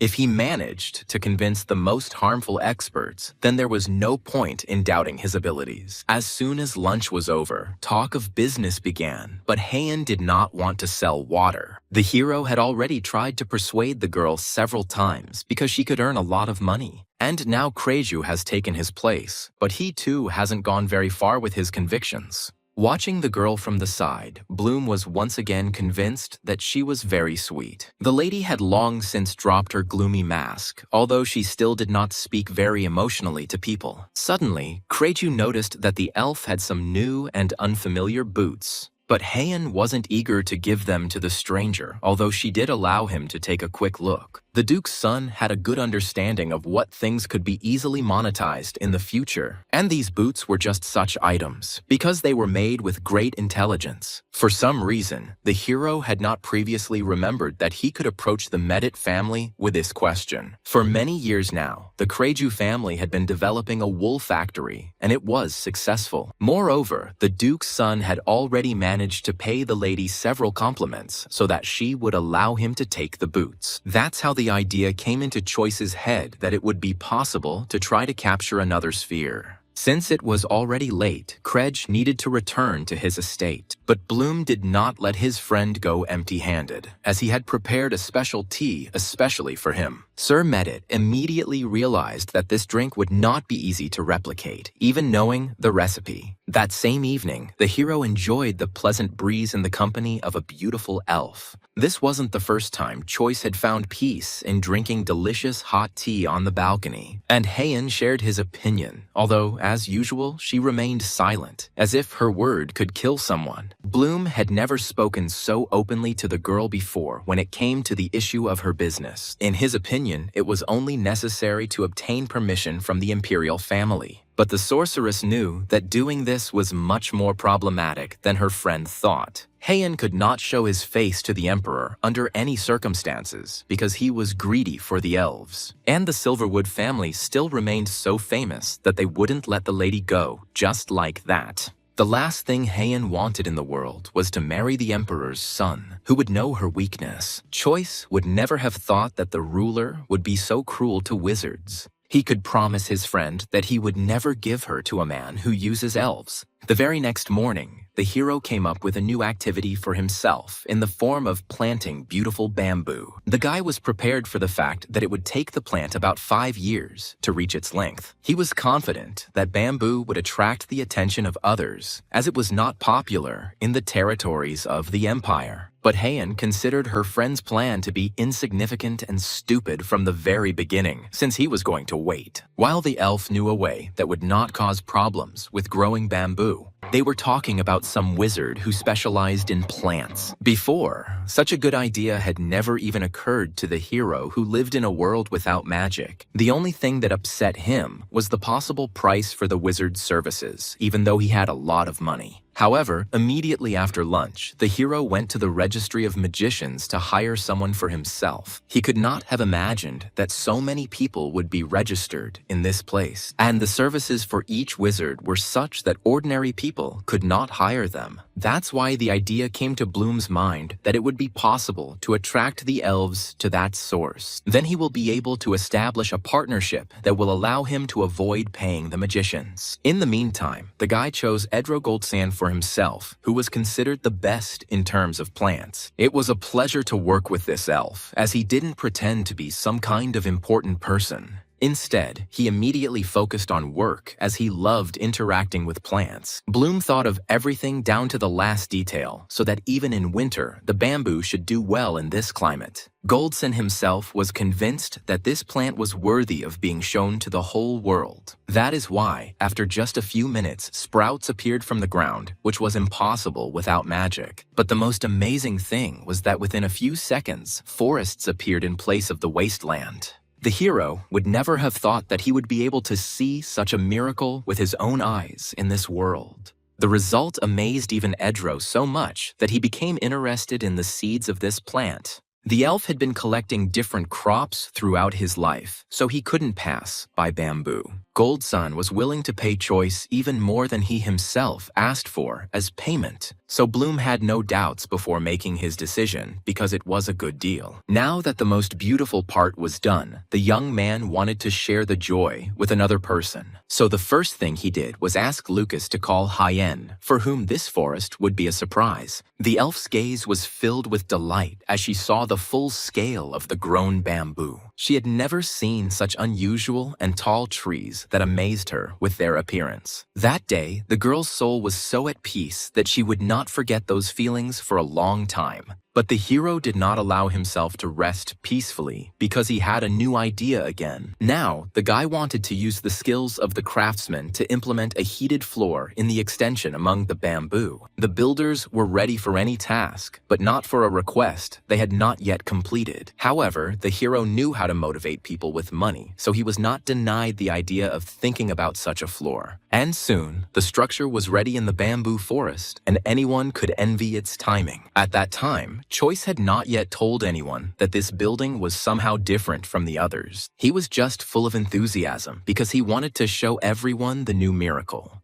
And the first victim of this innovation was Heian, whom the Lord always introduced to his ideas. The elf couldn't believe that the floor beneath her was actually warm and pleasant. This surprised the girl so much that for the first time in a long time, she showed strong emotions. So, all of Choice's efforts were rewarded by the fact that the lady was delighted with his ideas. He was glad to help the girl who had a difficult and sad fate from birth. His parents also died early, so in this regard, the hero understood the lady's feelings well. As soon as they started talking about family, Heian admitted that she doesn't really like her birthday. It was all because it was an international holiday among elves and no one congratulated her. Only Masa was glad that Heian was born on this day because she could be the reincarnation of a wizard. Only at this point did Choice admit that he too had not celebrated his birthday, which had recently passed. This information upset the lady because she would have liked to please her friend a little on his day. So the elf asked her friend to be sure to warn her about his holiday next time. It's been a long time since the hero received so much support from the outside. Before, only his parents congratulated him. But now the guy had so many good friends that he had no time to be sad. Since the elf still hadn't forgotten her promise to cook, the Lord soon got down to business. Until now, Seth had been trying to keep the master away from the kitchen because cooking was his job. But the chef quickly realized that he couldn't do much of what Choice could do. This time, the hero took the recipe for a sweet cake, which was supposed to amaze everyone once again. Seth watched in amazement as Bloom confidently acted, never having made a mistake. Choice inherited his love of cooking from his mother, and it only grew stronger and deeper with age. That's why every dessert he made looked like he really was the best chef in the world. Seth still had a lot to learn from his master, even though he was the one responsible for cooking in the estate. Bloom gave the most beautiful piece to Heian and distributed the rest among the servants again. The Lord's heart beat faster in anticipation because he wanted to please the girl as much as possible, but the elf herself, as usual, only expected bread, although she always received other delicious dishes. Each time, the young man received a portion of curses for not bringing bread, but he had already gotten used to it. Moreover, as soon as the girl tried a piece, she forgot about all her negative emotions. This time was no exception, as the cake could make anyone fall in love with it. Suddenly, the lady did not finish the dessert completely, as she had done all the previous times. Instead, the girl suddenly shared with her friend, since she knew that he himself ate little of his own food. Heian wanted Choice to enjoy his cooking as much as she always did. The hero did not expect that good feelings would suddenly awaken in the elf, because usually she remained mischievous. But he was even more surprised because the girl, for some reason, knew the latest news. She heard that the Medit family was building an art gallery, and a pastry shop would fit in well. The sweets that Choice occasionally prepared were worthy of being seen by other people. Bloom took this advice to heart, as Heian's ideas proved to be effective time and time again. All this time, the servant Kana was hanging around the master, trying to help him well. And only Hans noticed that Lucas almost constantly followed on the heels of this assistant. The whole thing was that the butler fell in love with a modest lady who was to his taste, but the guy didn't have enough courage to finally confess his feelings. This situation made Choice smile, but he had no time to solve love problems. Krejdu arrived at the first letter, as he was curious about what Bloom wanted. The whole point was that the hero really thought about opening at least a small restaurant with sweets. The problem was that the guy had no idea which side to start with. That's why he turned to a man who had been developing his own winery for several years. And the first thing the Duke's son did was advise his friend to find a good and skilled informant for himself. In the market, there were often situations where the same things were sold at different prices. Even Kreju sold his wine well, only because he once hired a good rumor spreader. Since Choice had enough money, he could well afford the services of such a person. Then the shoe business will also be able to get going much faster since Bloom has now suspended it. Of course, Kreju did not refuse to help his friend, because they could continue to help each other. This is how a girl named Reina Licht, who had long been in the information sphere, came to Bloom's estate. She quickly proved that she would be an asset to Choice due to her extensive knowledge. It was beneficial for this lady to sign the contract, despite the fact that the hero planned to move in a couple of years. Bloom's attentive gaze did not miss the fact that Reina had the manners of a true knight. But before, it seemed to him that none of the girls usually learned the art of swordsmanship.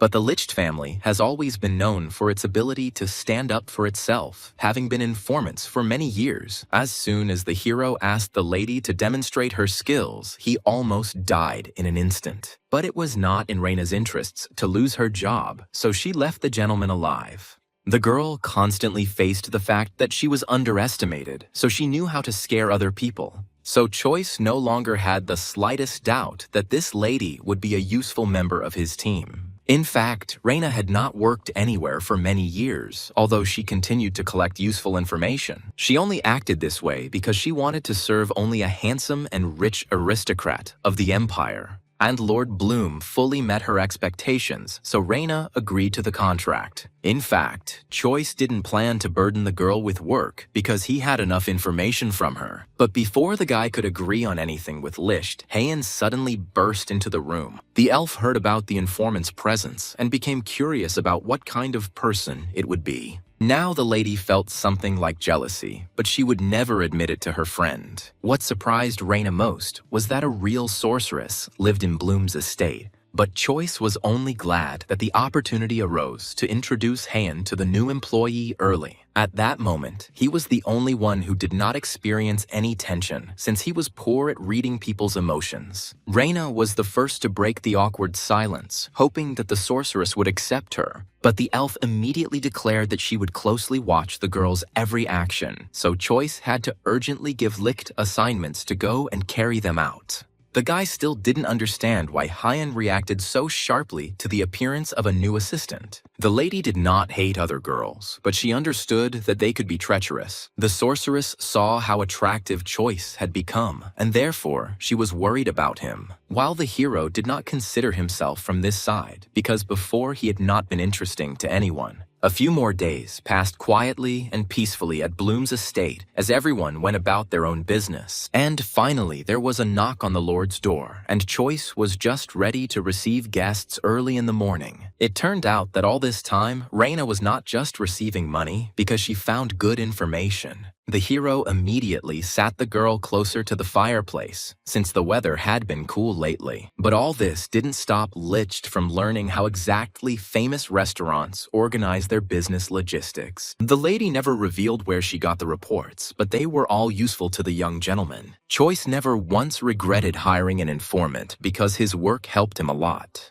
The girl even found a suitable craftsman who would undertake sewing warm footwear models. He turned out to be an inconspicuous guy named Tori who had no relatives left. Bloom knew well that such people were the most devoted if all their desires were satisfied. The hero understood from the very beginning that making such shoes was not an easy task, so it was no surprise that Tori was unsure about his suitability for the job. But Choice wasn't aimed at aristocrats who needed golden hands to create shoes. As soon as the master learned that these things would be sold to commoners, he calmed down. A gold coin contract was the dream of any person who tried to earn money through his labor. The hero could only hope that the agreement would keep Tori silent about the affairs of the estate. The master really did seem like a modest man who could be trusted in this matter. Of course, Choice didn't forget to visit home, because who else would clean up all the dust in the rooms? And this time, he came only to find a new recipe for Heian's birthday. Food was not easy to come by, so the young man turned to the wizard, Edro Goldsun. This guy amazed the hero by hiring a magician who could control the weather for the sake of his plants. As a result, all of his plantings were doing well, despite the weather conditions outside. Since Edro had a good opinion of the Lord, he was ready to render him any service. The wizard had been growing tomatoes for a long time, and they always delighted him with their color. This was the ingredient Bloom was so lacking that he planned to make a delicious lasagna. Choice only needed 5 pieces, since these tomatoes varied in size. It was clear from Goldsun's face how upset he was by this request. However, the elf did not become greedy, because not long ago, the Lord had also done him a good service. So he personally selected the best 5 tomatoes to ensure that the Lord's dish was top-notch. At the same time, Edro shed so many sad tears that Bloom no longer wanted to turn to him for help. However, the hero did not give up his desire to cook lasagna, because all the ingredients had been collected. As usual, the cook was right there, as he was interested in learning the master's new recipe. Even Heian pestered Choice, but this time, the girl only wanted bread.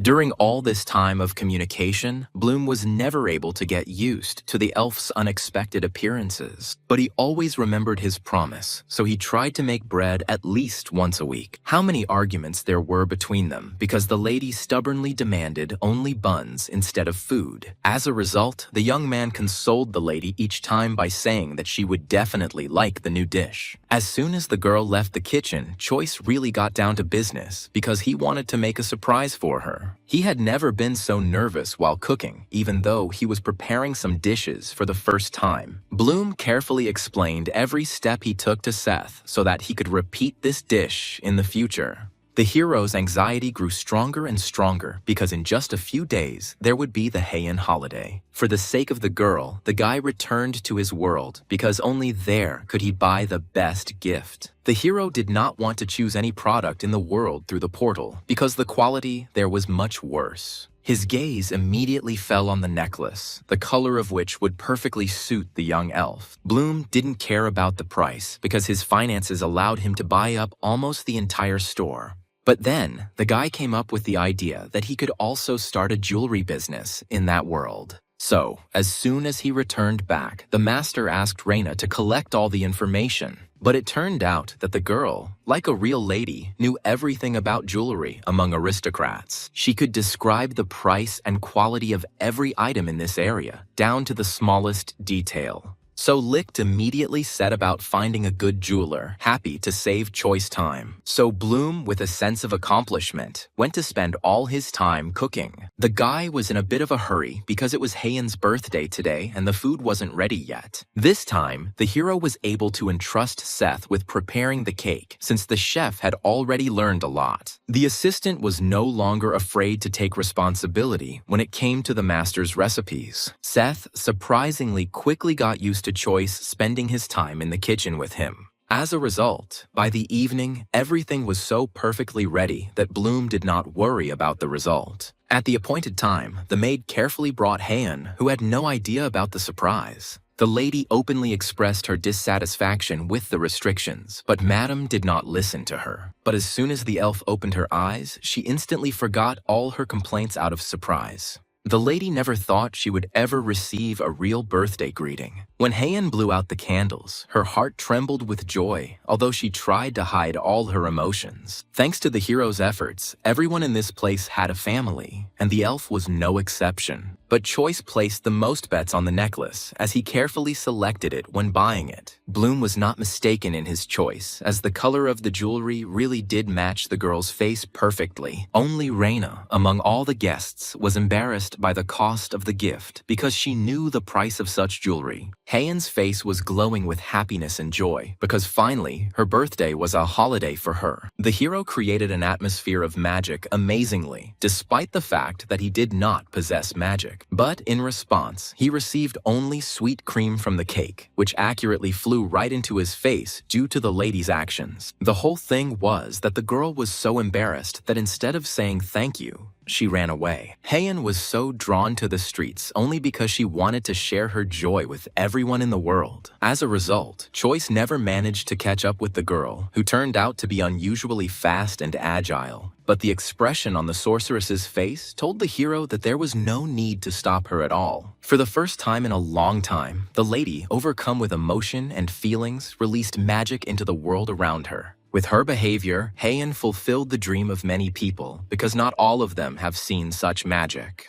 Only the hero realized that all this time, the girl had been putting too much pressure on herself because of her noble family name. And as if to prove this, the elf suddenly collapsed from incredible fatigue. Since the congratulatory plan for today had already been completed, Choice asked to take the lady to the room. And that same evening, everyone finally tried the lasagna that the hero had prepared with such care. It was no wonder that everyone couldn't tear themselves away from their plate due to the overabundance of flavor. Literally the next morning, Heian came to her senses, and embarrassment completely overwhelmed her. The girl liked the necklace so much that yesterday she couldn't hold back her emotions as she usually did. Now the lady dreamed of congratulating Bloom just as well because he tried for her every day. Although she found it difficult to collect her thoughts due to embarrassment, the girl still went to her friend. Choice had a lot of work to do that day, but he put it all aside for the sake of the young sorceress. It wasn't often that the guy encountered a lady asking him to go for a walk with her.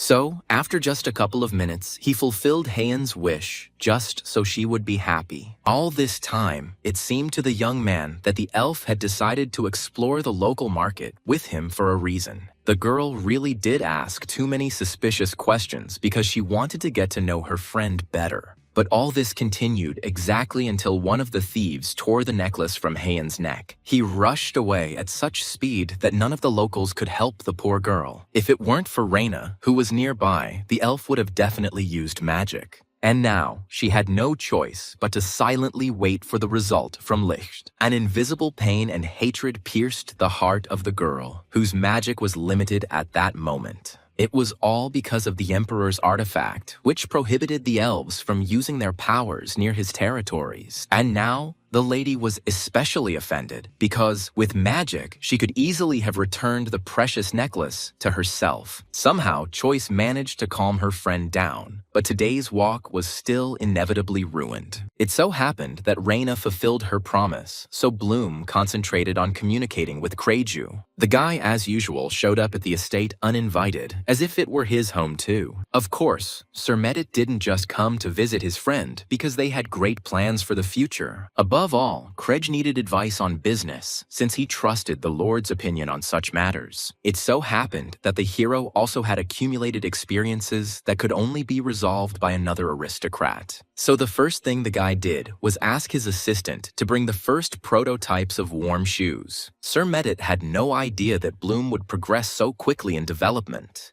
The shoes already looked as if they could be sold to any segment of the population, and only Choice constantly felt that this prototype needed to be further developed. But Kreju quickly convinced his friend that he had already made great progress with such good developments. Now it was Bloom's turn to be surprised, because the Duke's son had not come to him empty-handed. Medit laid out various spices in front of him, which were not yet popular in the Empire. It was important to Krej that the Lord chose exactly those things that he would focus on in the future. The Duke's son believed that Choice would not make a mistake in his decision because the boy had already amazed him with his wisdom. In fact, this choice was elementary, but the hero did not admit it to his friend. Even in his reality, coffee beans quickly gained popularity, although they were previously unknown. What could we say about chocolate, the varieties of which had taken over almost every corner of his world? All this together created such a deadly combination that people became addicted. So Choice had no doubt that these were the two subjects that Krej should choose. In recent times, many spices have spread throughout the Empire as quickly as if they were carried by fire.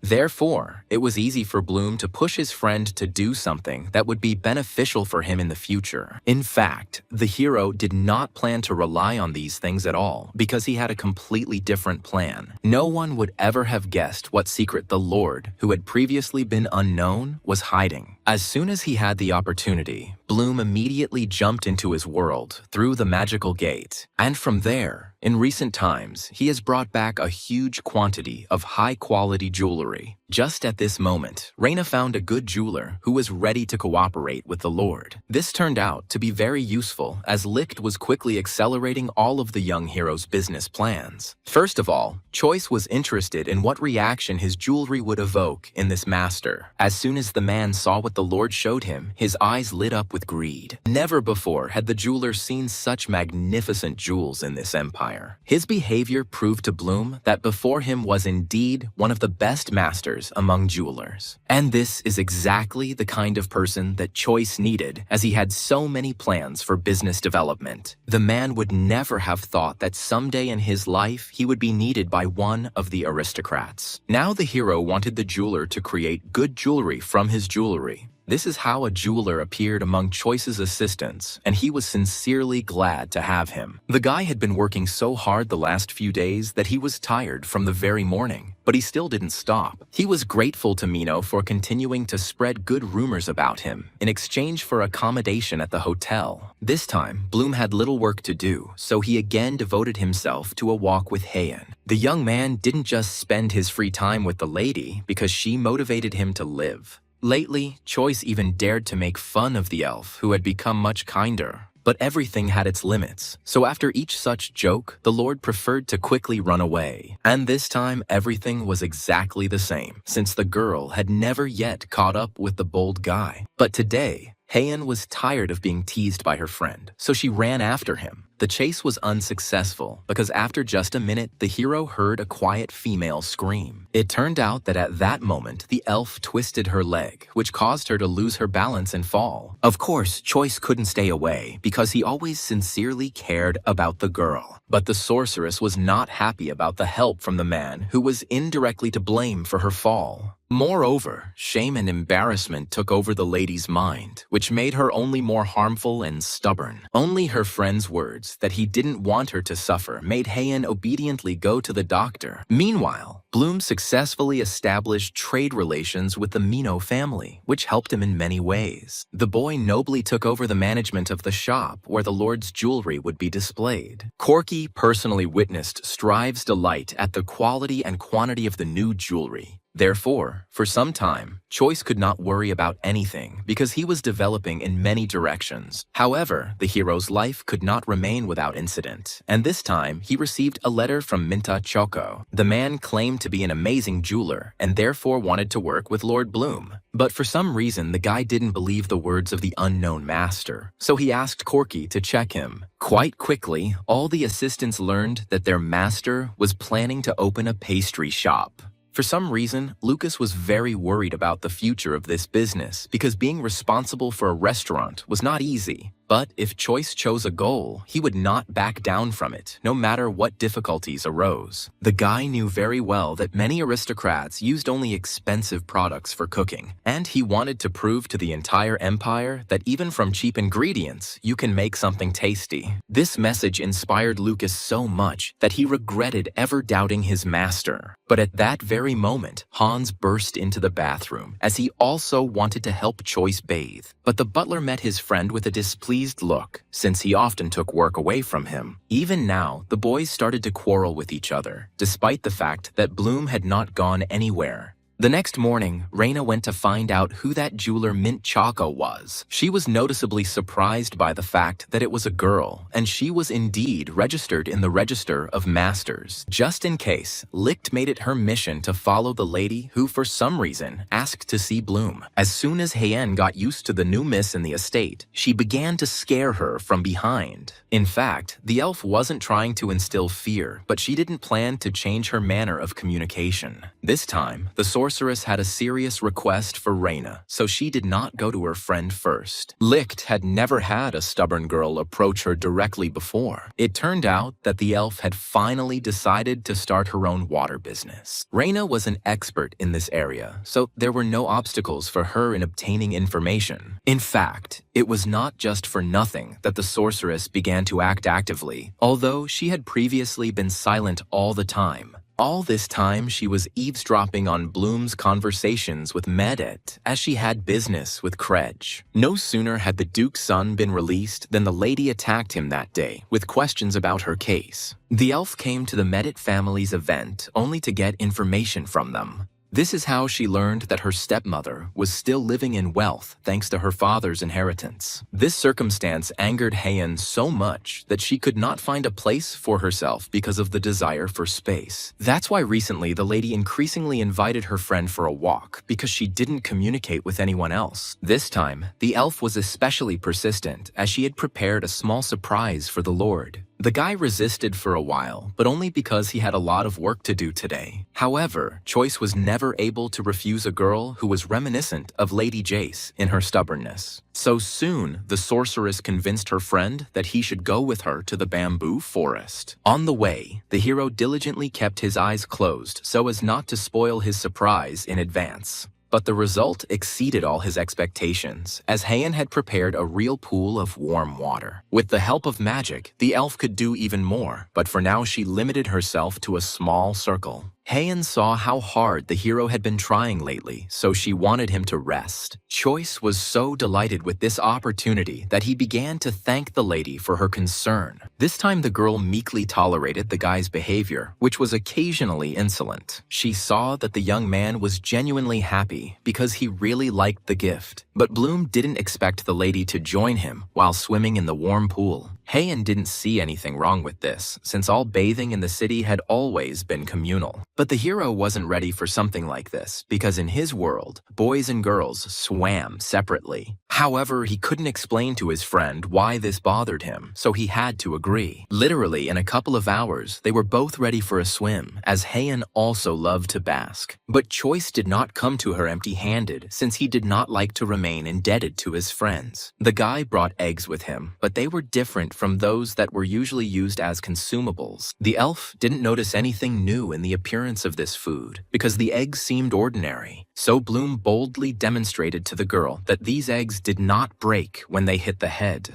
His actions predictably provoked the lady's anger, as he had once again crossed all boundaries. But Bloom's surprise was not over yet, so Miss forgot about her anger at the sight of his actions. Before, Haeun had never encountered the fact that eggs could be peeled without spilling. The whole point was that Choice specially cooked them soft-boiled to surprise his young friend. But the lady refused to believe that these eggs were any different from regular boiled ones. But Bloom assured the girl that she just needed to try it to understand the difference. In the end, Haeun quickly gave in, as her curiosity proved to be much stronger than her mischief. But the elf didn't taste anything new, so she took her disappointment out on the Lord. As a result, as a token of forgiveness, the hero prepared a new recipe for his friend after bathing. He was so well prepared that he didn't forget to bring his assistant some delicious milk for the girl. At such moments, the elf behaved like a true aristocrat, although she usually forgot about her status. Every time the topic of delicious food came up, Haeun couldn't help but smile beautifully. But the girl was very embarrassed if Choice managed to compliment her at such moments. That's why this time, Miss started eating as quickly as possible, because Bloom promised her new tastes. The elf had good reason to ask for milk with her cookies, as it paired perfectly with any baked goods. So the sorceress was immediately delighted with how much she liked her friend's new dish.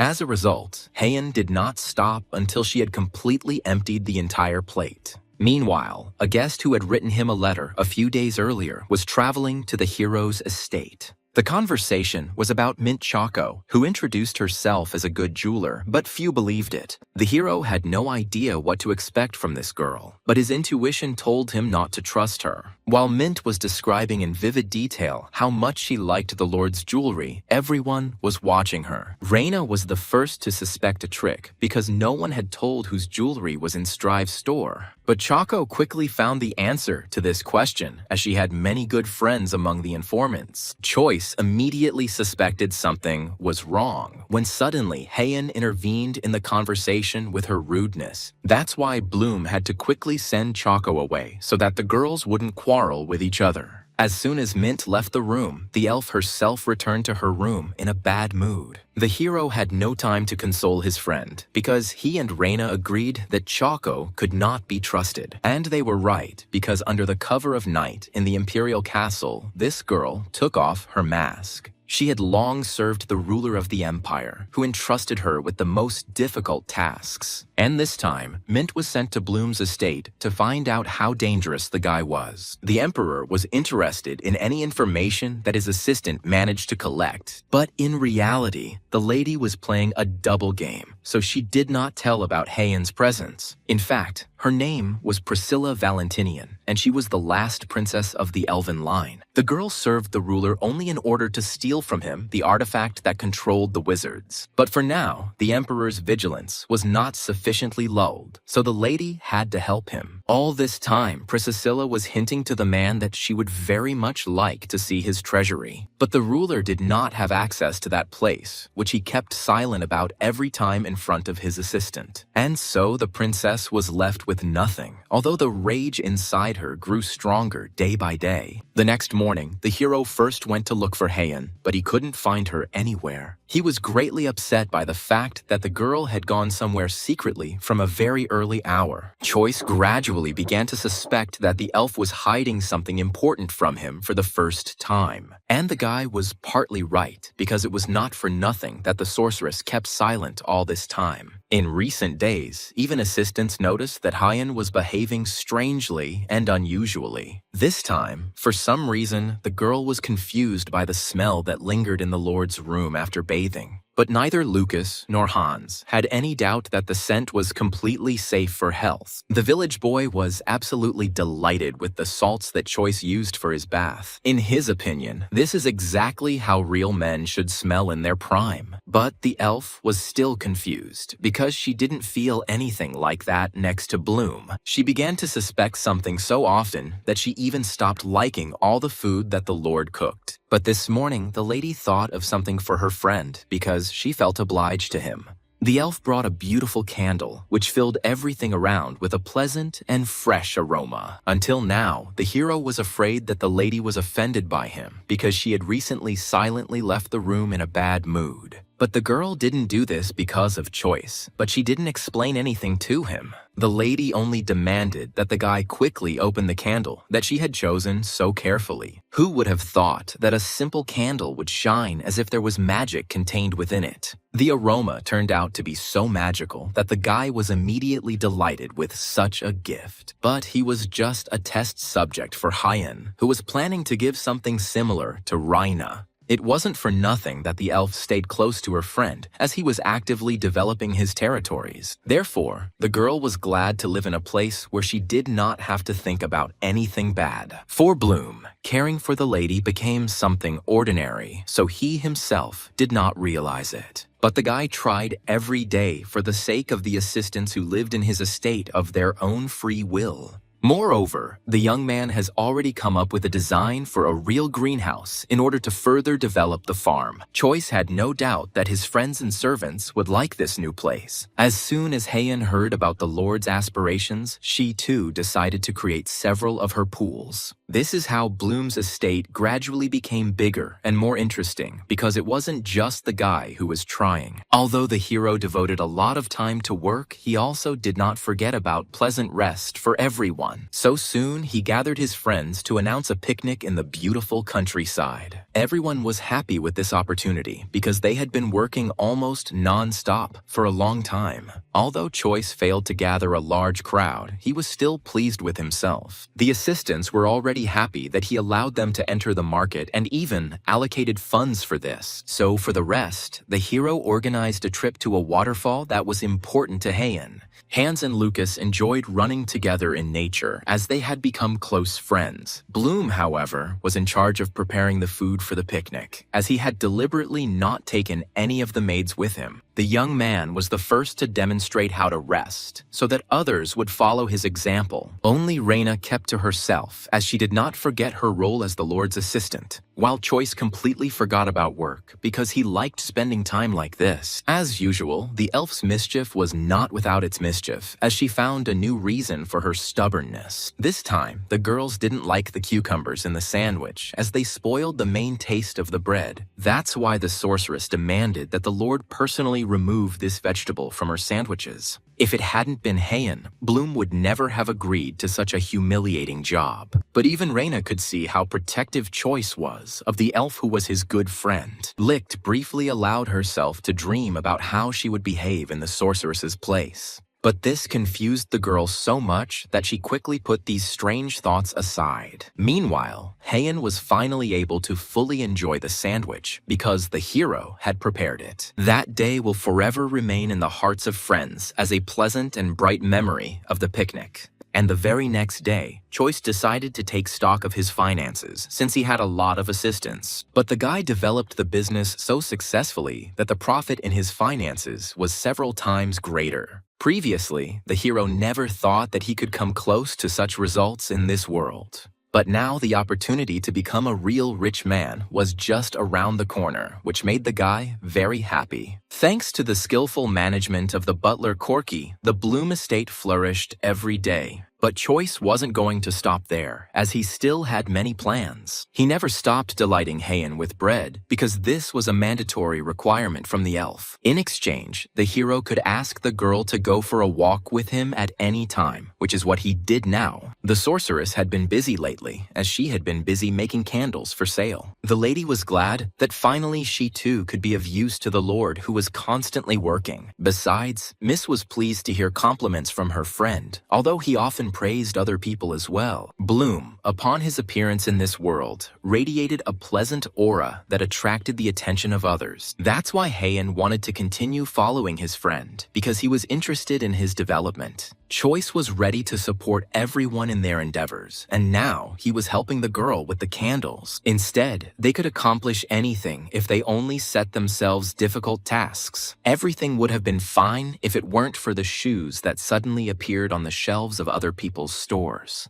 Lucas happened to be grocery shopping that day and happened to notice the item, while Hans did not notice anything suspicious as he was in too much of a hurry to get home. But the assistant couldn't pass by the shoes, which were still in development at Choice's estate. For some reason, he saw exactly her on the counter, and Lucas had no doubt about the resemblance. None of them expected that Bloom would release shoes without telling his friends. At that moment, a frightening suspicion came to Lucas, so he could not pass by the counter. The guy rushed into the store with determination to buy at least one version of these boots. It turned out that even the name of the shoes was different, since it was not Bloom who released them for sale. Although the price was too high, Lucas did not spare his pocket money to set an example for the Lord. At that time, the butler had no idea that such a terrible theft of an idea had taken place in the city. As soon as the assistant burst into the estate screaming, Corky realized that something important had happened. This is how quickly information about plagiarism reached the hero, who was not prepared for it. Lucas was in despair, as he remembered how much effort the Lord had put into developing these shoes. Choice had no illusions that someone had simply accidentally come up with exactly the same product. The materials used for these shoes were of shockingly poor quality, which was obvious at first glance. So Master Tori was furious at the thought that they were asking a whole lot of money for such a product. Only a little later did the master come to his senses and realize that all this time he had been too angry. But he was truly very upset because now all his efforts were worth nothing. So Bloom had to keep his assistant busy so he wouldn't think about the bad result. The guy himself still couldn't believe that someone had acted so insidiously with his developments. But Choice still had Reina, and he could trust her to investigate this unpleasant direction. Although deep down, the Lord still hoped that the sale of exactly the same shoes would be just a coincidence.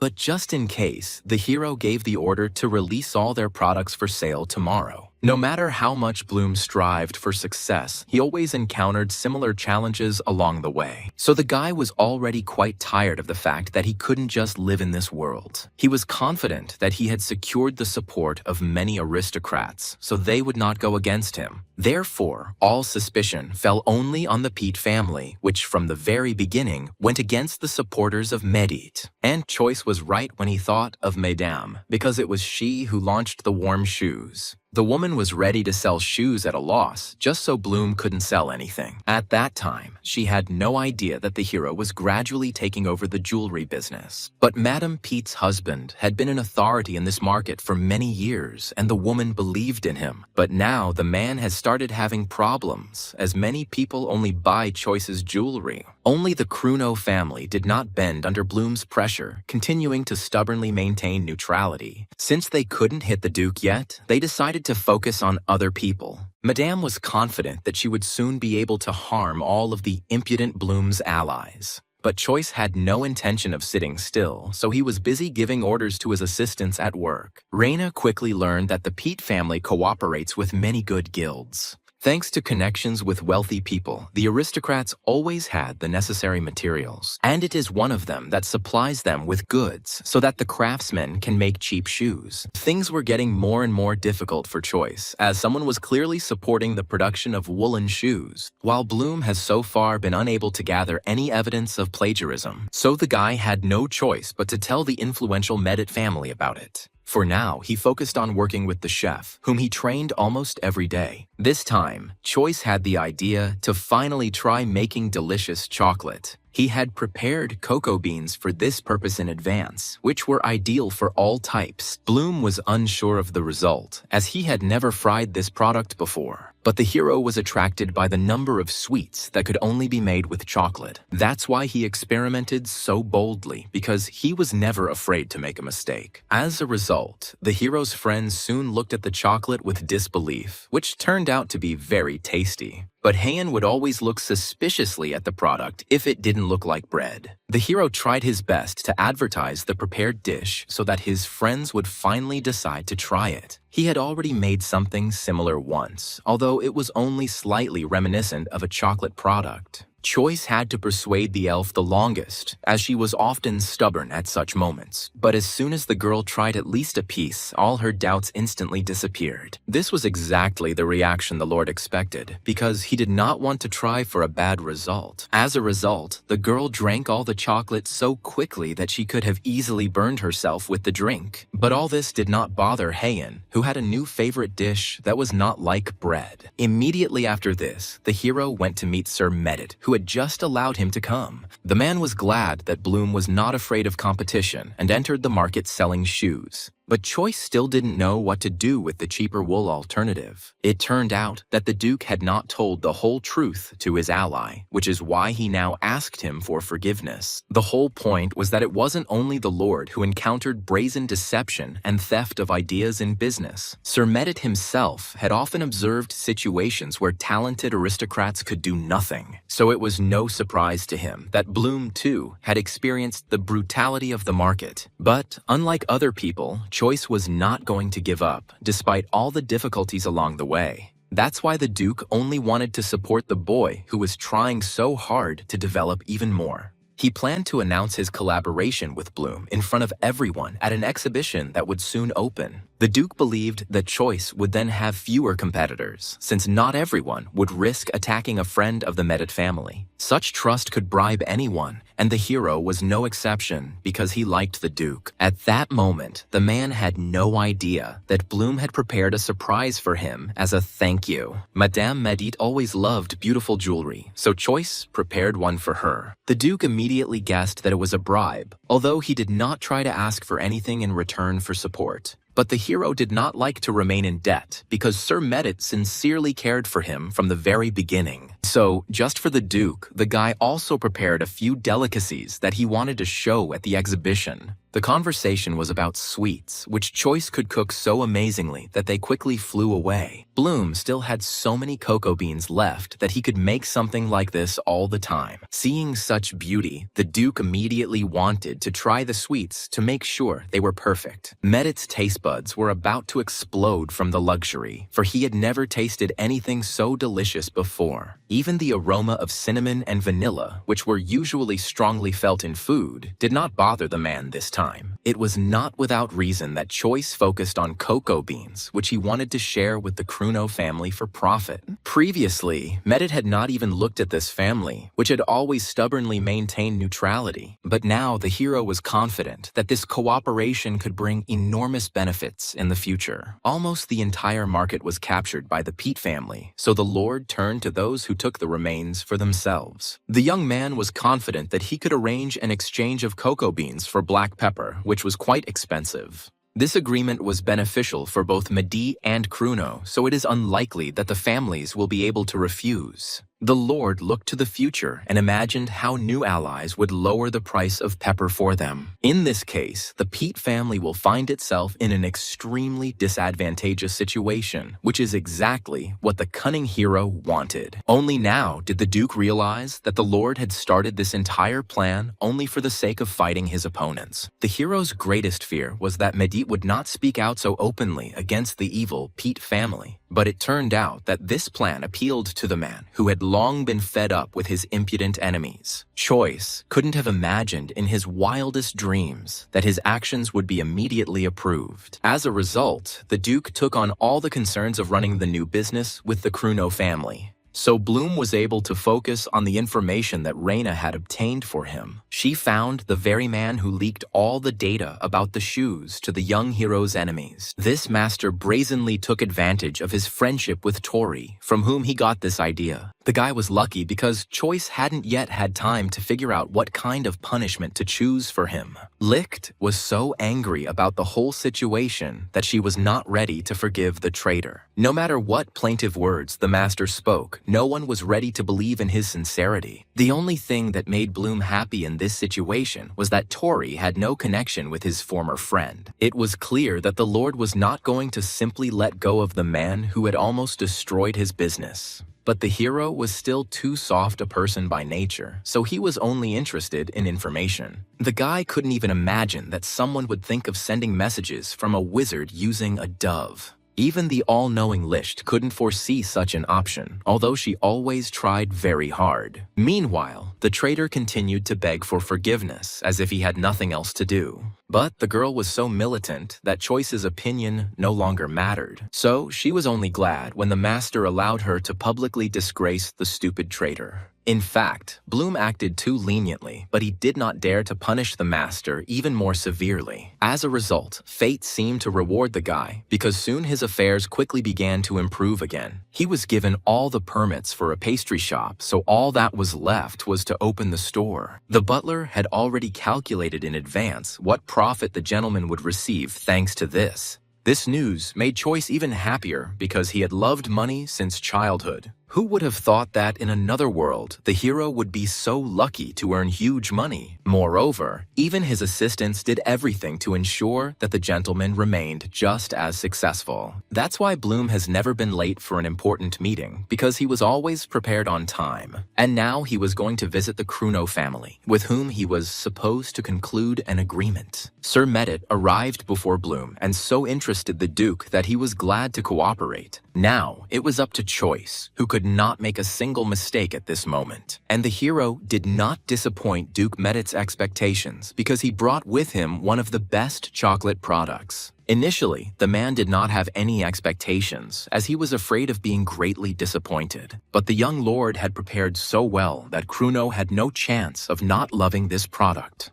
The man subtly sensed the aroma of ginger and vanilla, which were also common in his family. He was pleased to realize that some person had learned his tastes and habits so well. So Duke Kruno had no reason left to refuse to conclude the agreement. Bloom felt such great joy that he promised to take on all the difficulties with the Pete family. No one doubted that these people would try to interfere with the plans of the united families. Previously, Kruno had been left untouched, but now the Duke was also in the sights of those aristocrats. Despite everything, the three allies were guaranteed a rich future due to their teamwork. If it weren't for the hero's actions and plans, it's unlikely that Kruno and Medit would have decided to cooperate at all. Now Choice's only worry was that other families might turn against his new allies. But the Duke had no intention of paying attention to this, since he knew perfectly well about such a danger. In the end, all of Bloom's worries turned out to be in vain, since his allies turned out to be smart. Duke Kruno actually believed that in such a company they could very well take over the Empire's market. Only Choice was not so optimistic, as he realized that he still had a lot to learn. Today's meeting marked the beginning of a good future for the hero, something he had not yet suspected. But Bloom did not leave Duke Medit at this point, as they had something else to discuss together. The exhibition was due to open in just a few days, and everything was ready for it. The hero has already completely thought out the list of sweets that he will prepare for sale, but the young man had no idea that Mark would need a good wedding gift from him. The whole point was that the Duke's son had married Lady Kruno, and this was great news for Bloom. And Duke Medit was grateful to Choice for being the key to uniting the two families. Only Choice had no idea that his actions could lead to such an important decision. While the man had long been waiting for the moment when his son would move on to active decisions with the lady, even Kreju was enchanted by this couple that was created by the union of two dukes. So this evening ended well for the aristocrats, who had not formed an alliance with each other in vain. As soon as the hero returned to the estate, he noticed the sad face of his faithful assistant Lucas. The whole point was that the guy lost the opportunity to date one of the Lord's maids. And now, the young man was unsure whether he would even be able to find a girlfriend for himself in the future. Choice partially understood Lucas, since the choice of ladies in the estate was very limited in number. So Bloom didn't give any advice to his assistant, even though he had a fair amount of experience in relationships. In his reality, the Lord managed to start and end relationships as many as 3 times, which he was proud of. But the guy couldn't even imagine that not getting married would be so unpleasant for Lucas. The assistant wanted to meet one girl and spend all his time with her for the rest of his life. The hero partly agreed with this opinion, but in his world, something like this was almost impossible. That same evening, someone else knocked on the Lord's room, despite the rather late hour. It turned out that Seth had some important news that he wanted to tell his master. The guy was noticeably nervous before confessing his plans for the future to Choice. The whole point was that the chef wanted to take part in the upcoming culinary competition. The young man needed the Lord's approval since he had no right to leave him even for a while. Of course, taking part in something like this was the dream of the chef who wanted to show himself. He was not even afraid that if any of the participants failed, he would be punished by the emperor. As soon as Choice heard about this, he promised that Seth would never lose the competition. In fact, the chef had a good reason to take part in the culinary competition. In the past, the teacher constantly bullied him whenever the boy made even the smallest mistake.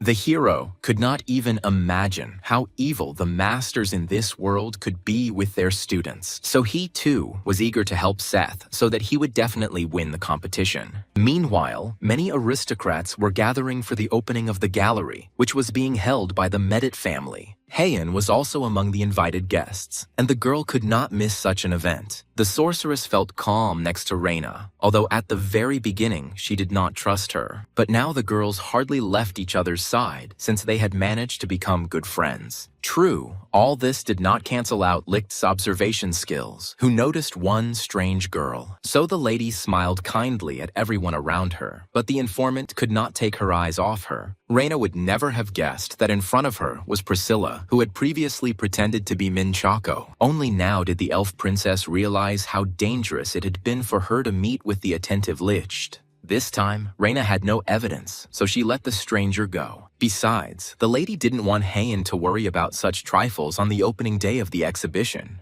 The girls had a busy schedule planned today, as there was a lot of entertainment at the exhibition. Licht tried to do everything to create unforgettable memories of this day for the sorceress. Although the elf was always silent, one could see a little emotion in her face. For some reason, Reina felt like this was the perfect moment for gossip between them. What interested the girl most was why Heian had lived with the young lord for so long. For the elf, everything was simple, because in Choice, she was always only interested in his ability to make bread. While the informant thought something like this was strange, even though she had heard about it before. But at that moment, Bloom finally arrived at the event and loudly announced it to the girls. The ladies did not expect the Lord to finish his business so quickly, but they were immensely happy about it. Even though his work was unfinished, Choice still joined his friends. The hero did not miss the fact that there was a lot of bread on the table because the sorceress had insistently asked for it. The girl had no intention of stopping eating buns because she didn't have to worry about her figure. Today, the guy didn't scold the elf for ruining her food once again, all because Heian immediately glanced at her friend tellingly just so he wouldn't dare open his mouth. The girl didn't want to waste the day arguing because she had a lot of interesting things ahead of her. As soon as Choice visited the art gallery, he was delighted by the scale of the exhibition.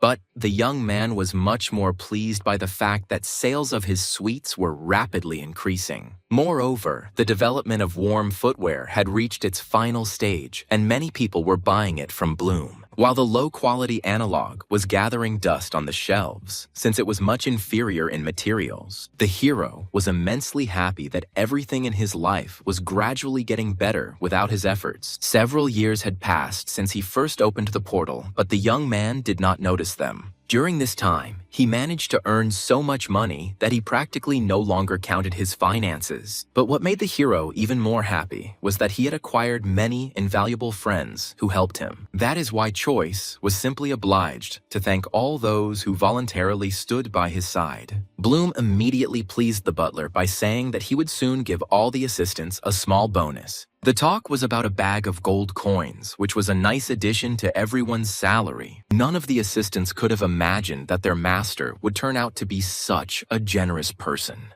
Corky had been serving as a butler for many years, but this was the first time he had received a raise. In fact, the hero did not act this way without reason because he carried out simple calculations, and he succeeded in making his assistants earn so much money that they could be rewarded. That's why Choice gave everyone almost a year's salary to keep everyone happy. Bloom didn't care that no other aristocrat acted in such a strange way. The Lord was most worried about the condition of the chef, who would soon be attending a culinary festival. For some reason, Choice felt so excited, as if he was the one who had to take part. But Seth wasn't worried at all because the master had managed to teach him many good things. So Bloom could only hope that his assistant would maintain this attitude for a long time. Soon they all arrived at the Imperial Palace, where the tests were to be carried out. Many young chefs gathered in this place to demonstrate their skills to the ruler. The emperor deliberately invited as many people as possible so that all the results would be fair.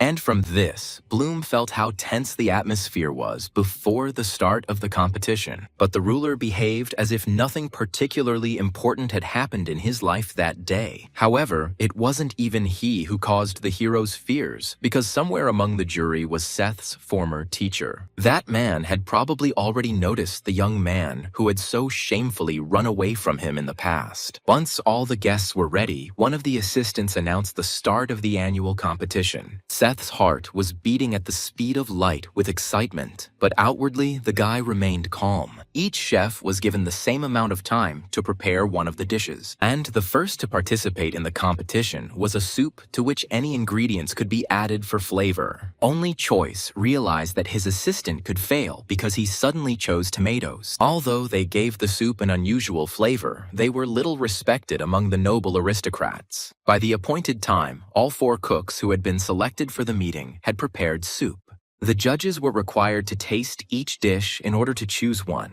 But the decisive choice always remained with the emperor, who was famous for his refined taste. So Seth felt proud when he heard that this time the ruler had noted his soup. The ruler almost never listened to the judges when it came to new dishes. But Choice was still afraid that one of the judges would be interested in what kind of product Seth took for cooking. The guy took a huge risk when he tried to achieve an unusual combination using tomatoes. Although everyone listened to the emperor's opinion, the judges could point out any mistakes they noticed. But Seth was lucky, and this time his former teacher Abeno had practically nothing to say in response. This is how the chef was still able to get through to the second stage, even though he was on edge every minute because of his evil mentor. In the next round, the guy decided to bet on scallops, even though they are difficult to cook. But the chef was confident in his abilities, having previously heard from Bloom how to properly serve this product. So by the end of time, the young man had managed to do the incredible because he had achieved a new taste. Meanwhile, Abeno was persistently trying to find at least one mistake in the dishes of his former student. But he failed again, since few people could even call these scallops tasteless. No one knew that Choice had gone to great lengths to teach his young assistant a lot. And now Seth was the strongest participant in this competition, although he was trembling with excitement and fear. Every word from the critics frightened the guy, whose heart might not be able to bear any negative word. But he could not stop the competition from progressing, so the next stage was soon announced. This time, Seth felt much more confident because the previous stages had gone well for him. Besides, the cook was an excellent cook of meat, since that was what they ate most often at Bloom's estate. Once again, Abeno had nothing bad to say, as Seth's dish was impossible to fault. The emperor immediately appreciated the taste, as he had never eaten anything like it in his life. Until now, the ruler had selected only the best products for himself, but they did not produce such results. The teacher was shocked that the student had clearly surpassed him, despite his lack of previous skills. It's the final round of the cooking show, and Abeno won't have the chance to ruin everything anymore. Choisu was especially excited to watch the chef's actions, as sweets were a complex matter. But Seth was so focused on cooking that he didn't notice the curious glances from the outside. As a result, the Empress was delighted again, although she believed that nothing could surprise her. So Abeno fell into a trap because he couldn't just criticize his former student in front of everyone. And soon the assistant loudly announced the winner, who was unanimously chosen by all the judges. Until the very end, Seth didn't believe that the judges would consider him worthy of winning the culinary competition. The guy's joy knew no bounds as he proved to himself that he was capable of a lot. And only Choice was not happy as he began to fear that someone might lure Seth away. The winner was given the honor of speaking with the Emperor himself, who was interested in his skills. The host immediately warned that the chef might not reveal the secrets of his incredibly delicious dishes. But Seth still loudly announced that he used the widely disliked tomatoes in his recipes. This is what Abeno, who knew well the public's reaction to the unpleasant vegetable, latched onto. But before the teacher had time to properly yell at the student, the emperor stood up for the cook. The ruler did not adhere to stereotypes that some products were worse than others. As soon as the emperor asked about teacher Seth, the boy immediately lit up with pride. Abeno still considered himself the chef's main mentor, so he couldn't help but smile. The judge immediately beamed at the compliments the young man paid to his teacher, but he didn't expect that Seth would name Lord Bloom as his master and mentor. Even for Choice, it was a surprise, although he had earned the right to be called a master chef.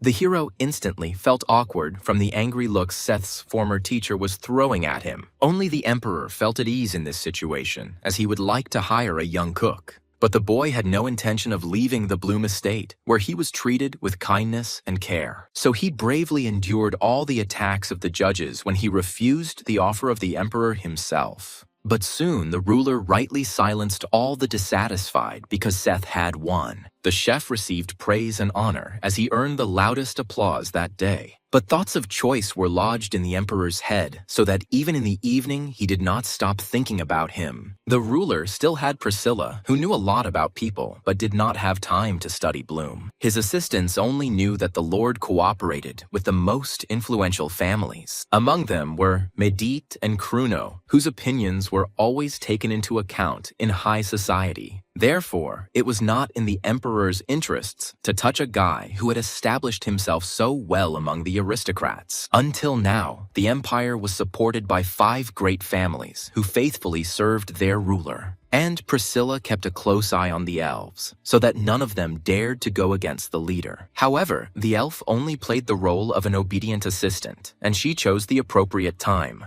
The emperor knew that the princess could lie to him, but he still used her for his own purposes. What he feared most was that one of the noble aristocrats might rebel against him. This is why the ruler kept the great families in fear in case they revolted. And now his power has been shaken, since Kruno and Medit have entered into a marriage contract. So now the ruler was going to gradually pull his army into the imperial palace. Meanwhile, Hyen dressed beautifully at the estate, although she almost never went out wearing the necklace. Choice immediately noticed that after the attempted theft, the elf began to put on the gift much more carefully. The guy understood the girl's anxiety perfectly well, because it was not a fact that Reina would find the thief next time. So he didn't try to dissuade her, since he just had new plans for business. The Lord was confident that many of his assistants would support his idea, because they always remained close by. But at that very moment, the jeweler informed the gentleman that they no longer had enough resources to sell. The guy started having real problems, because people were buying up his jewelry faster than he could create it. So the master had to work almost without rest in order to fulfill all the orders from the aristocrats. Of course, Choice couldn't allow that to happen, so he decided to hire even more assistants. Corky just happened to have some good acquaintances among jewelers who could help with the jewelry. So soon several more product variants were supposed to appear on store shelves. That's why Bloom wanted to focus on producing the first limited edition collection. The guy was sure that his jewelry would quickly fly off the shelves among the aristocrats due to its beauty. So he came up with a new idea in the form of beautiful cookie boxes, even though they were already on the market. The assistants did not appreciate this option, since it was unlikely that anyone would be interested in the box. But the Lord didn't just suggest this idea. He wanted to decorate the box with his jewels. Choice hoped that people would later use his boxes as beautiful decorations, so he had no doubt that they would quickly become popular among most aristocrats. The hero himself did not notice how greedy he had become when it came to earning money. But as a result, he was finally able to buy himself a huge house in the reality where he was born. As a child, Choice could never have dreamed of ever living in such a luxurious place. And now dreams came true with such ease, as if he had never tried to just survive. Part of the hero was sad only because his friends could not see this place with their own eyes. He bought such a huge house, and now all he could think about was how lonely it was. That's why Bloom didn't want to linger in this reality, because many friends were waiting for him beyond the portal. Today, the guy wanted to cook a fish dish to delight his assistants with a new taste. It was a challenging recipe, but there was nothing Choice couldn't handle brilliantly. He took pleasure in demonstrating to Seth how to properly handle seafood.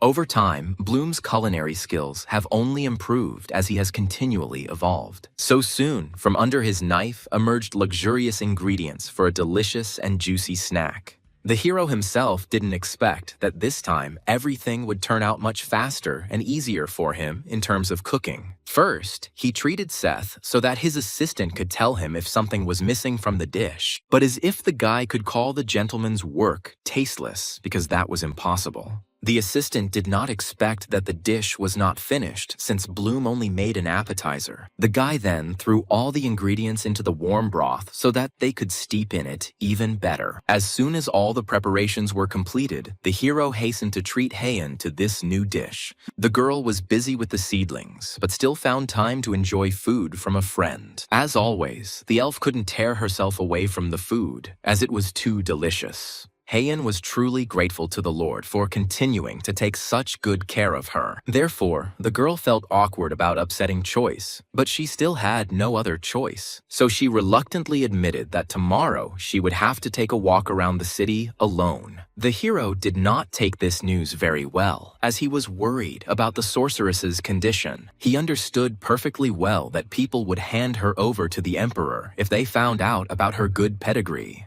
That's why the guy always tried to find out in advance who and where the lady was walking with if she left the estate. And now, Heian was stubbornly silent, so Choice thought that she was having an affair with someone like Edro. But the miss had no intention of explaining anything to her friend, since she had planned a matter that concerned only her. As a result, Bloom was unable to get anything out of the girl, who stubbornly hid the truth. So Choice was left so upset that he wasn't ready to cook anything else today, while Heian again wanted bread, because the Lord promised that he would often bake it for her. But the hero's mood was spoiled, so he didn't even think about going towards the kitchen for his friend's sake. That's how they parted with sadness in their hearts, since neither of them would tell the truth to each other. Until the evening, Choice was restless because of thoughts about Heian, who was hiding something from him. As the boy thought, as soon as darkness fell, the elf secretly left the estate. But Bloom wasn't ready to let the girl go alone, especially after she didn't tell him anything. For this reason, he sent Reina after the lady so that the assistant could reveal the truth about Heian's secrets. As much as Licht wanted to leave the elf alone, she couldn't disobey a direct order from her master. And soon she saw that Silverwood had met with Edro, who was clearly serious. What Reina didn't expect was that they would go to her stepmother Heian's estate together. There were so many knights gathered around them. It was as if the elves were declaring war on the stepmother. Therefore, Licht decided to stay in the shadows just in case, so that no one would notice her presence. The girl was lucky, and the surrounding landscape perfectly hid her from all prying eyes. At that moment, Heian's heart was beating wildly in her chest, but she had no intention of backing down from her decision. From the elf's face, Reina could see how serious she was and how ready she was for war. Licht had always thought that wizards didn't like to fight, but now everything was different. So Heian struck the estate first, creating a huge block of ice in the sky. Streams of water gushed onto the building at the right place so that people did not need doors to enter. As soon as the elf attacked, the mercenaries also rushed to support her in the fight. All the people who supported her stepmother were mercilessly frozen for a while by Heian.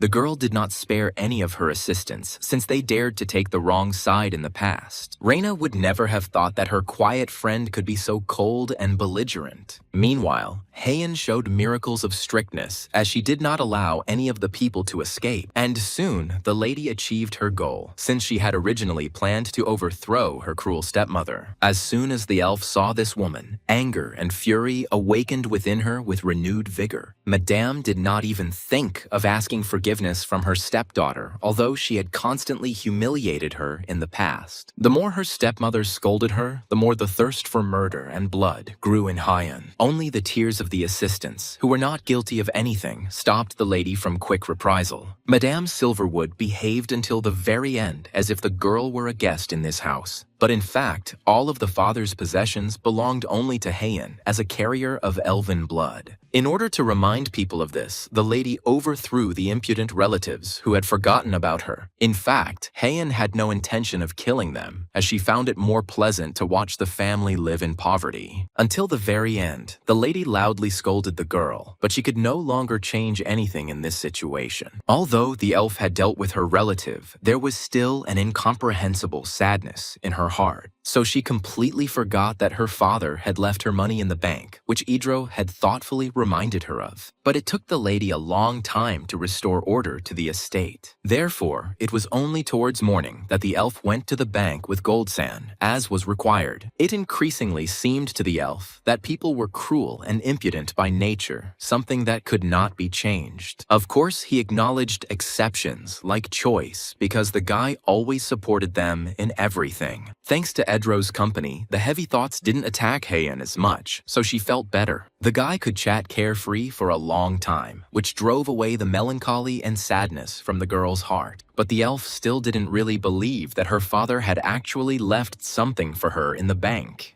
It turned out that before his death, the man even wrote a will and packed everything into a small box. As soon as the lady stated her last name, the assistants quickly brought everything they needed. The girl was surprised that her father left her a small letter and a lot of money, but only Edro was glad that the head of Silverwood took such good care of his daughter. All this time, Hyeon had no idea that Goldsand himself had harmful parents. That's why Edro spent almost all of his free time helping those who needed it. The guy had to earn his living on his own because he was still not married. The lady felt sorry for her friend, who worked so hard only because his parents had high expectations. But as soon as the girl invited the elf to Bloom's estate, he misunderstood everything. Only now did the lady realize why many considered Edro stupid and reckless, although kind. So soon, Hyeon returned to the estate on her own, knowing that Choice knew everything. But the lady was not afraid of scandals and quarrels, since the Lord was always an understanding and good person. As the elf expected, her friend greeted her calmly, although she had not told him anything before. Only now did Hyeon confess to Bloom that she had finally dealt with her harmful stepmother. But until now, the lady had not had the courage to open the scroll that her father had left her. She couldn't even imagine that in it, a man would ask his daughter for forgiveness for a terrible childhood.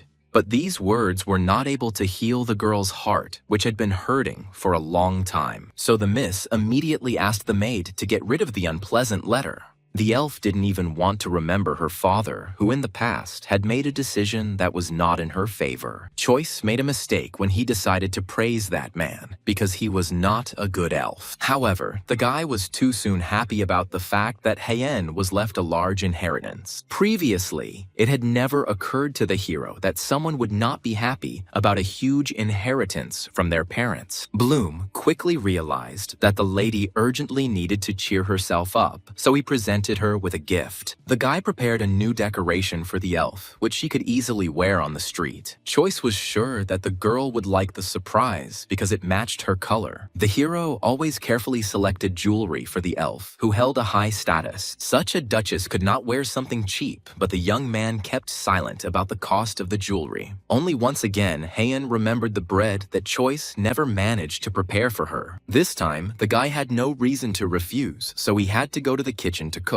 However, Bloom was still glad that he managed to settle all the conflicts with the elf. Now peace reigned between them again, so that the Lord's soul finally felt calmer. That's why he didn't mind making bread for Hyeon, since they got along so well. And the very next morning, the guy received good news because all his boxes had been sold out. The butler himself did not expect such a stir, although he believed that the gentleman's idea would be a good one. This is how Choice gradually approached the point of increasing his fortune to a huge amount. Now Corky would like the gentleman to take a closer look at new territories around him. Bloom had not touched them all this time, only because he was afraid of such a huge responsibility. But now the guy had no other choice. choice, so he still ordered that place to be explored. The butler tried his best to calm the lord, assuring him that everyone would be ready to help. In a short time, Choice truly gathered around himself the best assistants, something he could be proud of. So, he believed the words of Corky, who always reminded the gentleman about business in time. And now Bloom learned from the butler that a fair would soon be held in the cities. Many people allocated good security for this event, so the hero also thought about it. But it was much easier for him to decide what exactly to prepare for the general imperial holiday. The guy had long ago come up with a lot of new food that he planned to sell for the event. Once again, Seth was amazed to write down every word of the gentleman who knew a lot. Bloom handled the dough with care, as its preparation required precision and care. And all this was done to create an amazing soup that many people will surely love. The young man didn't even hesitate to add a special seasoning that he had specially taken with him from his world. Seth appreciated this taste, which he would experiment with in food in the future. The hero only had to add one more ingredient before the dish could be considered complete. As a result, the seafood soup even looked like it came straight out of a magazine. Choice could hardly contain himself, because all his efforts had been put into the soup for a reason. So the guy gathered all the helpers as quickly as possible to feed them as a token of gratitude. The servants worked so efficiently and well every day that Bloom was immensely grateful to them.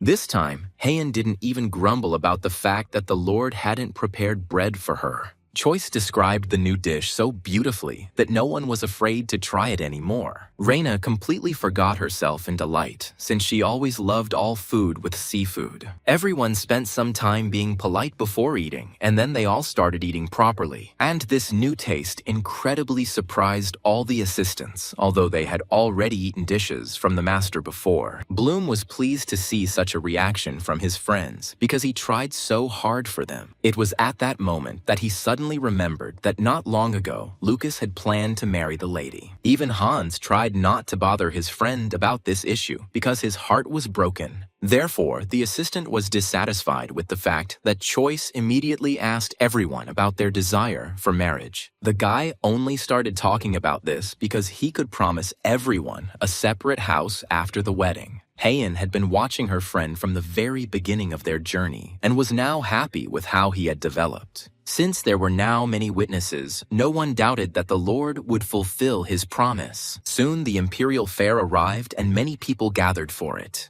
Choice had been strolling around the city since early morning, enjoying the fact that everything around was cheerful and calm. The guy couldn't even imagine that the streets would be transformed so much just because of the festival. But what struck him even more was the number of people crowded around the tent. Corky could barely cope with the influx of customers, although there was still a lot of goods on the counter. The butler was pleased that his master's jewelry was so popular, so he wasn't going to give up his place in the tent to anyone because he wanted to sell everything himself. Meanwhile, Reina was eagerly awaiting Choice, as she had a lot of news. In recent days, the girl had been looking for aristocrats with whom it would be profitable for Bloom to cooperate. And today, Licht was able to present the Lord with several candidates for an alliance. Bloom immediately became interested in the man who owned a large amount of fabric in the empire. He had long wanted to disrupt the Pete family's business from all sides, and now he had such an opportunity again. A merchant named Seolam Min dealt in fabric and traveled to all the cities and villages of the empire. Choice immediately took Corky with him to the meeting, since the butler knew the rules of all nationalities. As a follower of another nationality, the merchant respected everyone who produced quality goods.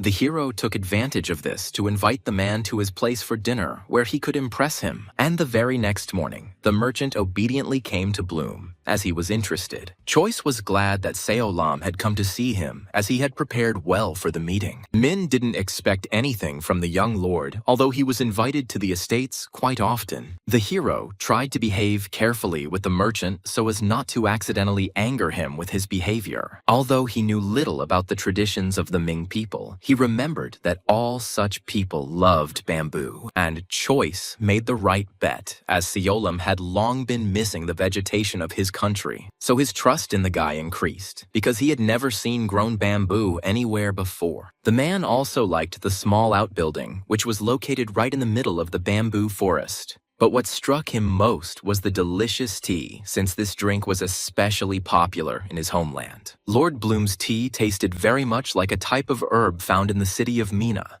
So the merchant was pleasantly surprised that for the first time in a long time, he remembered his beloved home. His attitude improved with every pleasant surprise that Choice so carefully created for him. Although the hero saw the effect he had already produced, he had no intention of stopping there. So soon, Corky, at Bloom's request, brought some beautiful decorations into the room. Seolam agreed that they all looked good, but he didn't like any of them. But Choice didn't even think about getting upset, since he had foreseen this possibility in advance. So then the Lord's assistant brought a jewel that was made from a special material. Thanks to Reina, the hero learned in advance that this green material was the most important thing for the merchant. Only a true resident of another country could understand the full value of a small stone. After offering to give up the stones, Mina's respect for Bloom skyrocketed. The man was looking for a gift for his wives, and Choice helped him a lot. The young man was only glad that he had something useful for the guest, who was important to him. But that was not all, as Bloom and Seth prepared many delicious dishes for the merchant. The man clearly didn't expect his stomach to be looked after with such kindness and generosity. When a person is full, he is satisfied, so after such a treat, Seolam was ready to talk. Only after this did Choice get down to business, as he had an important conversation to have with this man. Min did not deny the fact that he did indeed trade in fabric with the help of the Pitt family. But at that moment, the man did not yet know that Bloom was targeting not the goods, but the opponents. Even in such a good mood, Seolam would hardly have agreed to stop trading with the Pitt family. But that's exactly what Choice wanted from him, to completely limit his opponents. Instead of a family, Pete offered Min cooperation with Duke Kruno, who was no worse. But this was too difficult a decision for a man who had long ago established all contacts. However, Bloom had a cunning plan for this case, because in the worst case, he would start producing silk himself. In this world, only one nation of merchants still knew how to properly make silk, and they lied to everyone else that they were using only tree bark for this expensive fabric. But the hero was from another reality, so he knew perfectly well the whole essence of making silk material. Min was visibly frightened when Choice suddenly dictated to him all the stages of silk production. Of course, Bloom didn't plan to take this secret outside the estate because it was a profitable business. Seolam had no doubt that the lord before him truly knew all the secrets of silk. So the man was seriously worried because his country had been a monopoly for a long time. And now, he seriously thought about whether it would be more profitable for him to remain close to the lord. In fact, the hero was unlikely to achieve the required quality, even given all his knowledge. From Mina's face, Choice could see that he was very afraid that his people's monopoly would end. So it was no surprise that Seolam eventually agreed to collaborate with Bloom. In exchange, Choice promised not to tell anyone about the secret of silk to avoid plagiarism. These conditions suited Seolam perfectly, as he had no reason to distrust the young lord. The man rightly believed that the Pete family was not worth having the secret of silk revealed. In fact, the hero did not believe that he would actually be able to convince Ming to help him the first time. But in the end, the merchant was even satisfied, because he was also given delicious food and drink. The man could only hope that Choice would not betray his faith in him in the future. That same evening, Min had to leave because he had too much work to do. But before leaving, the merchant managed to prepare a contract to formalize the creation of the union. What surprised the hero most was that Seolam left several examples of silk fabric for him. The item was so rare that the girls noticed it almost immediately after the merchant left. The ladies ran up to the chest as quietly as possible to personally verify the quality of the donated items. Heian and Reina knew the meaning of such objects, and that is why they behaved somewhat strangely for the young lord. But the thing was that my friends, like many other girls, were crazy about such things. No matter how many times Choice tried to attract the attention of girls, in the end, he never succeeded. In the end, the guy quickly gave up because he didn't want to get involved in discussions about which dress this fabric would go with. A little later, Bloom focused on how much his numerous business investments had brought in. The hero still found it hard to believe that he was so lucky in this reality, both with friends and money. In his world, he had long since become a billionaire, but he stubbornly hid his real income from everyone. And in this reality, he became so popular that everyone already knew Lord Bloom's last name. So, as expected, the Medit family invited the guy to the wedding of their youngest son, Marx. In this situation, the only thing that upset the hero was that he would have to spend a long time on the road. Of course, for the sake of his friends, Choice could not refuse to suffer, although he understood how difficult it would be for him. Only support from Lucas calmed the guy down a little, as he couldn't stand the local roads. But at that moment, salvation came to the hero in the form of Corky, something Bloom himself did not yet know about. The butler immediately reported that a letter had arrived from Duke Medit, the contents of which he did not know. Choice trusted his assistant so much that he allowed Corky to read the information in the letter out loud. Duke Medit spoke of how he was also going to his son's wedding, and this did not surprise the Lord.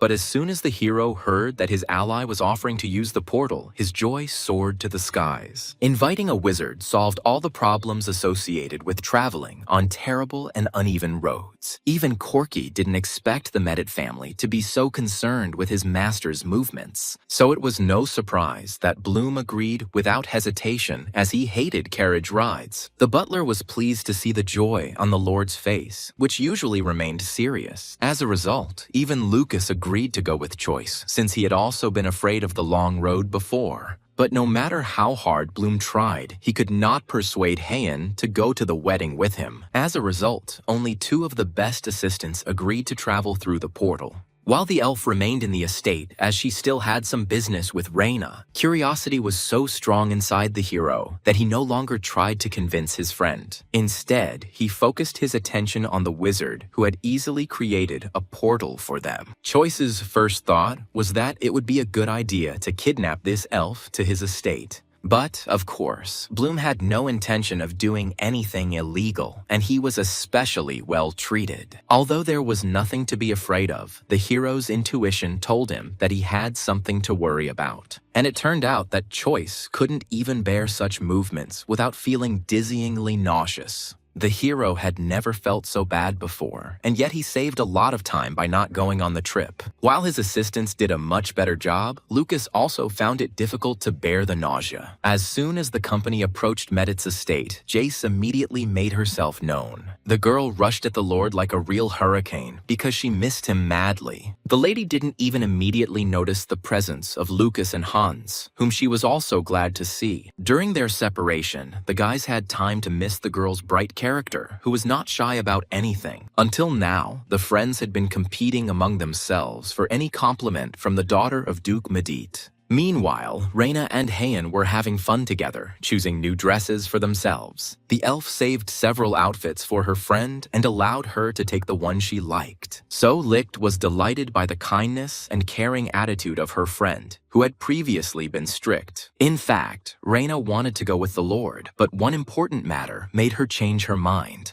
The girl had to go through a lot of secret security to get to the suspicious man. On the surface, it seemed as if the lady simply wanted to turn to a powerful fortune teller for help. The girl's heart beat rapidly with excitement, since only she knew the real truth. But many people came to this lady because they believed in the truthfulness and sincerity of her words. And Madame Natalie, with a slight smile, greeted the new guest, who wanted to know the future. She skillfully laid out the cards on the table, not yet suspecting that she had been seen through. But Reina immediately started the conversation by saying that she left a poisonous cut on the lady's hand. It was so unexpected for Natalie that she didn't even have time to dodge the lightning strike. Licht didn't feel sorry for the lady at all, since she still had the antidote with her. She had long since realized that this girl had several names, and one of them was Mint Choco. The elf princess couldn't even imagine that Bloom's informant would catch her so quickly. In this situation, she had no choice but to play along with the smart and attentive Reina. But in fact, Priscilla was so good at healing that no poison was scary to her. However, the elf still admitted that it was not the lord at all that she needed in Bloom's estate. The princess wanted to talk to Hayan, because that girl was also from a noble elven family. Licht still didn't know how she should treat the girl who wasn't necessarily telling the truth. But Priscilla had no reason to lie, since she had no intention of harming anyone except the emperor. Besides, Reina couldn't influence her anyway, since the lady had already recovered from her wound. This circumstance seriously frightened Licht, who was not used to remaining in a weak position. But now, Priscilla did not want to let go of the informant so easily, who had guessed about her magic.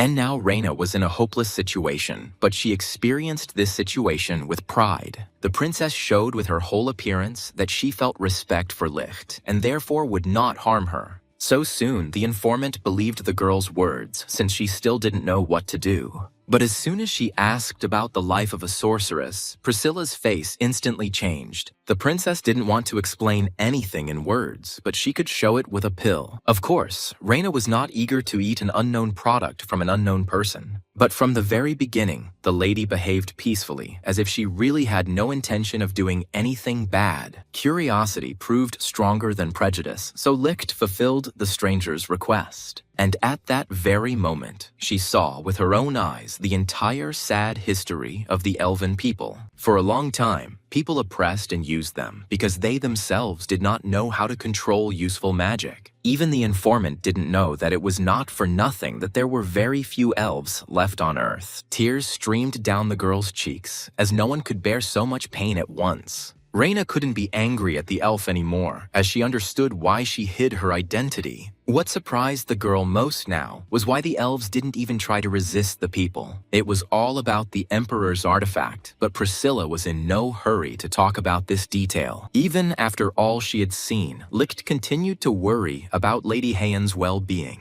But the princess quickly convinced Reina that she would do nothing bad to the heiress of the Silverwood family. She herself could not approach the lady, since Hayan remained wary of strangers. That's why Priscilla needed Licht's help, as she had become good friends with the lady during this time. As a result, Reina was so moved by the elf's story that she could not refuse such a simple request. Soon, she brought the girl to Bloom's estate, where Hayan was now working on the plants. Silverwood was so engrossed that she didn't immediately notice the unfamiliar guest behind her. There was tension in the air as Hayan didn't want to meet anyone while Choice was away. But Reina had already invited the princess to the estate, so it was too late for her friend to run away. It was Priscilla's turn to reveal herself and announce that she was the heiress of the Valentinian family. As soon as the lady learned that the elf princess herself was standing before her, she immediately honored her with a bow. For a long time, Priscilla hid even from the elves so that the emperor could not find out anything. Only now did Reina realize how important a person she had recently threatened with death. The girl could only hope that Valentinian was not vindictive and vengeful. But the princess didn't care about Licht because she was only interested in communicating with Lady Hayan. As soon as Priscilla wanted to be alone with Silverwood, Reina did not resist. The young girl's heart beat with anxiety because she knew that Valentinian had not come to her for no reason. And the lady turned out to be right, because Priscilla wanted to destroy the Emperor's artifact that was holding them back. But Hayan had no plans to approach the palace, much less help Valentinian with her plan. While Priscilla had high hopes for the elf, who seemed very beautiful to her, the heiress didn't even think about how cruel and selfish her request was towards Hayan. So it was no surprise that Silverwood refused to resist the emperor. However, Priscilla had no other option but to make Hayan the ruler's victim. The artifact was hidden so deep underground that only the emperor's mistress could reach it. All this was too much news for Hayan, who just wanted to live in peace. But the fear that the ruler would create a potion that would kill all the elves still haunted the girl. However, Silverwood's answer was still negative, as she did not want to interfere in the fight. Despite the fact that the princess did not rush the girl to make a decision, the lady still did not want to help. In the past, Hayan would have certainly agreed to this idea, but now she was afraid of losing a lot. That's why Miss didn't support Priscilla, even though she was the most important member of the elf race. In return, The lady had another plan for Valentinian as she knew the location of the elven spring. Initially, the lady did not want to tell anyone about the lake, but now the situation has changed. So she admitted that in that place she felt such peace as nowhere else. But the princess was still afraid that the imperial artifact could greatly bind them. However, she listened to Heian's plan, which the girl had come up with a few minutes ago. Silverwood was sure that the ruler would pay attention if all the elves gathered near the lake. With an endless supply of magic, no one could defeat them, and the lady knew Choice wouldn't mind, so they could only hope that the remaining elves would join their plan. Luck was still too weak, but the princess understood that it would be better for everyone.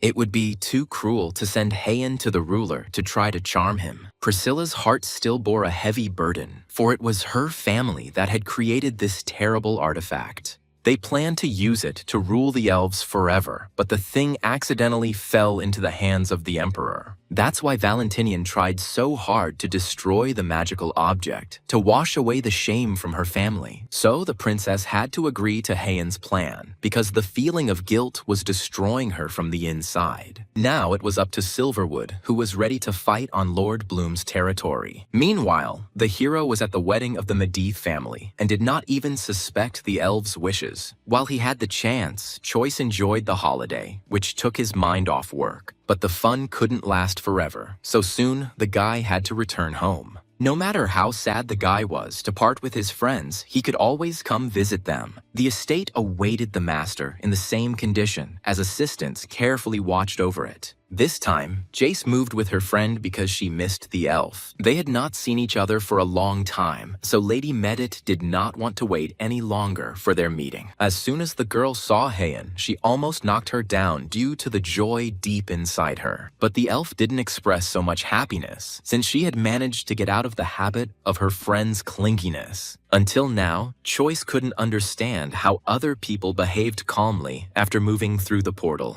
Since Jace hadn't seen Heian for a long time, she was eager to go for a walk with her. So soon, the girls ran away together in an unknown direction, and Bloom went to rest. The guy planned to lie down for just a little while, but ended up barely waking up until almost evening. Previously, the hero did not notice that he was getting so tired, since he did not have time to rest. Corky was just there when the master woke up to help him dress nicely. The butler was sincerely worried about the Lord's condition, since he liked to forget about himself. Once again, Choice had little time to change, as soon there was a knock on the door. It turned out that Bloom's chef, Seth, had come to see him, even though there was no elaborate dinner planned for today. But the guy wanted to announce that he was going to marry a beautiful and sweet girl. Although Choice supported the wishes of his assistants, he still found himself unprepared for the wedding. The hero felt that his cook was so busy that he didn't have time to go on dates with girls. But it turned out that Seth found time for love, since the heart could not be ordered to remain silent.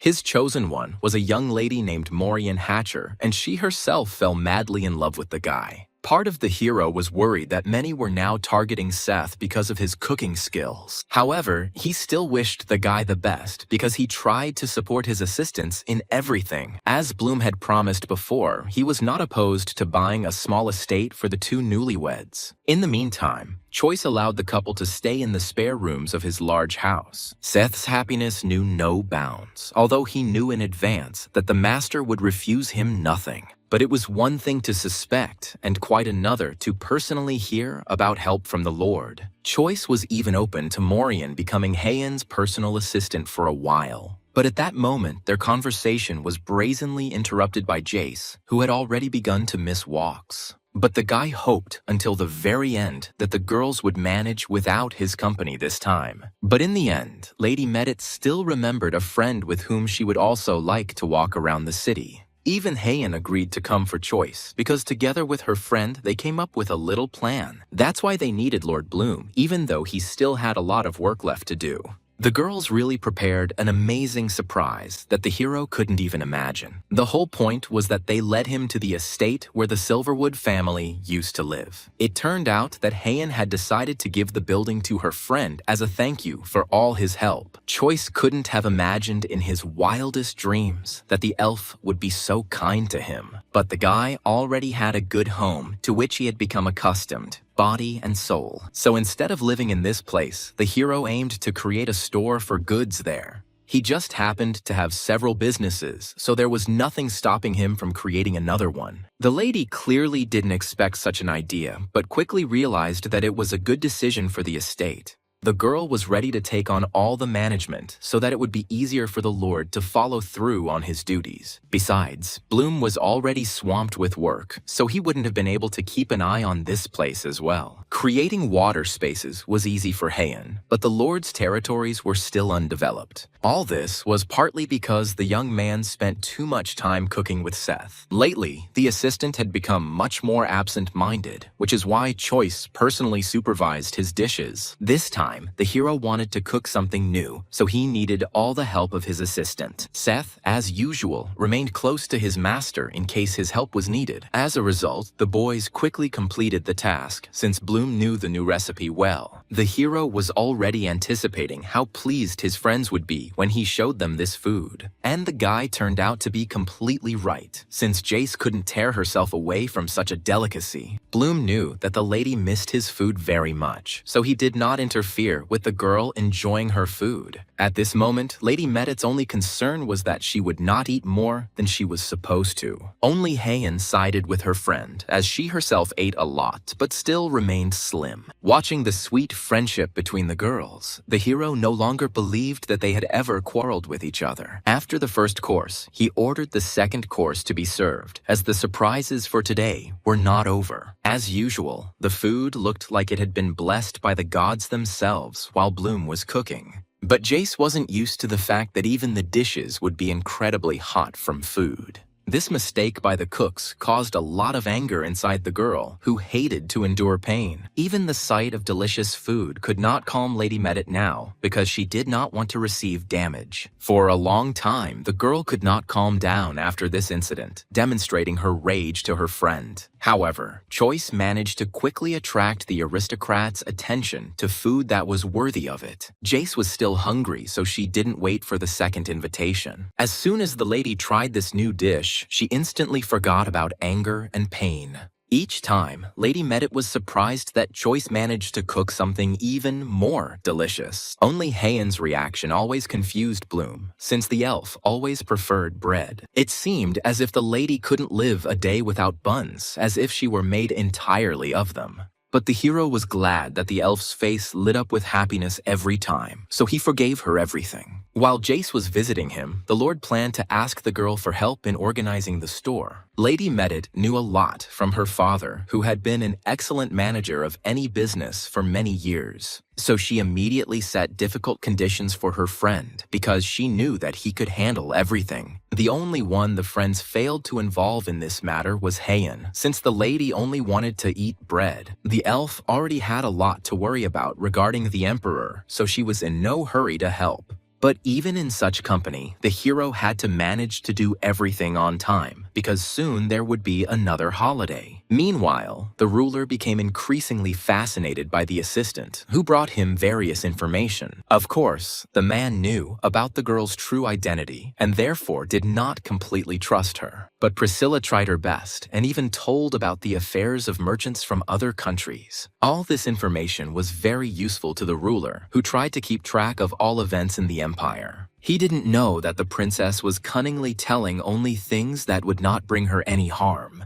And now, to help Lord Bloom a little, the elf said nasty things about the Pete family. What she didn't expect was that the Emperor would soon call his own sister, Adelia. The girl thought completely differently from her ruling brother, so he was interested to hear her thoughts. This lady was distinguished by her calm and reasonable character, and therefore could have ruled herself. The Emperor had a serious conversation with a woman who always tried to stay in the shadows. She owned the southern territories of the empire, and it was these that the man wanted to put up for auction. Adelia immediately guessed that her brother had decided to pull off such a strange maneuver for a reason. Indeed, the ruler, with his actions, wanted to appease the influential Medit family. At the moment, the Pete family owned land by the sea, so they were in an advantageous position. And Adelia watched all this from the side for a long time, without interfering in the affairs of the nobles. But now, the brother asked the woman to take part in his case in order to upset the balance of influence. This land alone could greatly strengthen the Medit family and attract their attention to the emperor. Until now, the man had been worried that Lord Bloom was growing too quickly without his knowledge. Therefore, he was pleased to realize that his sister did not become stubborn against such a decision. The ruler rarely asked the woman for anything, but still remained cautious around her. And now, to strengthen their relationship, he invited Adelia to go to the Knights Festival together. They hadn't seen each other for quite a while, so it was high time to take a stroll through the city streets. Meanwhile, events were taking place at Bloom's estate, where the morning began cheerfully. Reina rushed to him as quickly as if she had heard some incredible and joyful news. The hero barely had time to get dressed properly and tidy himself up after a warm and refreshing shower. So the girl froze in her thoughts for a while at the sight of such a handsome gentleman. Lost in her dreams, she didn't immediately remember that she hadn't just run to the Lord early in the morning for no reason. The whole point was that she learned about the recently exposed territories in the south of the empire. The girl had just heard that Choice, together with Duke Medit, wanted to expand their holdings. It had been quite a while since Reina had encountered Adelia putting land up for sale. But this was a good opportunity for the hero because he would have enough money to buy the territory. So Licht was incredibly happy to be one of the first to learn about this important news. The imperial family rarely allowed aristocrats to take over their territories without any reason. Now the main contenders for the purchase were Choice's allies in the form of Duke Kruno and Medit. But it was still not an easy decision for the hero, since other aristocrats would definitely interfere. As usual, in such difficult moments for Choice, Jace found him in a cheerful mood. This time she had a good reason for such an act, because she came with interesting news. Her father sent a letter with a magic dove, and the lady could hardly resist opening it first. But in the end, the message was delivered to Bloom, although Jace did not stop hanging around. It turned out that the Duke already knew about the southern lands that were on offer and would like to buy part of them. If the Medit family succeeds in purchasing these territories, their cooperation with Kruno will strengthen. So the man counted on the Lord's help because he knew that he was capable of this task. Choice was not averse to participating, but had time to prepare for the auction before it. So Jace wasn't going to sit still today because the tournament was about to start. This was another reason why the lady dragged the hero for a walk instead of work. The arena, prepared for battle, was impressive in its scale as it accommodated many people. Bloom had difficulty finding his way around this space as he had never been to such places before. If it weren't for Lady Medit's instructions, the guy would have easily gotten lost in the middle of the arena. While the spectators were taking their seats, all the knights were anxiously preparing for the demonstration fights. Soon the very battles began, for which many came to the arena on the day of the holiday. Jace had been going to these types of events since she was a child, so she enjoyed watching the fights. Of course, the girl was rooting for her father's knights, but their results were disastrous. The more time passed in the arena, the more guys lost again. In the end, Jace was so angry that she wanted to deal with all the opponents herself. And the victory was won by the mercenaries, led by Shalman Rat, who behaved calmly. Although there was still time for Team Medit to win, the lady was already incredibly upset. These nightly competitions were always important for aristocrats, as they could place bets. But cooperation did not end there, as afterwards, the division of territories between people began. The hero knew little about the rules of this world, although he had already lived successfully in it for several years. However, Choice listened with surprise to Reina's stories, as she was an excellent source of information. Bloom had not yet decided whether he, like the other aristocrats, should recruit knights for himself. But at that moment, the conversation was abruptly interrupted, as Licht noticed something suspicious ahead. But the girl didn't have time to warn Lucas, so the guy didn't turn away from the crowd. As a result, he had to stop the cart abruptly, otherwise he would not have avoided the collision. Reina's intuition at that moment told her that the problems with the crowd of people would not end there. As soon as she noticed Lucas's disappearance, the girl immediately took everything into her own hands. Licht was trained in many things, and driving a horse and carriage was one of them. But Choice was unhappy that his assistant had taken him as far away from the scene of the incident as possible. What worried him most was the fact that Lucas was left somewhere behind the clashing knights. If Bloom had been able to decide anything at that moment, he would never have allowed himself to be led away. But Reina made a decision in favor of the master's life, although she too was sorry to leave her friend. So the girl wasn't offended by Choice's rude order to find Lucas alive. Until the evening, the hero watched the road with anxiety, but none of his acquaintances appeared on it. He could have spent the whole night without sleep if the assistants had not insisted on rest for the master. Corky promised that he would definitely wake the Lord as soon as Reina returned with Lucas. But in the end, the hero slept until the morning, since no one woke him up with good news. The butler didn't want to upset the master unnecessarily, so he came only when Lucas returned. Corky himself didn't expect that the search for an assistant would drag on so long, despite Reina's skills. Hans was the most pleased with his friend's return, although they argued almost constantly at the estate. For a long time, the village boy did not let the servant go, because he missed him very much. But as soon as Lucas's condition began to deteriorate sharply, the young man was forced to retreat. Choice was glad to see his assistant alive, but he still had a lot of questions. It turned out that the guy returned with Shaman Rat, who became his savior yesterday. Bloom remembered this man well, as he demonstrated his best skills in the arena. Deep down, the Lord would have liked this particular mercenary to agree to serve him under contract. Only now did Lucas admit that yesterday he accidentally fell into the crowd and lost consciousness. What scared Choice most was that if it weren't for Shalman, the assistant could have easily died. So the hero simply had to properly thank the mercenary who had acted so nobly. It never occurred to Bloom that it was Shalman who could have started that brawl on the street. For this reason, the man personally came to the Lord's estate to apologize for his behavior. Rat didn't know that his honesty only earned him more respect from the hero who loved such people.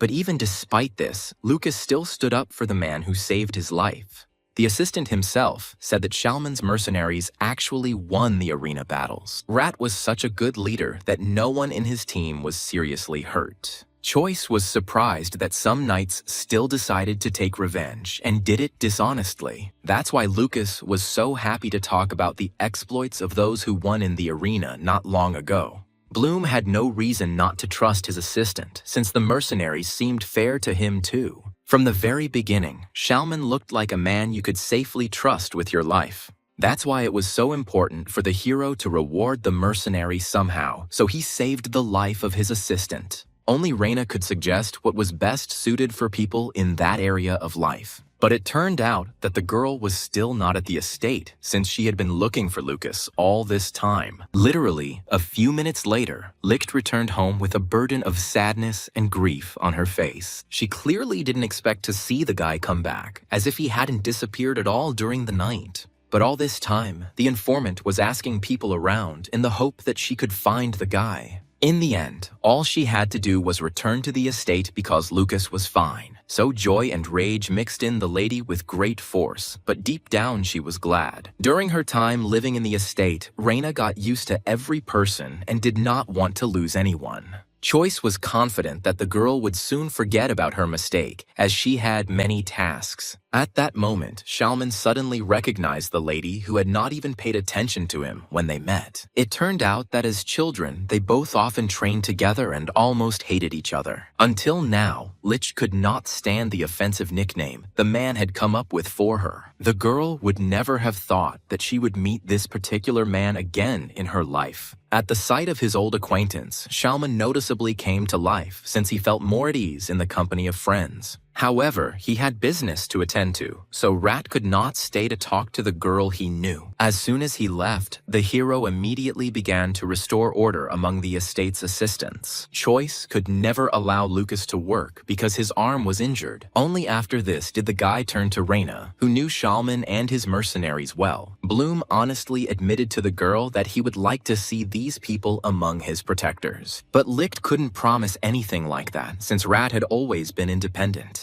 That same evening, Shalman threw a feast for his subordinates since he had money from the Lord. The man told everyone around him exactly how he earned the gold coins and why they were celebrating. A huge amount of food and drinks appeared on the tables to ensure that everyone was satisfied. But at that time, the mercenaries did not yet know that their leader had come up with a new course for their future life. The guys always and in everything listened to the master, since their desires and thoughts coincided every time. Over the course of this time, they have developed a nearly familial bond, as they have experienced so much together. But Shalman did not forget that he was the leader, so he reminded everyone of this when necessary. He had recently made an important decision that they should now stay in one place. The man initially understood that not everyone would support such an idea, since the life of mercenaries was nomadic. However, he did not even listen to the indignation when people began to quarrel about this. Only with his best assistance could Shalman be honest to the very end in any situation. Although Rat didn't really want to admit what was happening, there was no other choice. So he immediately told his friends that he had found Reina and wanted to stay near her. Of course, the head's two close aides had known this girl well since childhood. They instantly remembered the same lady who constantly scolded them during training. But it is for this very reason that the guys would prefer not to get involved with the daughter of the Liched family. The only problem was that Shalman had been in love with Miss for a long time, and the feelings remained. That's why he was against the opinion of his friends who advised him to forget this girl. In fact, everyone around had already managed to try the food of the master for whom Reina served. The conversation was about Lord Bloom, who was gradually expanding his influence in the highest circles of society. Previously, the mercenaries did not regard this guy as a master, but now everything has changed.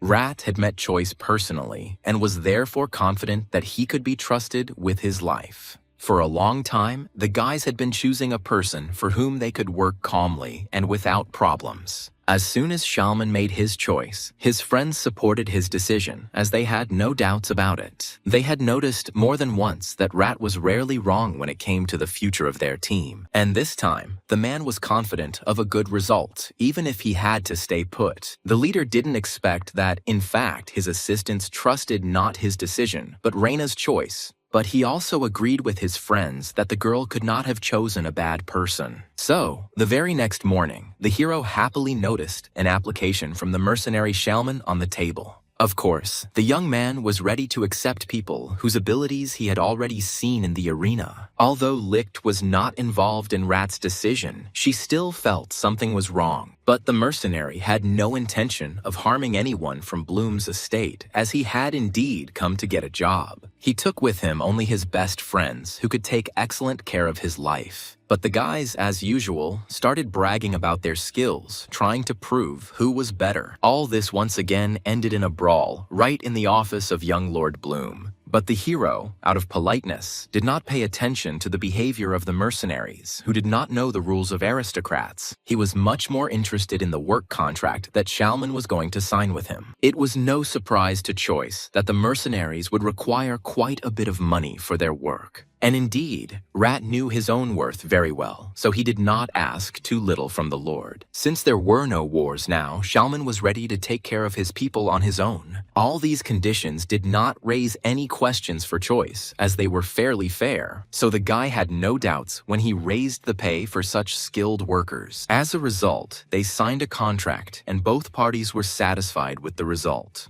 But Choice's work wasn't finished yet, as he still had a few things left to do. And for this, he needed Heian's help, because the girl had connections among the wizards of this world. The whole point was that the hero was worried about Lucas's wound, although the guy himself pretended that everything was fine with him. But Bloom was afraid that the medicine of this world would not be sufficient to treat his assistant. That's why he turned to a girl who might know several healers from the Wizarding Society. The lady herself understood perfectly well that officially calling a magician would be too long and difficult, so she promised to do her best, although she didn't have any ideas yet. As soon as the hero praised his friend, Miss, overjoyed, immediately came up with a way to save Lucas. She already knew the right person. All that remained was to persuade him to help one of Bloom's people. The girl had no doubt that Priscilla was capable of such treatment. But the lady did not reveal to her friend how exactly she met the doctor. As a result, Choice left the matter to Heian and decided to check on his friend late at night. Lucas barely managed to run to the door before the Lord opened it himself due to the long wait. The assistant's appearance once again proved to the hero that he urgently needed magical help. The boy's wound began to emit an unpleasant odor since no ointments were helping it heal. In fact, Lucas brilliantly hid the pain that had been tormenting him since the onset of his severe injury, while he was unable to even move his arm, which indicated that the injury was dangerous. That is why the hero did not believe the assistant's words that he felt almost no pain. Choice was infuriated by the fact that Lucas refused to acknowledge the obvious, lest anyone fear for him. Bloom was well aware that his friend's life was in danger due to a huge number of illnesses. The Empire's medical system was in very poor condition, and only wizards were able to improve the situation a little. Of course, Choice had no intention of letting Lucas die, so he verbally supported him. He had long ago ordered the butler to change the bandages on the boy's hand in a timely manner to prevent rotting. However, this was still too little, as the hero realized as soon as he looked at the wound. At that moment, the guy felt sad because he couldn't bring a doctor from his world. But today, Reina pleased the gentleman by saying that they easily won the auction for money. Bloom expected at least some resistance from the aristocrats, but they eventually gave in quickly. So now, the guy could divide the territories with his allies, which would leave everyone with a benefit. For now, the young man did not plan to write to the dukes first, deciding to wait until they contacted him. At that very moment, there was a knock on the office door, once again distracting the hero from his thoughts. It turned out that the butler met the guest and led him to the main hall of the estate so that he could wait for the Lord. The guest turned out to be a beautiful young girl who immediately introduced herself as a magical healer. However, the lady refused the offered tea as she wanted to get to work straight away. It was the elven princess, and from Heian's words, she already had a rough idea of Lucas's condition. But in reality, everything turned out to be much worse, since the necessary time had already been lost. For this reason, Priscilla even had to take off her hat so that it wouldn't blow away during the spell. Only after this was the elf ready to begin the spell that would heal the young man. For the first time in his life, Choice saw magic so powerful that it could save someone in a matter of minutes. As a result, there was no trace left of Lucas's wound, as if the boy had not been sick at all. His gratitude knew no bounds, although the princess had no plans to accept any compliments. As soon as the assistant came to his senses, Hans was the first to grab him in a strong, friendly embrace. Until now, Choice was amazed at how much energy his young and hot-blooded village friend had. Only after such important work was completed did Priscilla agree to rest. Lord Bloom had just prepared some delicious tea and chocolate to treat the kind healer. In such a pleasant atmosphere, the girl was even able to relax a little, although she hadn't planned to. But she didn't expect that Choice's business with her wouldn't end there, because she would still need help. The princess was not averse to healing people, despite the fact that it drained her abilities for a time. The whole point was that Bloom remembered the wounded people of Shalman, and he wanted to help them too. As a result, Rat was so grateful for the treatment that he could not express it in words. At that moment, the mercenary finally realized that he had made the right choice in deciding to serve the Lord. Before the elf left, the hero still insisted on paying her at least something for the treatment. So, after much persuasion, the girl chose chocolate for herself, which she really liked. But she did not linger any longer because she was afraid that someone might recognize her. Choice was already glad that all the wounded people under his supervision were finally cured. But he didn't expect that the mercenaries would eventually become truly loyal to him in exchange for his help. Only now the guys have slightly revealed the fact that Shalman was the leader due to the laziness of everyone else. One of the best mercenaries even believed that he was the strongest among his friends, but Rat immediately reminded the knight that he periodically lost and cleaned the cones. Choice had never heard of such a strange punishment after training battles before. It turned out that the mercenaries were constantly improving their skills by fighting each other with sticks. And the losers are always forced to scrape the cones down to the very base to teach them a lesson. Only Shalman never lost, so he had every right to be called the commander of the mercenaries. Watching his cheerful friends, Bloom himself could not help but smile joyfully at their arguments. But the plans were not long in coming, because the hero was planning a journey with his things through the mountains. The guy was horrified to imagine how much they needed to prepare so as not to miss anything. He was rightly afraid of attacks because it was unlikely that bandits would just sit in one place. So Bloom was sure to take wizards with him who would prove very useful. But the plan still remained very fragile since the hero could not foresee all the dangers.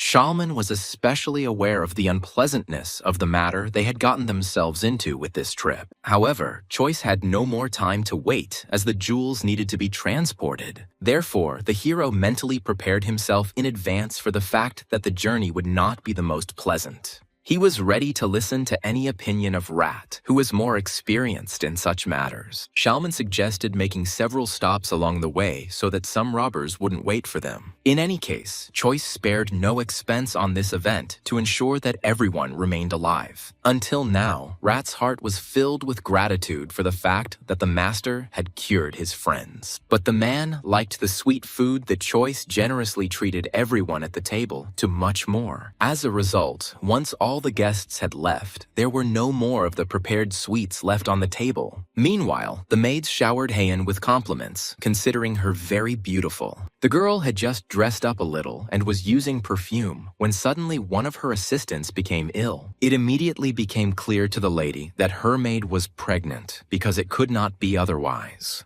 But the assistant herself had not even thought about such a possibility, although she had recently gotten married. As a result, after the examination, the head maid confirmed the fact that the maid had become pregnant. This was great news, as Morian just wanted a child from her beloved husband Seth. The cook himself didn't expect that they would be able to organize an addition to the family so quickly. And now, Choice was doubting whether it was worth taking his assistant along on the trip. He was afraid that the sudden changes in altitude in the mountains could negatively affect the girl's health. This whole situation between the lovers suddenly reminded the hero of his own family. The parents often talked to their son about love as they practically deified this feeling. Mother was absolutely sure that Choice would definitely find himself a wonderful wife. Although there was still a lot of time until this moment, the parents loved to tease their son like this. At that moment, the hero was horrified by the thought that he would have to try for the sake of some lady. As a result, Bloom now lived for himself in a huge estate, but took care of all his friends. And they cared about him just as much, as the next morning they gave the young man a surprise congratulatory gift. But the hero was sure that no one would remember the day he was born in that reality. But Jace and Heian organized a real celebration to please their friend. Lady Medit even prepared one of the finest swords in her family's collection as a gift for the Lord.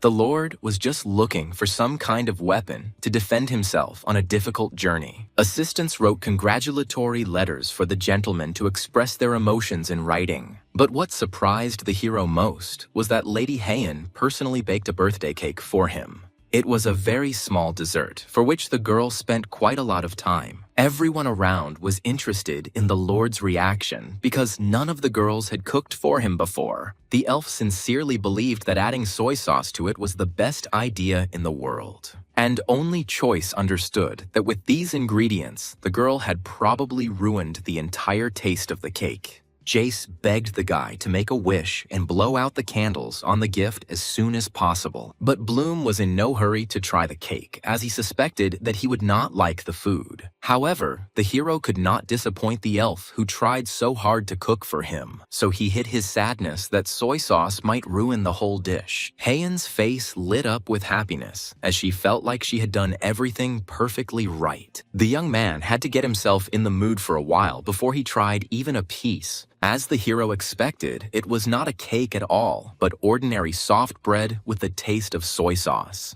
Choice knew perfectly well that he wouldn't be able to eat all of this festive product on his own. So he called over the first assistant he came across, hoping that he would try too. Bloom had to insist on this very strongly since Lucas refused until the very end. But in the end, the guy liked the cake since he didn't notice anything strange or unpleasant about it. The assistant remembered that Chef Seth had personally approved this dish, so everything was in order. It never even occurred to the hero that his friend's taste would suddenly deteriorate so much. In this situation, Choice would seem strange if he started saying something opposite to the others. As a result, the guy had to finish the cake himself, although it was quite a challenge. But Bloom bore it courageously because he did not want to offend any of his friends who had tried so hard. Only after this was he able to begin the main celebration for which everyone had already gathered. The guy asked the cook and butler to prepare everything in advance as he wanted to please his friends. He happily announced that from today on, they would celebrate his birthday every year. The hero intended to use this opportunity for a general get-together and to unite his assistants with each other. Huge tables covered with delicious food left no one indifferent or sad. Over the course of several years, Choice made so many new acquaintances that they could hardly fit in this room. The guy trusted each of his assistants since he had once personally selected them for the job. He even invited the mercenaries to the celebration as they were now part of their society. As usual, Jace was the first to pounce on the food, as if she had no idea about aristocratic manners.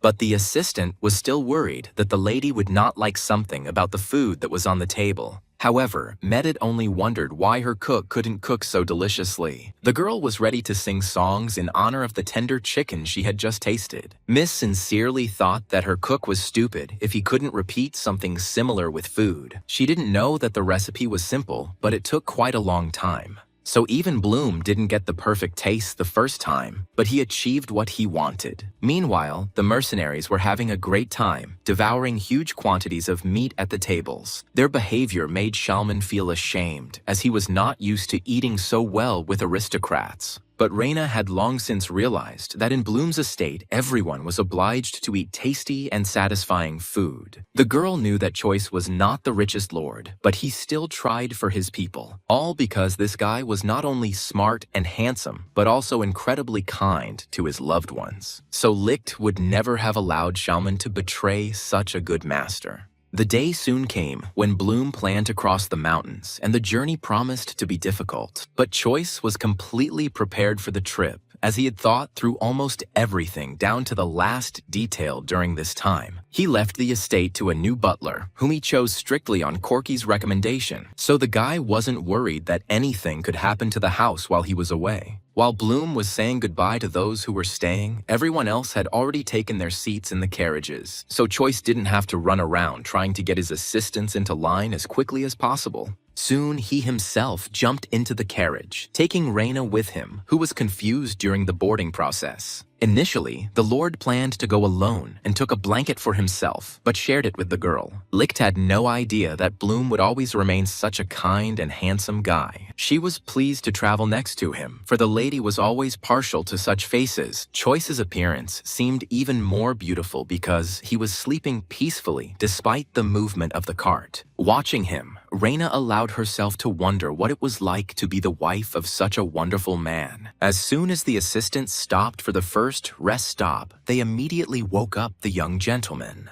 Jace was one of the first to jump out of the carriage, as she was tired of sitting in one place. Until now, Lady Medit had hidden her anxiety about whether they would be able to get there alive. Suddenly, the mercenaries heard a carriage approaching, which was not what they had planned in such a place. But the cart really did approach quickly, and it was clear that it cost a lot of money. Choice couldn't even imagine what kind of person suddenly decided to follow his squad. He was confident that he had left no one behind who wanted to go on the journey with him. A slight panic began among the assistants because it was necessary to protect the master from danger. But it turned out that Edro had caught up with his friends because he had decided to go with them through the mountains. No one could have imagined that Goldson would not stay home for Heian's sake, even though he had things to do. But the elf only looked out for a moment, as she was in a bad mood today. However, this did not upset the elf, who was confident that he would quickly get the evil girl to talk. As soon as they hid in the carriage, Jace began to interrogate Choice about the relationship between the friends. Since Bloom himself did not know the answer to this question, the lady decided to find out for herself. Meanwhile, the Lord was called by his assistants, since it was necessary to resolve the issue of dinner for everyone. Until now, the hero was worried that bandits could attack them at any moment.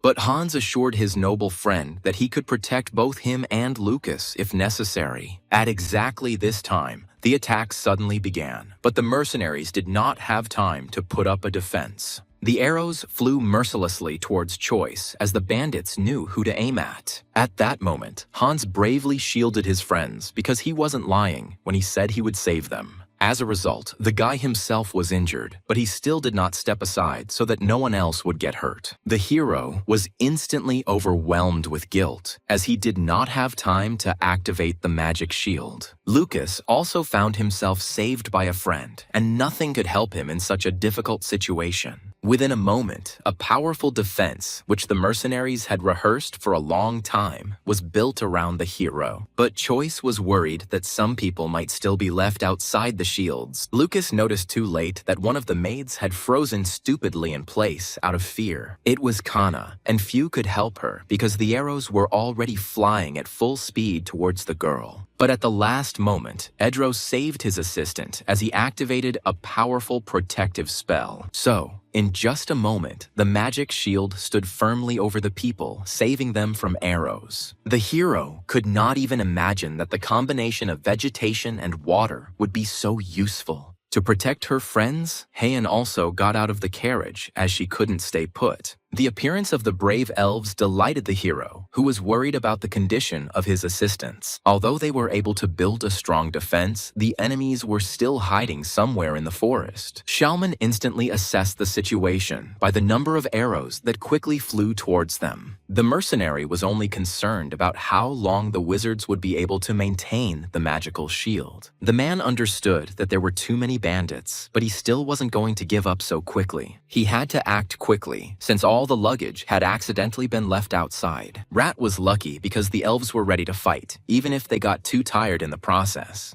But neither Heian nor Enro planned to retreat because the lives of their friends were at stake. Meanwhile, panic began to break out among the band of robbers as they noticed magicians among their enemies. None of the bandits expected that Lord Bloom would have such good protection from robbery, but greed blinded their leader as he was promised a lot of money for the attack. Therefore, the man cruelly ordered that no one be spared because they could not miss such an opportunity. Choice was known to everyone as a very rich aristocrat, as he had many businesses. Therefore, the leader quickly managed to inspire his assistants to continue the fight. While Bloom tried his best to help Hans, who was seriously wounded, Choice was too scared by his friend's condition to think logically in the situation. And only Reina remained calm, as she rarely gave in to panic at such moments. The battle was in full swing, as the mercenaries fearlessly rushed into battle against the robbers. No one wanted to back down because everyone liked Lord Bloom, who hired them. So the guys did not spare themselves, just to bring victory to the master as soon as possible. Once the mercenaries had distracted the robbers, Heian was able to take a little break from magic. She didn't even notice that Enro was squeezed like a lemon because he wasn't used to working so hard. But the girl maintained her pride and straight back until the very end, although she also felt unwell. The hero's intuition told him that the entire attack would soon be smashed to smithereens.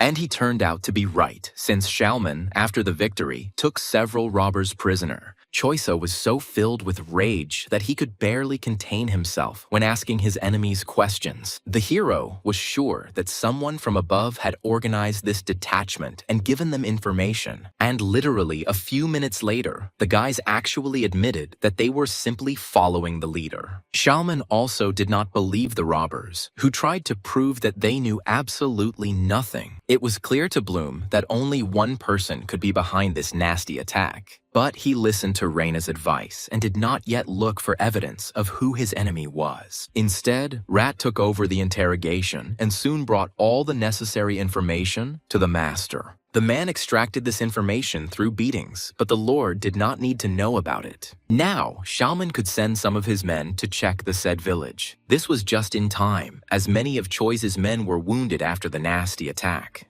And the worst thing was for Hans, because he was hit not by a sword, but by an arrow with a terrible poison at the base. In this situation, they had to act quickly, otherwise they could lose a dear friend. Choice ordered that healing capsules that could neutralize the poison be quickly distributed to everyone.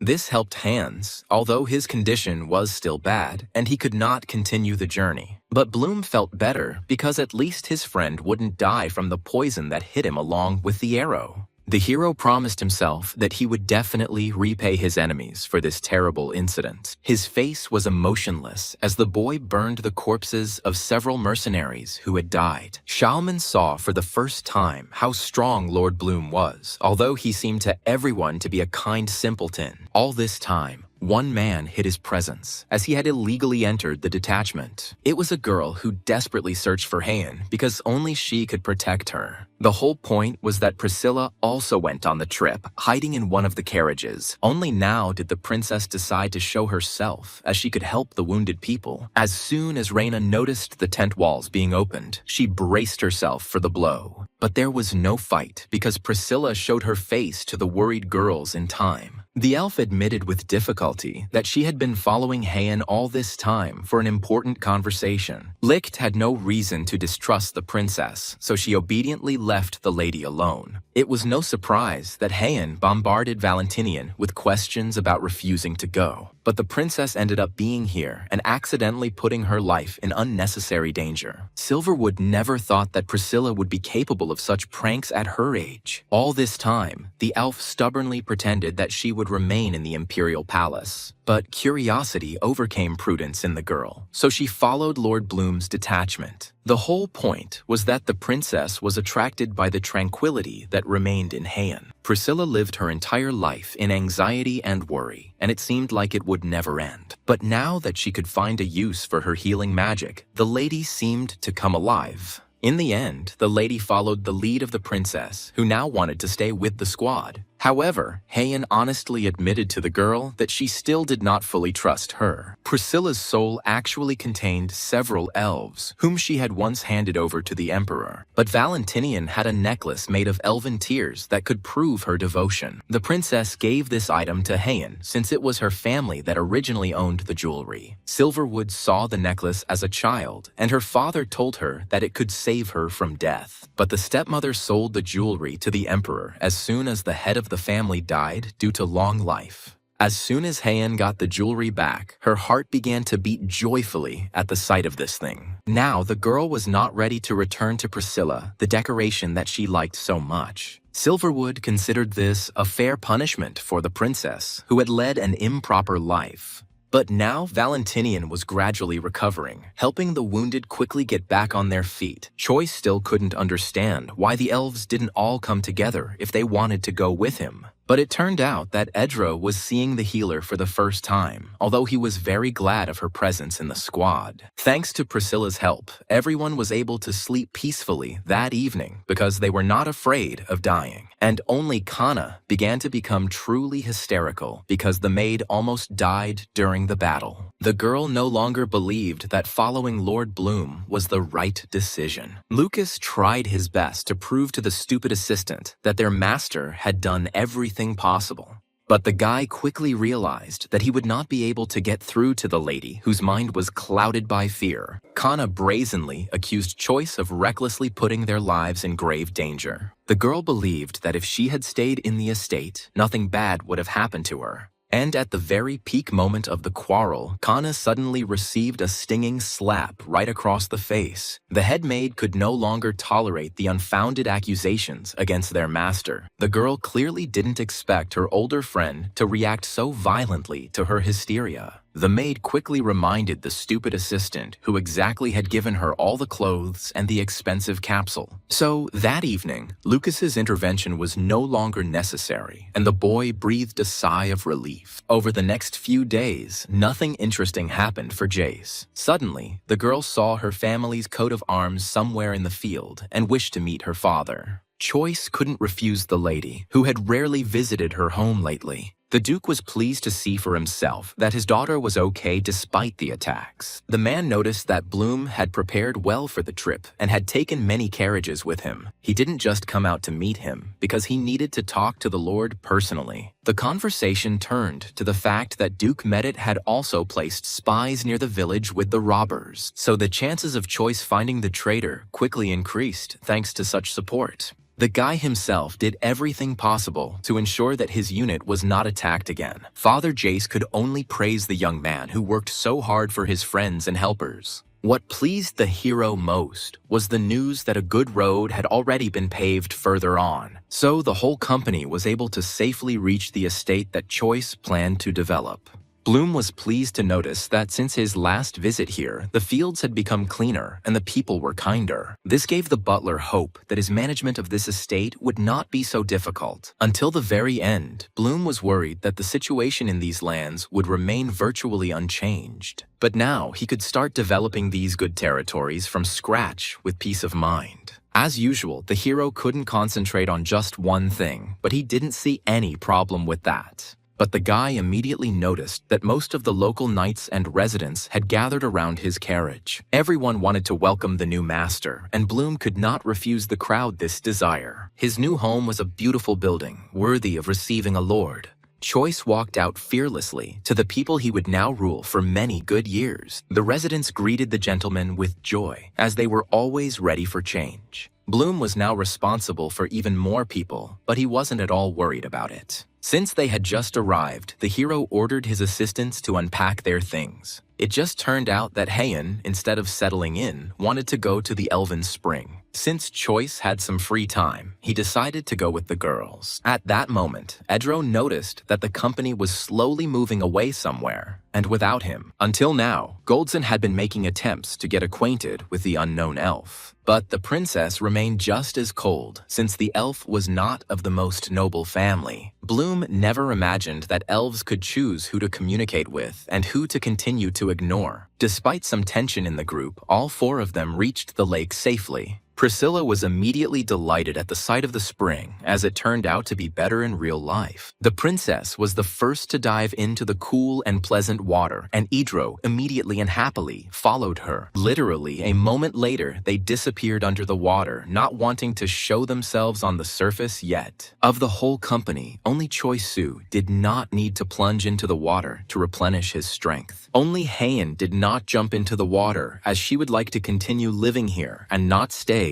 in the estate. Choi saw no problem in securing this territory for the elves who needed the lake. He was only worried that the number of magicians would not increase, as this would attract unnecessary attention. But the joyful squeals of the elves told the young man that he could think about the problems later. It would have cost him nothing to allocate these territories for permanent residents of the wizard. As soon as she received permission, Heian broke into a happy smile because she was grateful. The girl was unable to explain in words how important this source of magic was for the elves. All wizards knew that human greed often knows no bounds. The Emperor was a perfect example of this, as he used the artifact to subjugate the elves. That's why it was so important for Heian to stay in a place that promised her safety and peace. Never before had the lady experienced such joy and confidence in a good future. Despite everything, Silverwood planned to remain at Lord Bloom's estate, and this really pleased the guy, who thought that all this time Heian liked Edro. So the hero felt relieved when he realized that he was very wrong about the girl's feelings. Choice himself didn't expect that he would be so happy that the elf's heart would be unoccupied. Silverwood hadn't paid attention to any of the guys for a long time because she had gotten used to Lord Bloom, and this pleased the Lord, who always suffered from low self-esteem and constantly did not believe in himself. But now the lady opened her friend's eyes to the fact that he was worthy of attention from the female population. However, Choice only wanted to live in the new estate with Heian, as she was the one who helped him the most. This is how they made a pact, sealing it with a friendly handshake and faith in each other.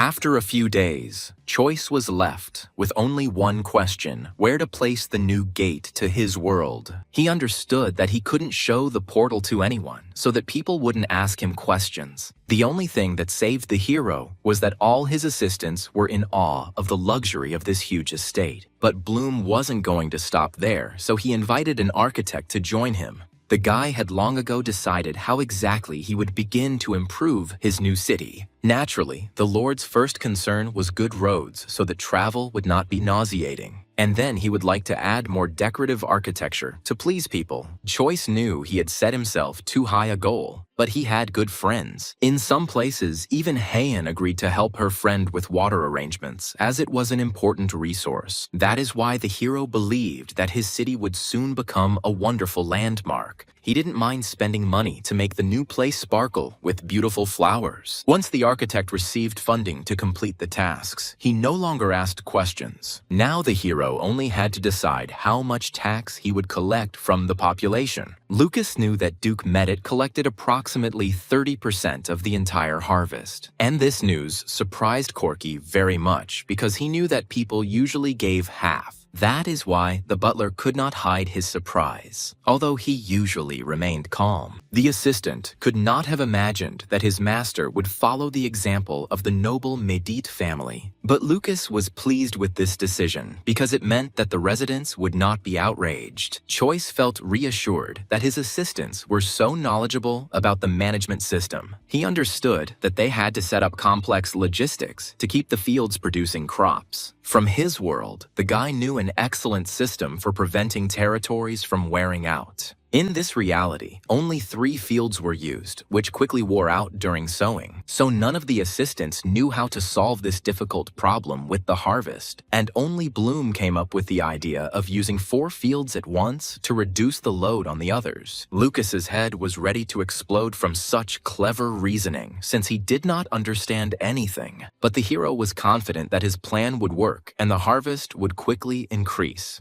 At that moment, mercenaries came to the Lord's office as they had news about the robbers. Although they caught the merchant who paid the enemy, they did not find the main instigator of the attack. But more than anything, Choice would like to find evidence that the Pete family ordered it. But Shalman had only come across indirect information, so they were in for a difficult hunt. Bloom realized with sadness that they still had nothing to blame the Pete family for the attack. Even his connections with the Kruno and Medit families didn't really help the Lord in this unpleasant situation. So for now, he gave the mercenaries a chance to rest, because they were already running around. He still had to meet the village elders, so Choice gathered them all together. It is time to restore order in the city, which has previously been very poorly looked after by the manager. And to begin with, Bloom requested information about everyone who lived in the small villages of the elders. Surprisingly, everyone fulfilled the request competently, as they quickly provided the necessary information. All this was necessary so that Choice could conduct an annual census of its population. The hero suspected that many would be unhappy with this rule, since they were used to hiding the number of people.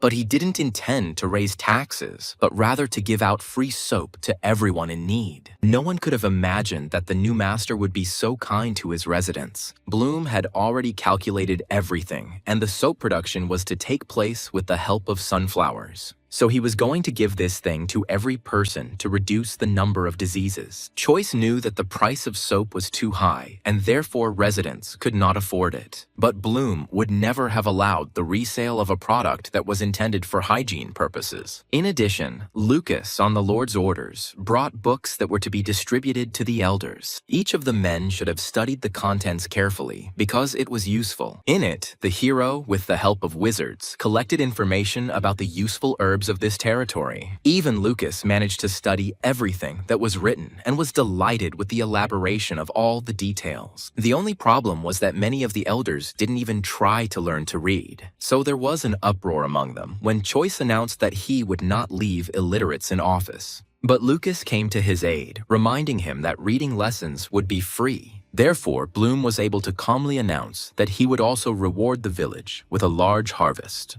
His words gave people motivation because everyone loved gifts and surprises from the master. But Choice didn't finish his announcements there, as he prepared a lottery for all residents. Even the assistants did not expect such thoughtfulness from the master, although he often surprised them. The hero deliberately divided the cost of tickets so that different segments of the population could purchase them. He even allowed passing vendors to participate, preparing a separate category for them. It was no surprise that Lucas was one of the first to take up this risky venture. Bloom only had to figure out how to carry out this undertaking correctly, but this could be done later. The hero had already thought too much over the past couple of days, so he could afford to rest. He could only hope that Lucas really wouldn't buy up all the lottery tickets with his salary. Meanwhile, the architects were already busy laying out roads, which Choice was able to appreciate personally. The guy was glad that they were developing at an incredible speed, improving everyone's lives. A few days later, a pleasant surprise awaited him at the estate as Duke Merit came to visit. As usual, the man didn't just visit his friend, although he was glad to see him every time.